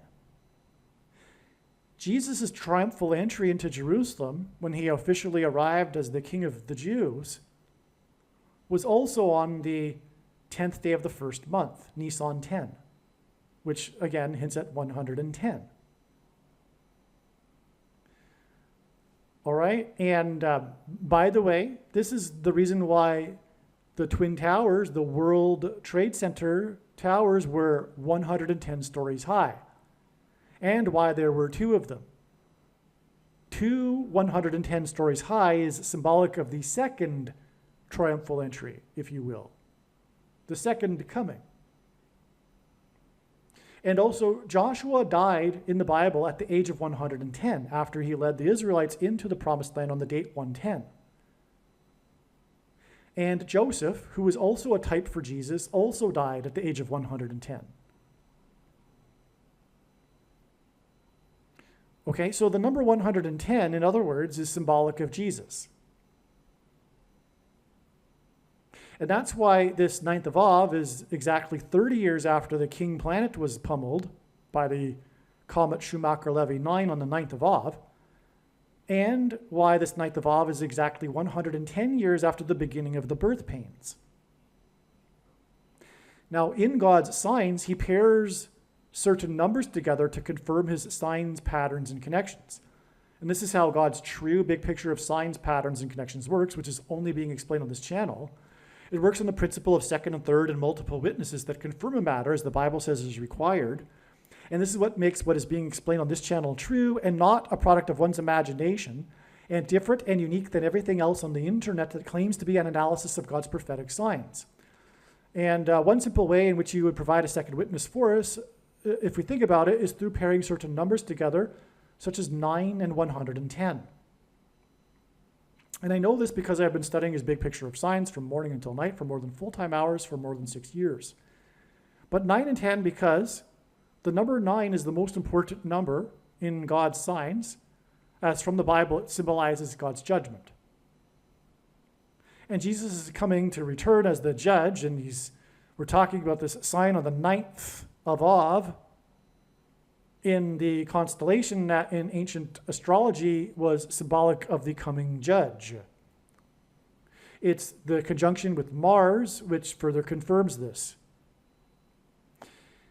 And so 9 and 110 are paired together too, which is why the 110 stories on 9/11 collapsed and engendered an earthquake that cracked the foundation of Federal Hall, where George Washington was first inaugurated, the symbolic beginning of the nation, on Wall Street. And Wall Street, as in Joshua and the Israelites that marched around the walls of security before they collapsed in God's judgment, and Joshua died at the age of 110, hence the 110 stories that cracked the foundation of Federal Hall and Wall Street. Wall Street was named after the 9-foot-high wall of security that the Dutch built to keep the British and the Indians out. That's why 9 and 110. On the prophetic 20th anniversary of the collapse of the towers was the collapse of Afghanistan, and the iconic images of the big cargo plane taking off down the runway with Afghanis running after it and hanging onto it and falling from it. But if you look at that image again, you'll see a big number on the side of it. Its serial number. It's 1109, which is a pairing of 110 and 9. Which is why it was the 20th anniversary that Afghanistan suddenly collapsed. It pointed to 9/11 and the collapse of the 110 stories that cracked the foundation on Wall Street, named after the 9-foot-high wall of security. Furthermore, the Israelites blew trumpets, and they were led by Joshua, who died at the age of 110, and they went into the promised land at the date 110. And they blew trumpets in one long last trump before the walls collapsed in God's judgment. And on 9/11, God's trumpet, called into Channel 9 News and mentioned how his tower on Wall Street had become the tallest tower in Lower Manhattan. Okay, so this is like the ultimate pairing of 9 and 110. This 110th anniversary on the 9th of Av, of the beginning of the birth pains, which in other words symbolizes the end of the birth pains and the second coming of Lord Jesus Christ. All right, now I think we have just one more thing to talk about here, which is also amazing. But we have a prophecy in Revelation chapter 17 that speaks of 7 kings and an 8th king. And it says that this 8th king was, is not, and will be again. And when he comes again, or when it becomes again, people will marvel at it. Now, the primary fulfillment of this, the 7th king is Pope Francis, and the 8th king, which is described as being a beast that was, is not, and will be again, is a revived Roman Empire, a conglomeration of the Western nations with Rome as its seat of power. Rome was stripped of its temporal powers by Napoleon, and so it was, and then is not, and will be again, when Rome becomes politically powerful again, with the rise of the apostate Pope Francis. That's described in 2 Thessalonians chapter 2. Okay, so that's the primary fulfillment of it. I won't get into any more details. I've already done it, in fact, in another Jimmy Carter video. But there's a secondary sub-level, a different level, simply a symbolic, because God is very creative and he can do whatever he wants with his signs, and he can have multiple layers. This isn't the literal primary fulfillment, but it's a secondary fulfillment on a lower level, if you will, okay? So just take it for what you will, but it is true, which is that Jimmy Carter is symbolic of the first of the 7 kings, which is why he was inaugurated in 1977. This leads us to the 7th president since then, Jimmy Carter 1, Reagan 2, Bush Sr. 3, Clinton 4, Bush Jr. 5, Obama 6, Trump 7. And Trump was inaugurated, well, Carter was inaugurated in 77, and Trump, the 7th of these kings, was inaugurated at the age of 70 years old. 70 years, 7 months, and 7 days old, 77 days before he launched 59 missiles into Syria, and 59 is the 7th super prime number. And his inauguration was 73 days after he won by 77 electoral votes, and I just went into that. So it's in other words a confirmation that Trump is the seventh king here, symbolically. Okay, just symbolically. And the reason for this symbolic secondary sub-level fulfillment, if you will, is simply to point out how Obama, the 8th king, was, is not, and will be again. He was the president, isn't the president, and will be the president again. And that has been what Trump has been trumpeting essentially all along in terms of God's signs. He's been trumpeting the end times and the Antichrist. How did Trump become popular? What coincided with Trump's rise politically in the first place? It was calling out Obama for not being born in America and for demanding his birth certificate. Trump was trumpeting the unconstitutional president and Antichrist, which is why Obama becomes the 8th. Now, okay, Biden is, the so-called president, but he isn't. He's just a puppet. He's just a figure person, and everyone knows that now. But I've known that even before he was elected, that he would step down because of his age and make his old pal Obama the president again. I knew that even before the 2020 referendum. Okay? And because of God's signs. And I knew this would be how Obama would become the president again, through being appointed instead of elected, thus overcoming the 22nd Amendment, which restricts someone from being elected more than twice. Now, will the Supreme Court go for that? I don't know. Sometimes I wonder about a few of the so-called conservative justices, but what I also think is going to happen is that the reason for the propaganda on this about the Supreme Court from the wicked, evil, satanic political cult of the left and the satanic left mainstream media, why they have been putting out propaganda on the Supreme Court is because I do believe they intend to stack the court, just like Roosevelt did, the 32nd president, which is why the name Obama equals 32 in simple English gematria. And 32 is 4 times 8, which hints at the 48th president, which is what Obama will be after Michelle becomes the 47th president. And also, Roosevelt was the only president who served more than 2 terms, just like Obama will. And so Roosevelt stacked the court in order to push through all of his New Deal agenda, which made him pretty much a socialist dictator. No one wants to call him that because he was the hero of World War II. But he was no friend of democracy.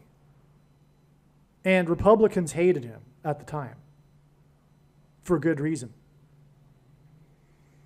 And so anyway, so what I'm saying is that what's very interesting is this secondary layer of this prophecy And it points to the seventh king, trumpet, God's trumpet, President Trump, who was the 45th president. And this is why this 9th of Av, well, it's not the 9th of Av. The sign of the Revelation 15 sign will be on the 15th of August, and the power and the coronal mass ejection will hit late night on the 14th or 15th. Okay, so, and August 15th is 45 days after the predicted death of Jimmy Carter. Okay, so again, with this seven kings secondary fulfillment of this prophecy, Jimmy Carter is pointing to the seventh king, the 45th president, which is why the beginning of the end times, if you will be 45 days, or rather I should say the last trump, the resurrection rapture, will be 45 days, as in the 45th president, after the death of Jimmy Carter. Because Jimmy Carter, again, is pointing to the 45th president through this prophecy. And the last trump is a phrase the Apostle Paul used in regards to the resurrection rapture, which is why the resurrection rapture will be 45 days because of Trump at the 45th president after the death of Jimmy Carter. Now, also, August 15th, and I've known this long before this video, and I'm making this video on the day of all of this being discovered, the same day. But what was known for quite a while now is that, because again, at the beginning of this video, I said that I believed the sun would erupt on the 13th and that this would also be the day of the rapture. But now I know that it takes a couple of days for the coronal mass ejection to reach Earth, and that will be when the rapture is. But anyway, what I have known and didn't quite know how to fit properly into the puzzle is that August 15th will be the 45th anniversary of the release of the movie Apocalypse Now. The movie Apocalypse Now is pointing to the now beginning of the apocalypse, which is now known to be 45 days after the death of Jimmy Carter, and August 15th, 45 days after the death of Jimmy Carter, will be the 45th anniversary of the movie release of Apocalypse Now, which cost $45 million to make. The movie Apocalypse Now first came onto my radar in terms of prophetic signs after the prophetic sign involving P. Diddy on March 25th, 2024, when the FBI raided his homes, which is explained in the Apocalypse Now video on this channel, the details of all of this, which is amazing. You need to watch that video. But it made me look at P. Diddy, and it was discerned that his epic video named Victory was a prophetic sign. This video, Victory, is 8 minutes long. It's known for being a long video. It's like a mini movie, if you will. And it's apocalyptic. P. Diddy is being chased around. It's nighttime. It's apocalyptic. It's in the future, in an apocalyptic future. It's a reminiscent of the movie Running Man. So this movie is apocalyptic. And in this video, the video is apocalyptic. And in this video stars Dennis Hopper. Dennis Hopper, who starred in this apocalyptic video named Victory, starred in the movie Apocalypse Now. Okay? And that's how the movie Apocalypse Now came onto the radar, because I realized that through P. Diddy, he was pointing to his apocalyptic video starring Dennis Hopper in order to point to the movie Apocalypse Now. And that was realized, within a day or two after March 25th. Then came April 5th, the date 4-5, which hints at 45. And on that day, P. Diddy posted on social media a link to his video Victory, which points to Apocalypse Now, which cost $45 million to make. And P. Diddy posted his video Victory, and that's all his post was, because he was posting it in defiance of the ganging up on him in the media, rightly so, now we know. But anyway, him being charged, he was, fighting back, if you will, saying that he was going to be victorious, whatever. But he posted his video Victory on the date 4/5, which ends at 45. And the video points to Apocalypse Now, which cost $45 million to make. And not only that, $9 million of the $45 million was spent on promoting the movie, Apocalypse Now. The number 45 is the 9th triangular number. In a triangle of numbers, the last number in the 9th row is 45. The reason why it's significant that it cost $9 million to promote it is because that's an unusually significant amount. That's why it's mentioned on the Wikipedia page for the movie, for example. It's designed by God, in other words. And so on the date 4/5, which ends at 45, P. Diddy posted his video Victory, which hinted at the Apocalypse Now movie starring Dennis Hopper, which cost $45 million to make, 9 of which was spent on promotion.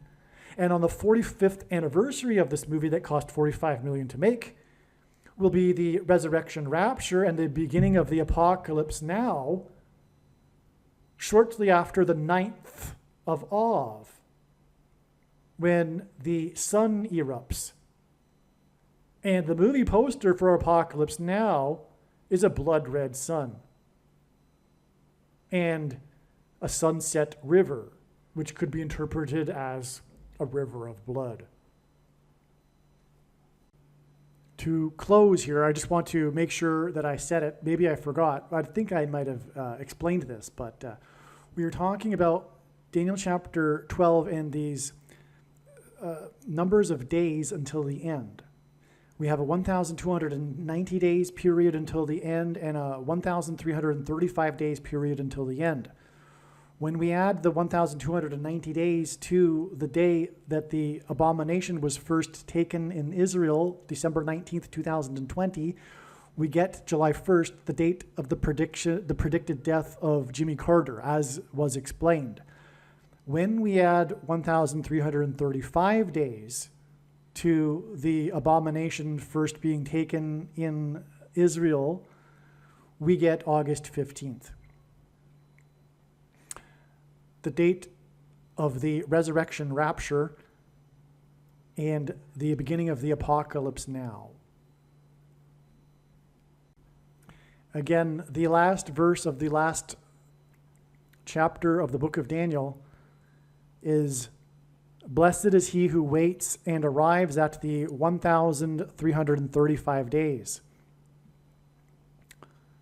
It's speaking about the resurrection rapture. And again, we've confirmed the significance of adding the 1,290 days, or will be confirmed when Jimmy Carter dies as predicted on July 1st. Therefore, this is confirming that the resurrection rapture will be 45 days later and 1,335 days after the abomination was first taken in Israel. All right, there is actually one more thing that I need to add that's very, very important, actually. I alluded to, or I started to get into this, but then reconsidered, but I've reconsidered again and remembered that this is very important and is relevant. Because just last night, so this information that's in this video, this 1,290 days connection, which by the way, I owe credit to Steve Fletcher 222 YouTube channel, and him and the people that he's collaborating with that have pointed out this 1,290 days connection. They don't know that Jimmy Carter is going to die on July 1st. They're expecting something though. And so the thing is that last night, just last night, I was inspired to look up Laura Branigan, the singer from the 1980s whose hit song was Gloria, a very prophetic, important song that God used in his prophetic signs in 2019 with the St. Louis Blues and their Stanley Cup run, and how they used this song in their locker rooms, and it became the anthem after their wins, became the anthem of St. Louis during this period, Gloria. There's so much to say about that. I could talk to you about an hour about the St. Louis Blues sign or more. It's very, very important, but that's already been explained in the hockey heart attack video. If you are able to find it, I highly, highly recommend going and searching for that video. But anyway, so Laura Branigan came to mind, and I looked, and I had earlier learned that her other hit song, Self-Control, was important. But now that the bigger picture has become clearer since I last thought about Laura Branigan, which would have been late last year, I thought to look it up again, and sure enough, it's very important. So the song Self-Control, which is a very dark, hedonistic song, and so you get if you don't remember the song, it's, she's losing her self-control. She's a creature of the night. She hasn't got the will to try and fight. Okay, and apparently I just read on Wikipedia that someone said that the song was written about searching for. Anyway, never mind. So the point is, though, is that this is symbolism for what is coming, which is demonic possession, people losing their self-control. And those that will be demonically possessed are those that have taken the thing. And today it was learned, courtesy of Steve Fletcher, it was brought to my attention with a video that he made, that December 19th was the first date in which someone in Israel took the thing. I had prior to this been focused on the first date that someone took the mark of the Antichrist in the US, which arguably, I'm sure, is a more important date in general in terms of God's prophetic signs, because there's so many profound connections. Anyway. So December 13th, 2020 is the date that the first Israeli took the thing, including, I believe, the leader of Israel. And what I was about to start explaining was that was a date that I already knew was a prophetic sign. And coincidentally, last night I was thinking that it's so amazing how God works, because just last night, literally, before I went to bed, I was thinking there should be another prophetic sign on that date, but I don't know what it is. And then the next morning, a friend of mine sent the Steve Fletcher video, and then this happened. This is how it works. Over and over, God aligns these things like this learning.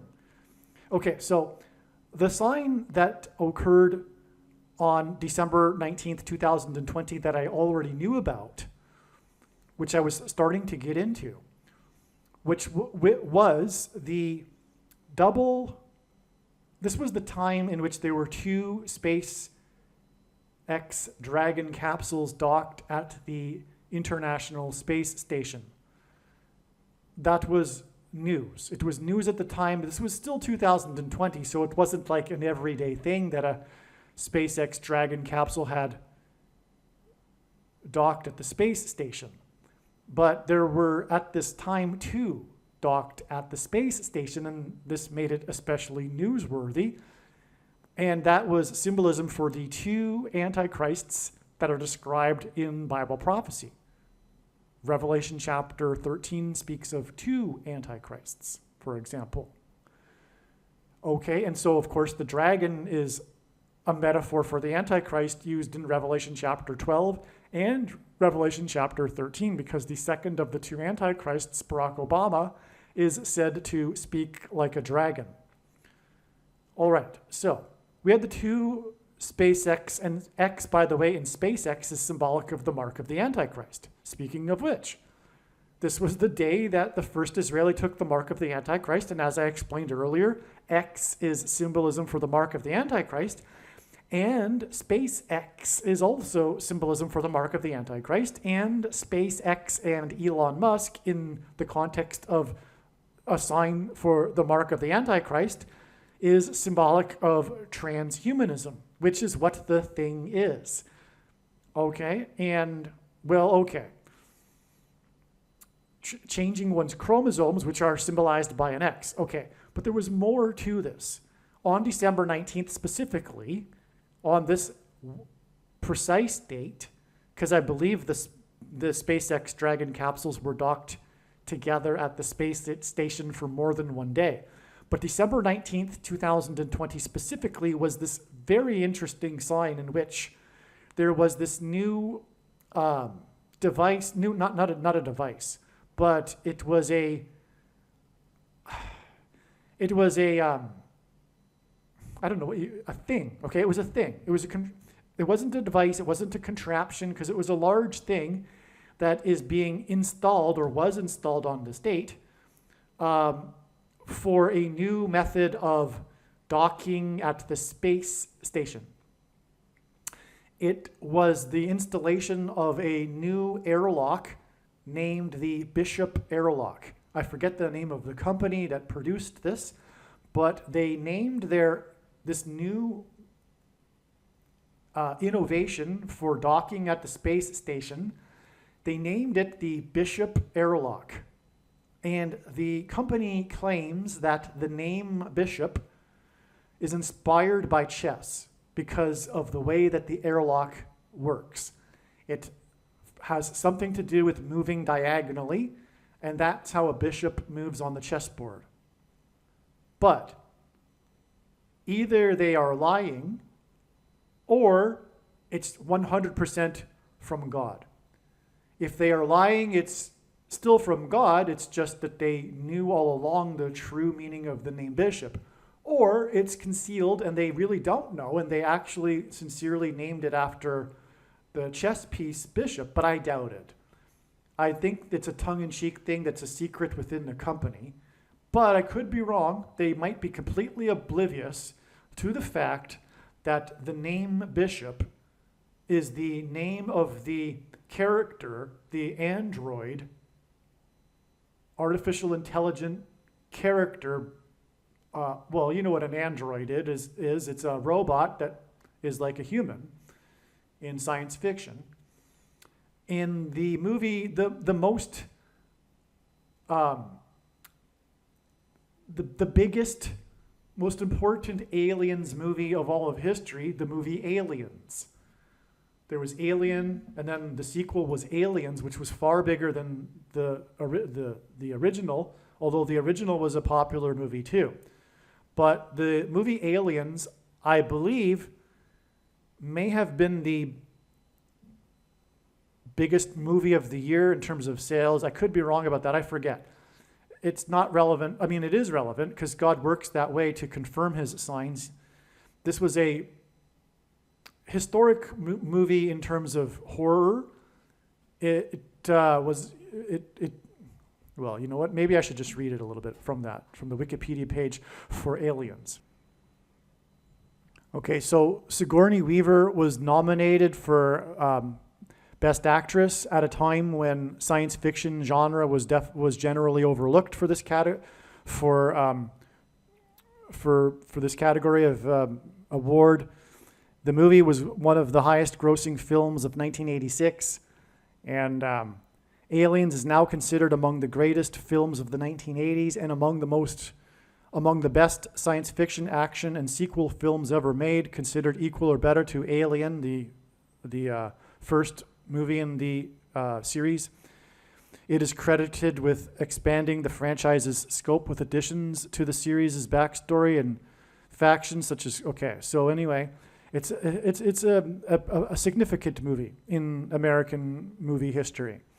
Now, and it was directed by James Cameron, another man that God is using in his prophetic signs, including his movie The Abyss, which is also about aliens. God has used this, but I have already written the script for another video regarding how his movie The Abyss is prophetic. Also, James Cameron directed Titanic, a very important movie in God's prophetic signs. Okay, so anyway, the point is that the climactic scene of the movie Aliens is when the last alien, the mother of the aliens, because it's in the plot, there is the queen, you could say, of the aliens who's laying the eggs which hatch and later and hatch aliens, but she's the queen. So anyway, Sigourney Weaver is having a battle with the queen of the aliens species on the ship in space. And as a last ditch effort to survive this battle, Sigourney Weaver tells the android character, who no longer has a bottom. He's only, his bottom part was cut off. He's just arms and a head and a chest. But he drags himself across the floor, the android, and pulls the lever, opening the airlock and letting all of the air out of the bay, the whatever you want to call it, the area in which the characters are in on the spaceship. And this thus flushes everything out into space that's not locked down. Sigourney Weaver is hanging on to something, and so is the android named Bishop, while the alien is flushed out and then is spat out into space, and this is the climax of the movie Aliens. Okay, so in other words, in the movie Aliens, the character Bishop saves the day with the airlock. Okay, and that's why I have a hard time believing that the company didn't name their airlock after Bishop from the movie Aliens, and instead named it after the chess piece, okay? But the point is that it is a prophetic sign. That ultimately is communicating, like other signs in God's big picture of signs, that demons will soon make them manifest themselves openly, pretending to be aliens. And the Antichrist, Pope Francis and Barack Obama, will be all for this. And Pope Francis will claim that the aliens have made him the ambassador for the world. Now, earlier, I think in this video, I mentioned that May 2nd was the beginning of the final 1,260 days, although I could be confused with the video that I made yesterday. But anyway, that day was May 2nd, and that was the splashdown of the SpaceX crew. Long story short, that was symbolic. The Dragon capsule with the Dragon crew splashing down was symbolic of the beginning of the final 1,260 days. That is described in Revelation chapter 12, when the dragon and his minions, his fallen angels, are thrown down from heaven to earth, which is what is symbolized when the Dragon capsule and the Dragon crew fall from the second heaven, outer space, and splash down on earth. Okay, and that was exactly 19 weeks after the 19th of December in 2020, the Bishop Airlock Day. That was the day that the Bishop Airlock was installed onto the space station. And now we know it was also the day that the first Israeli took the thing, the mark of the Antichrist. The exact 19 weeks is relevant because it hints at 9/11, and Revelation 9/11 is symbolic of the fallen angels crossing over into the earthly realm and pretending to be aliens. Also, it is 133 days, and that hints at the 44th semi-prime number, which identifies the second of the two antichrists, the 44th president. Okay, so anyway, and then, 133 days later, which hints at the 44th president, we have the beginning of the final symbolic 1,260 days that ends on the Day of Atonement, October 12th, 2024, the day of the second coming, when the antichrists will be defeated by Lord Jesus Christ. Okay, so back to what I was saying about Laura Branigan. What I had learned last night is that the song Self-Control, again, all of this is leading to demonic possession of those who have taken the mark of the Antichrist. And that's what is alluded to with the name of the song and the lyrics of the song, Self-Control, which was released on April 19th, 1984. Okay, it was released on April 19th, 1984, exactly 440 months before December 19th, 2020, which obviously hints at the number 44 and the 44th president. And then in turn, December 19th, 2020 is followed with 133 days, which hints at the 44th semi-prime number. And that is a second witness to the 440 months connection, and vice versa.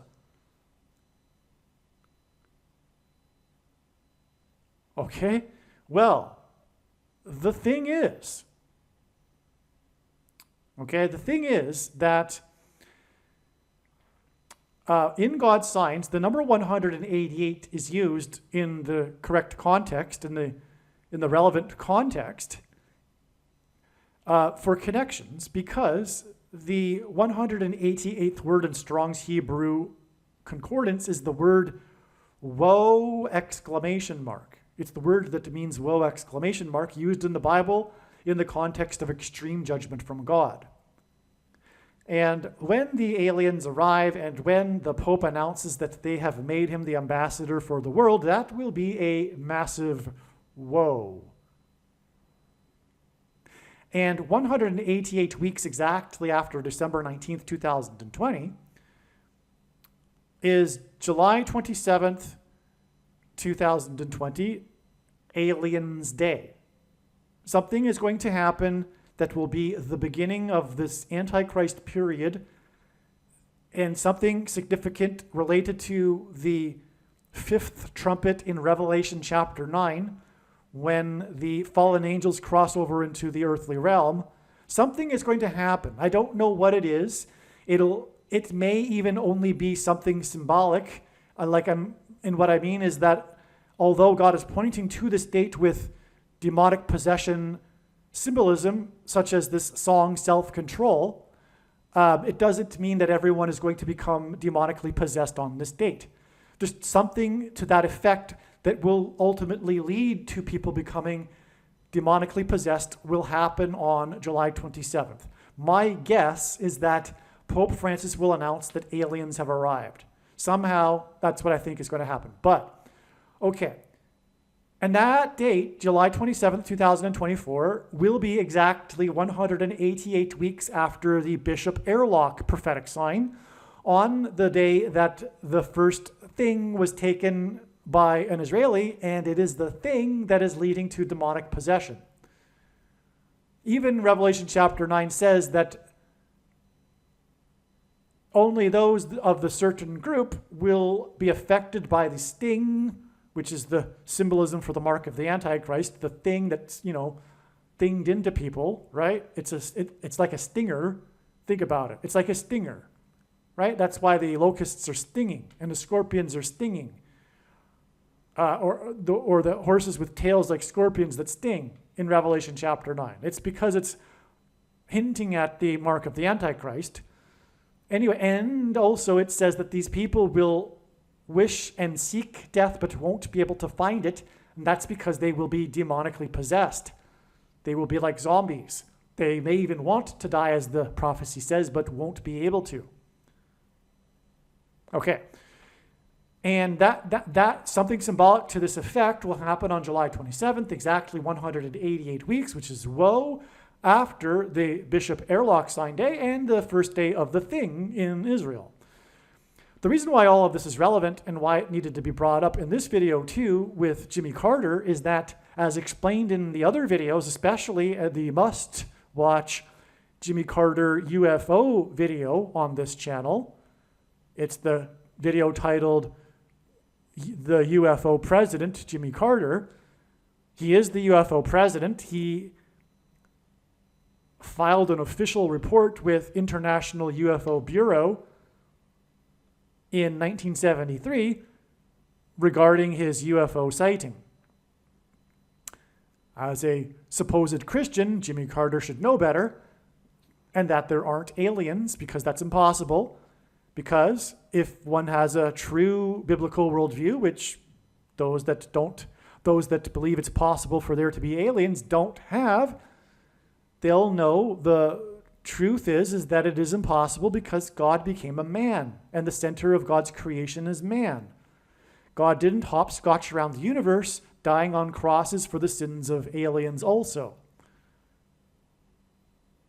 Okay, so anyway, that's why this is all relevant, because, again, the date, December 19th, 2020, the date that the first Israeli took the thing, is 1,290 days before it is predicted that Jimmy Carter will die on July 1st, but December 19th, 2020 is also exactly 188 weeks to UFO Day, and Jimmy Carter is the UFO president. All right.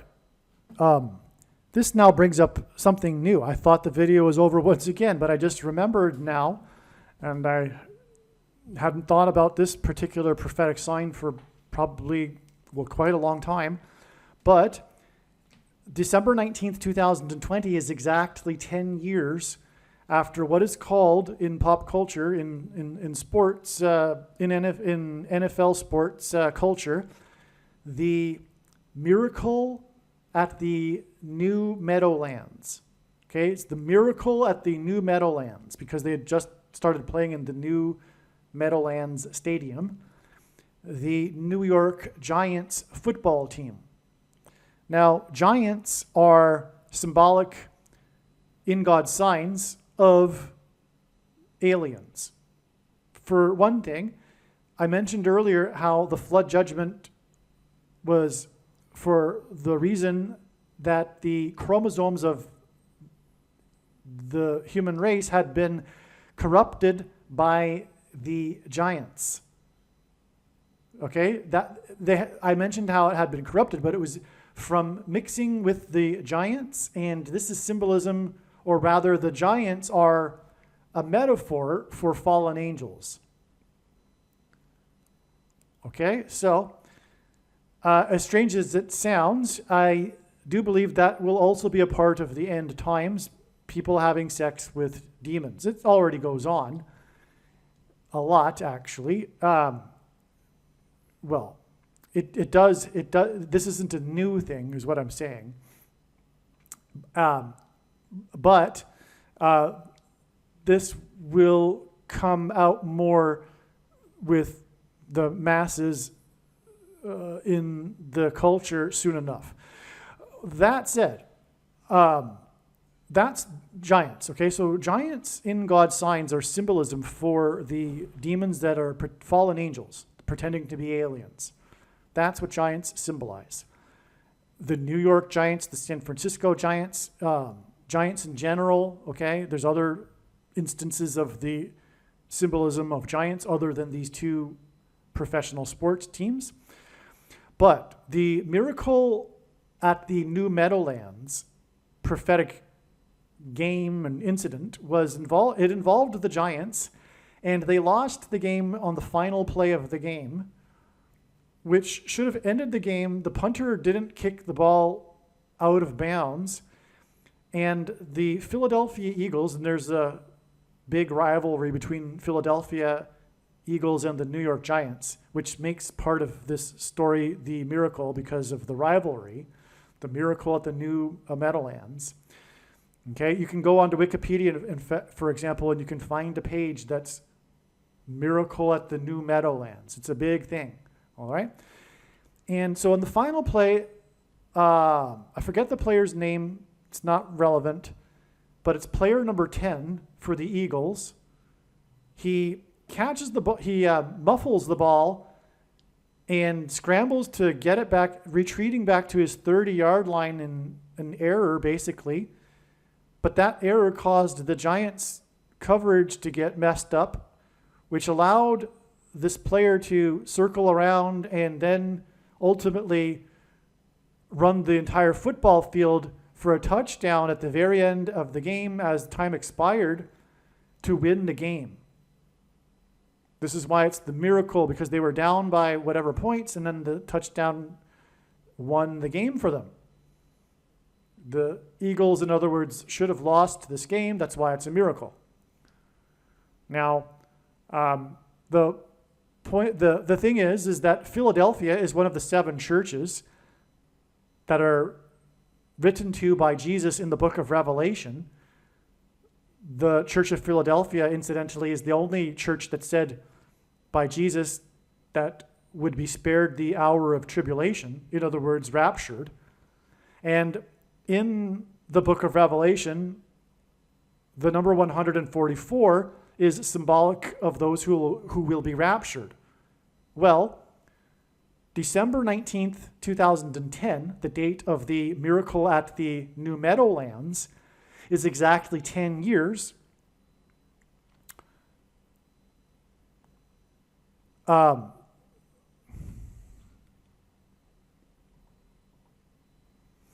know what? The number 144 isn't relevant here. Sorry. It's actually 10 years, but it's 120 months, okay? That is relevant in terms of Giants, though, because in that beginning section of Genesis chapter 6 that's describing the giants mingling with humans and corrupting the chromosomes, God says that he will not strive with man forever and will give the man 120 years before the flood. And so that's why this period of 120 months symbolizes this. It's in context, the number 120 of giants in Genesis chapter 6. Okay, so the miracle at the New Meadowlands is exactly 120 months before the Bishop Airlock sign and the first thing taken by the Israeli, which is the mark of the Antichrist, which corrupts one's chromosomes. That's the connection. It's amazing, right? So giants symbolize aliens. Giants also symbolize corrupted chromosomes. And 120 months later, we have the Bishop Airlock sign, which is symbolic of aliens. And the mark of the Antichrist, which corrupts people's chromosomes, was taken for the first time in Israel. Not only that, though, this 120 months connection is exactly 10 years. And it was player number 10. The miracle at the New Meadowlands play is a play by player number 10, which confirms as a second witness to this 10 years connection exactly to December 19th, 2020. And I knew about this 10 years connection in December of 2020 at the time of this prophetic sign. But it is only now that it all fits into the bigger picture. Because again, from the December 19th, 2020 Bishop Airlock sign and the mark of the Antichrist sign, it is exactly 188 weeks to Giants Day. So 120 months, which is 10 years from the Giants game involving number 10 to the Bishop Airlock, and then 188 weeks exactly to Giants Day, when demons cross over into the earthly realm, the fallen angels, the giants. It's so amazing, okay? And so that's why this had to be included in this video too. Believe me, I know far better than you how the prediction made in this video was derived. And more importantly, I know far better than you why the righteous Christian God of the Bible has given me a voice through this prediction. If you are a quote-unquote Christian or Muslim, this prediction was not learned through a demon. Be warned that blaspheming the Holy Spirit is the unforgivable sin. If you are a New Ager or New Spirituality person, this prediction was not learned through somehow tapping into the supposed universal collective consciousness. If you are a conspiracy theorist, this prediction was not learned through figuring out a supposed code that the Illuminati and Satanists are using. This prediction was learned through the Bible and through watching carefully the Lord's prophetic signs, which Jesus commanded all Christians to do. Besides proving that Jesus Christ is the Lord, the reason why God has given me a voice through this prediction is to prove that the controversial things that I am saying in the videos on this channel are the truth. Therefore, a wise person will want to watch all of the videos on this channel. What I will also do is create a video or two that summarizes some of the controversial things that the Lord will prove to be true when the prediction being made in this video comes to pass. I will leave links to these must-watch videos in the description box below this video. Again, the purpose of this prediction, that is from God, is to prove these things that I will talk about. And therefore, it would be foolish to not watch the videos that I will leave links for in the description box below this video. Aliens and UFOs are demons masquerading as aliens and UFOs. Most people's spiritual experiences are demonic deception, especially if they are not a true follower of Christ. God became a man and died a horrible death at the hand of the ruler of this world, Satan, and then defeated death for you, so that you too can overcome death, which is the price that must be paid for sin. It is time to repent, which means to change one's ways and turn to God and become a disciple of Jesus. Please leave a like and upvote the video. And once this prediction has come to pass, share this video with everyone you know, and more. Don't stop sharing it everywhere in social media. It is essential that everyone immediately read the homepage of my website, TrumpPrediction.com. If you are watching this on the YouTube platform, please note that not all of the videos are on YouTube. You need to switch to the BitChute.com or the Odyssey.com channel. And do it now in case you aren't able to later.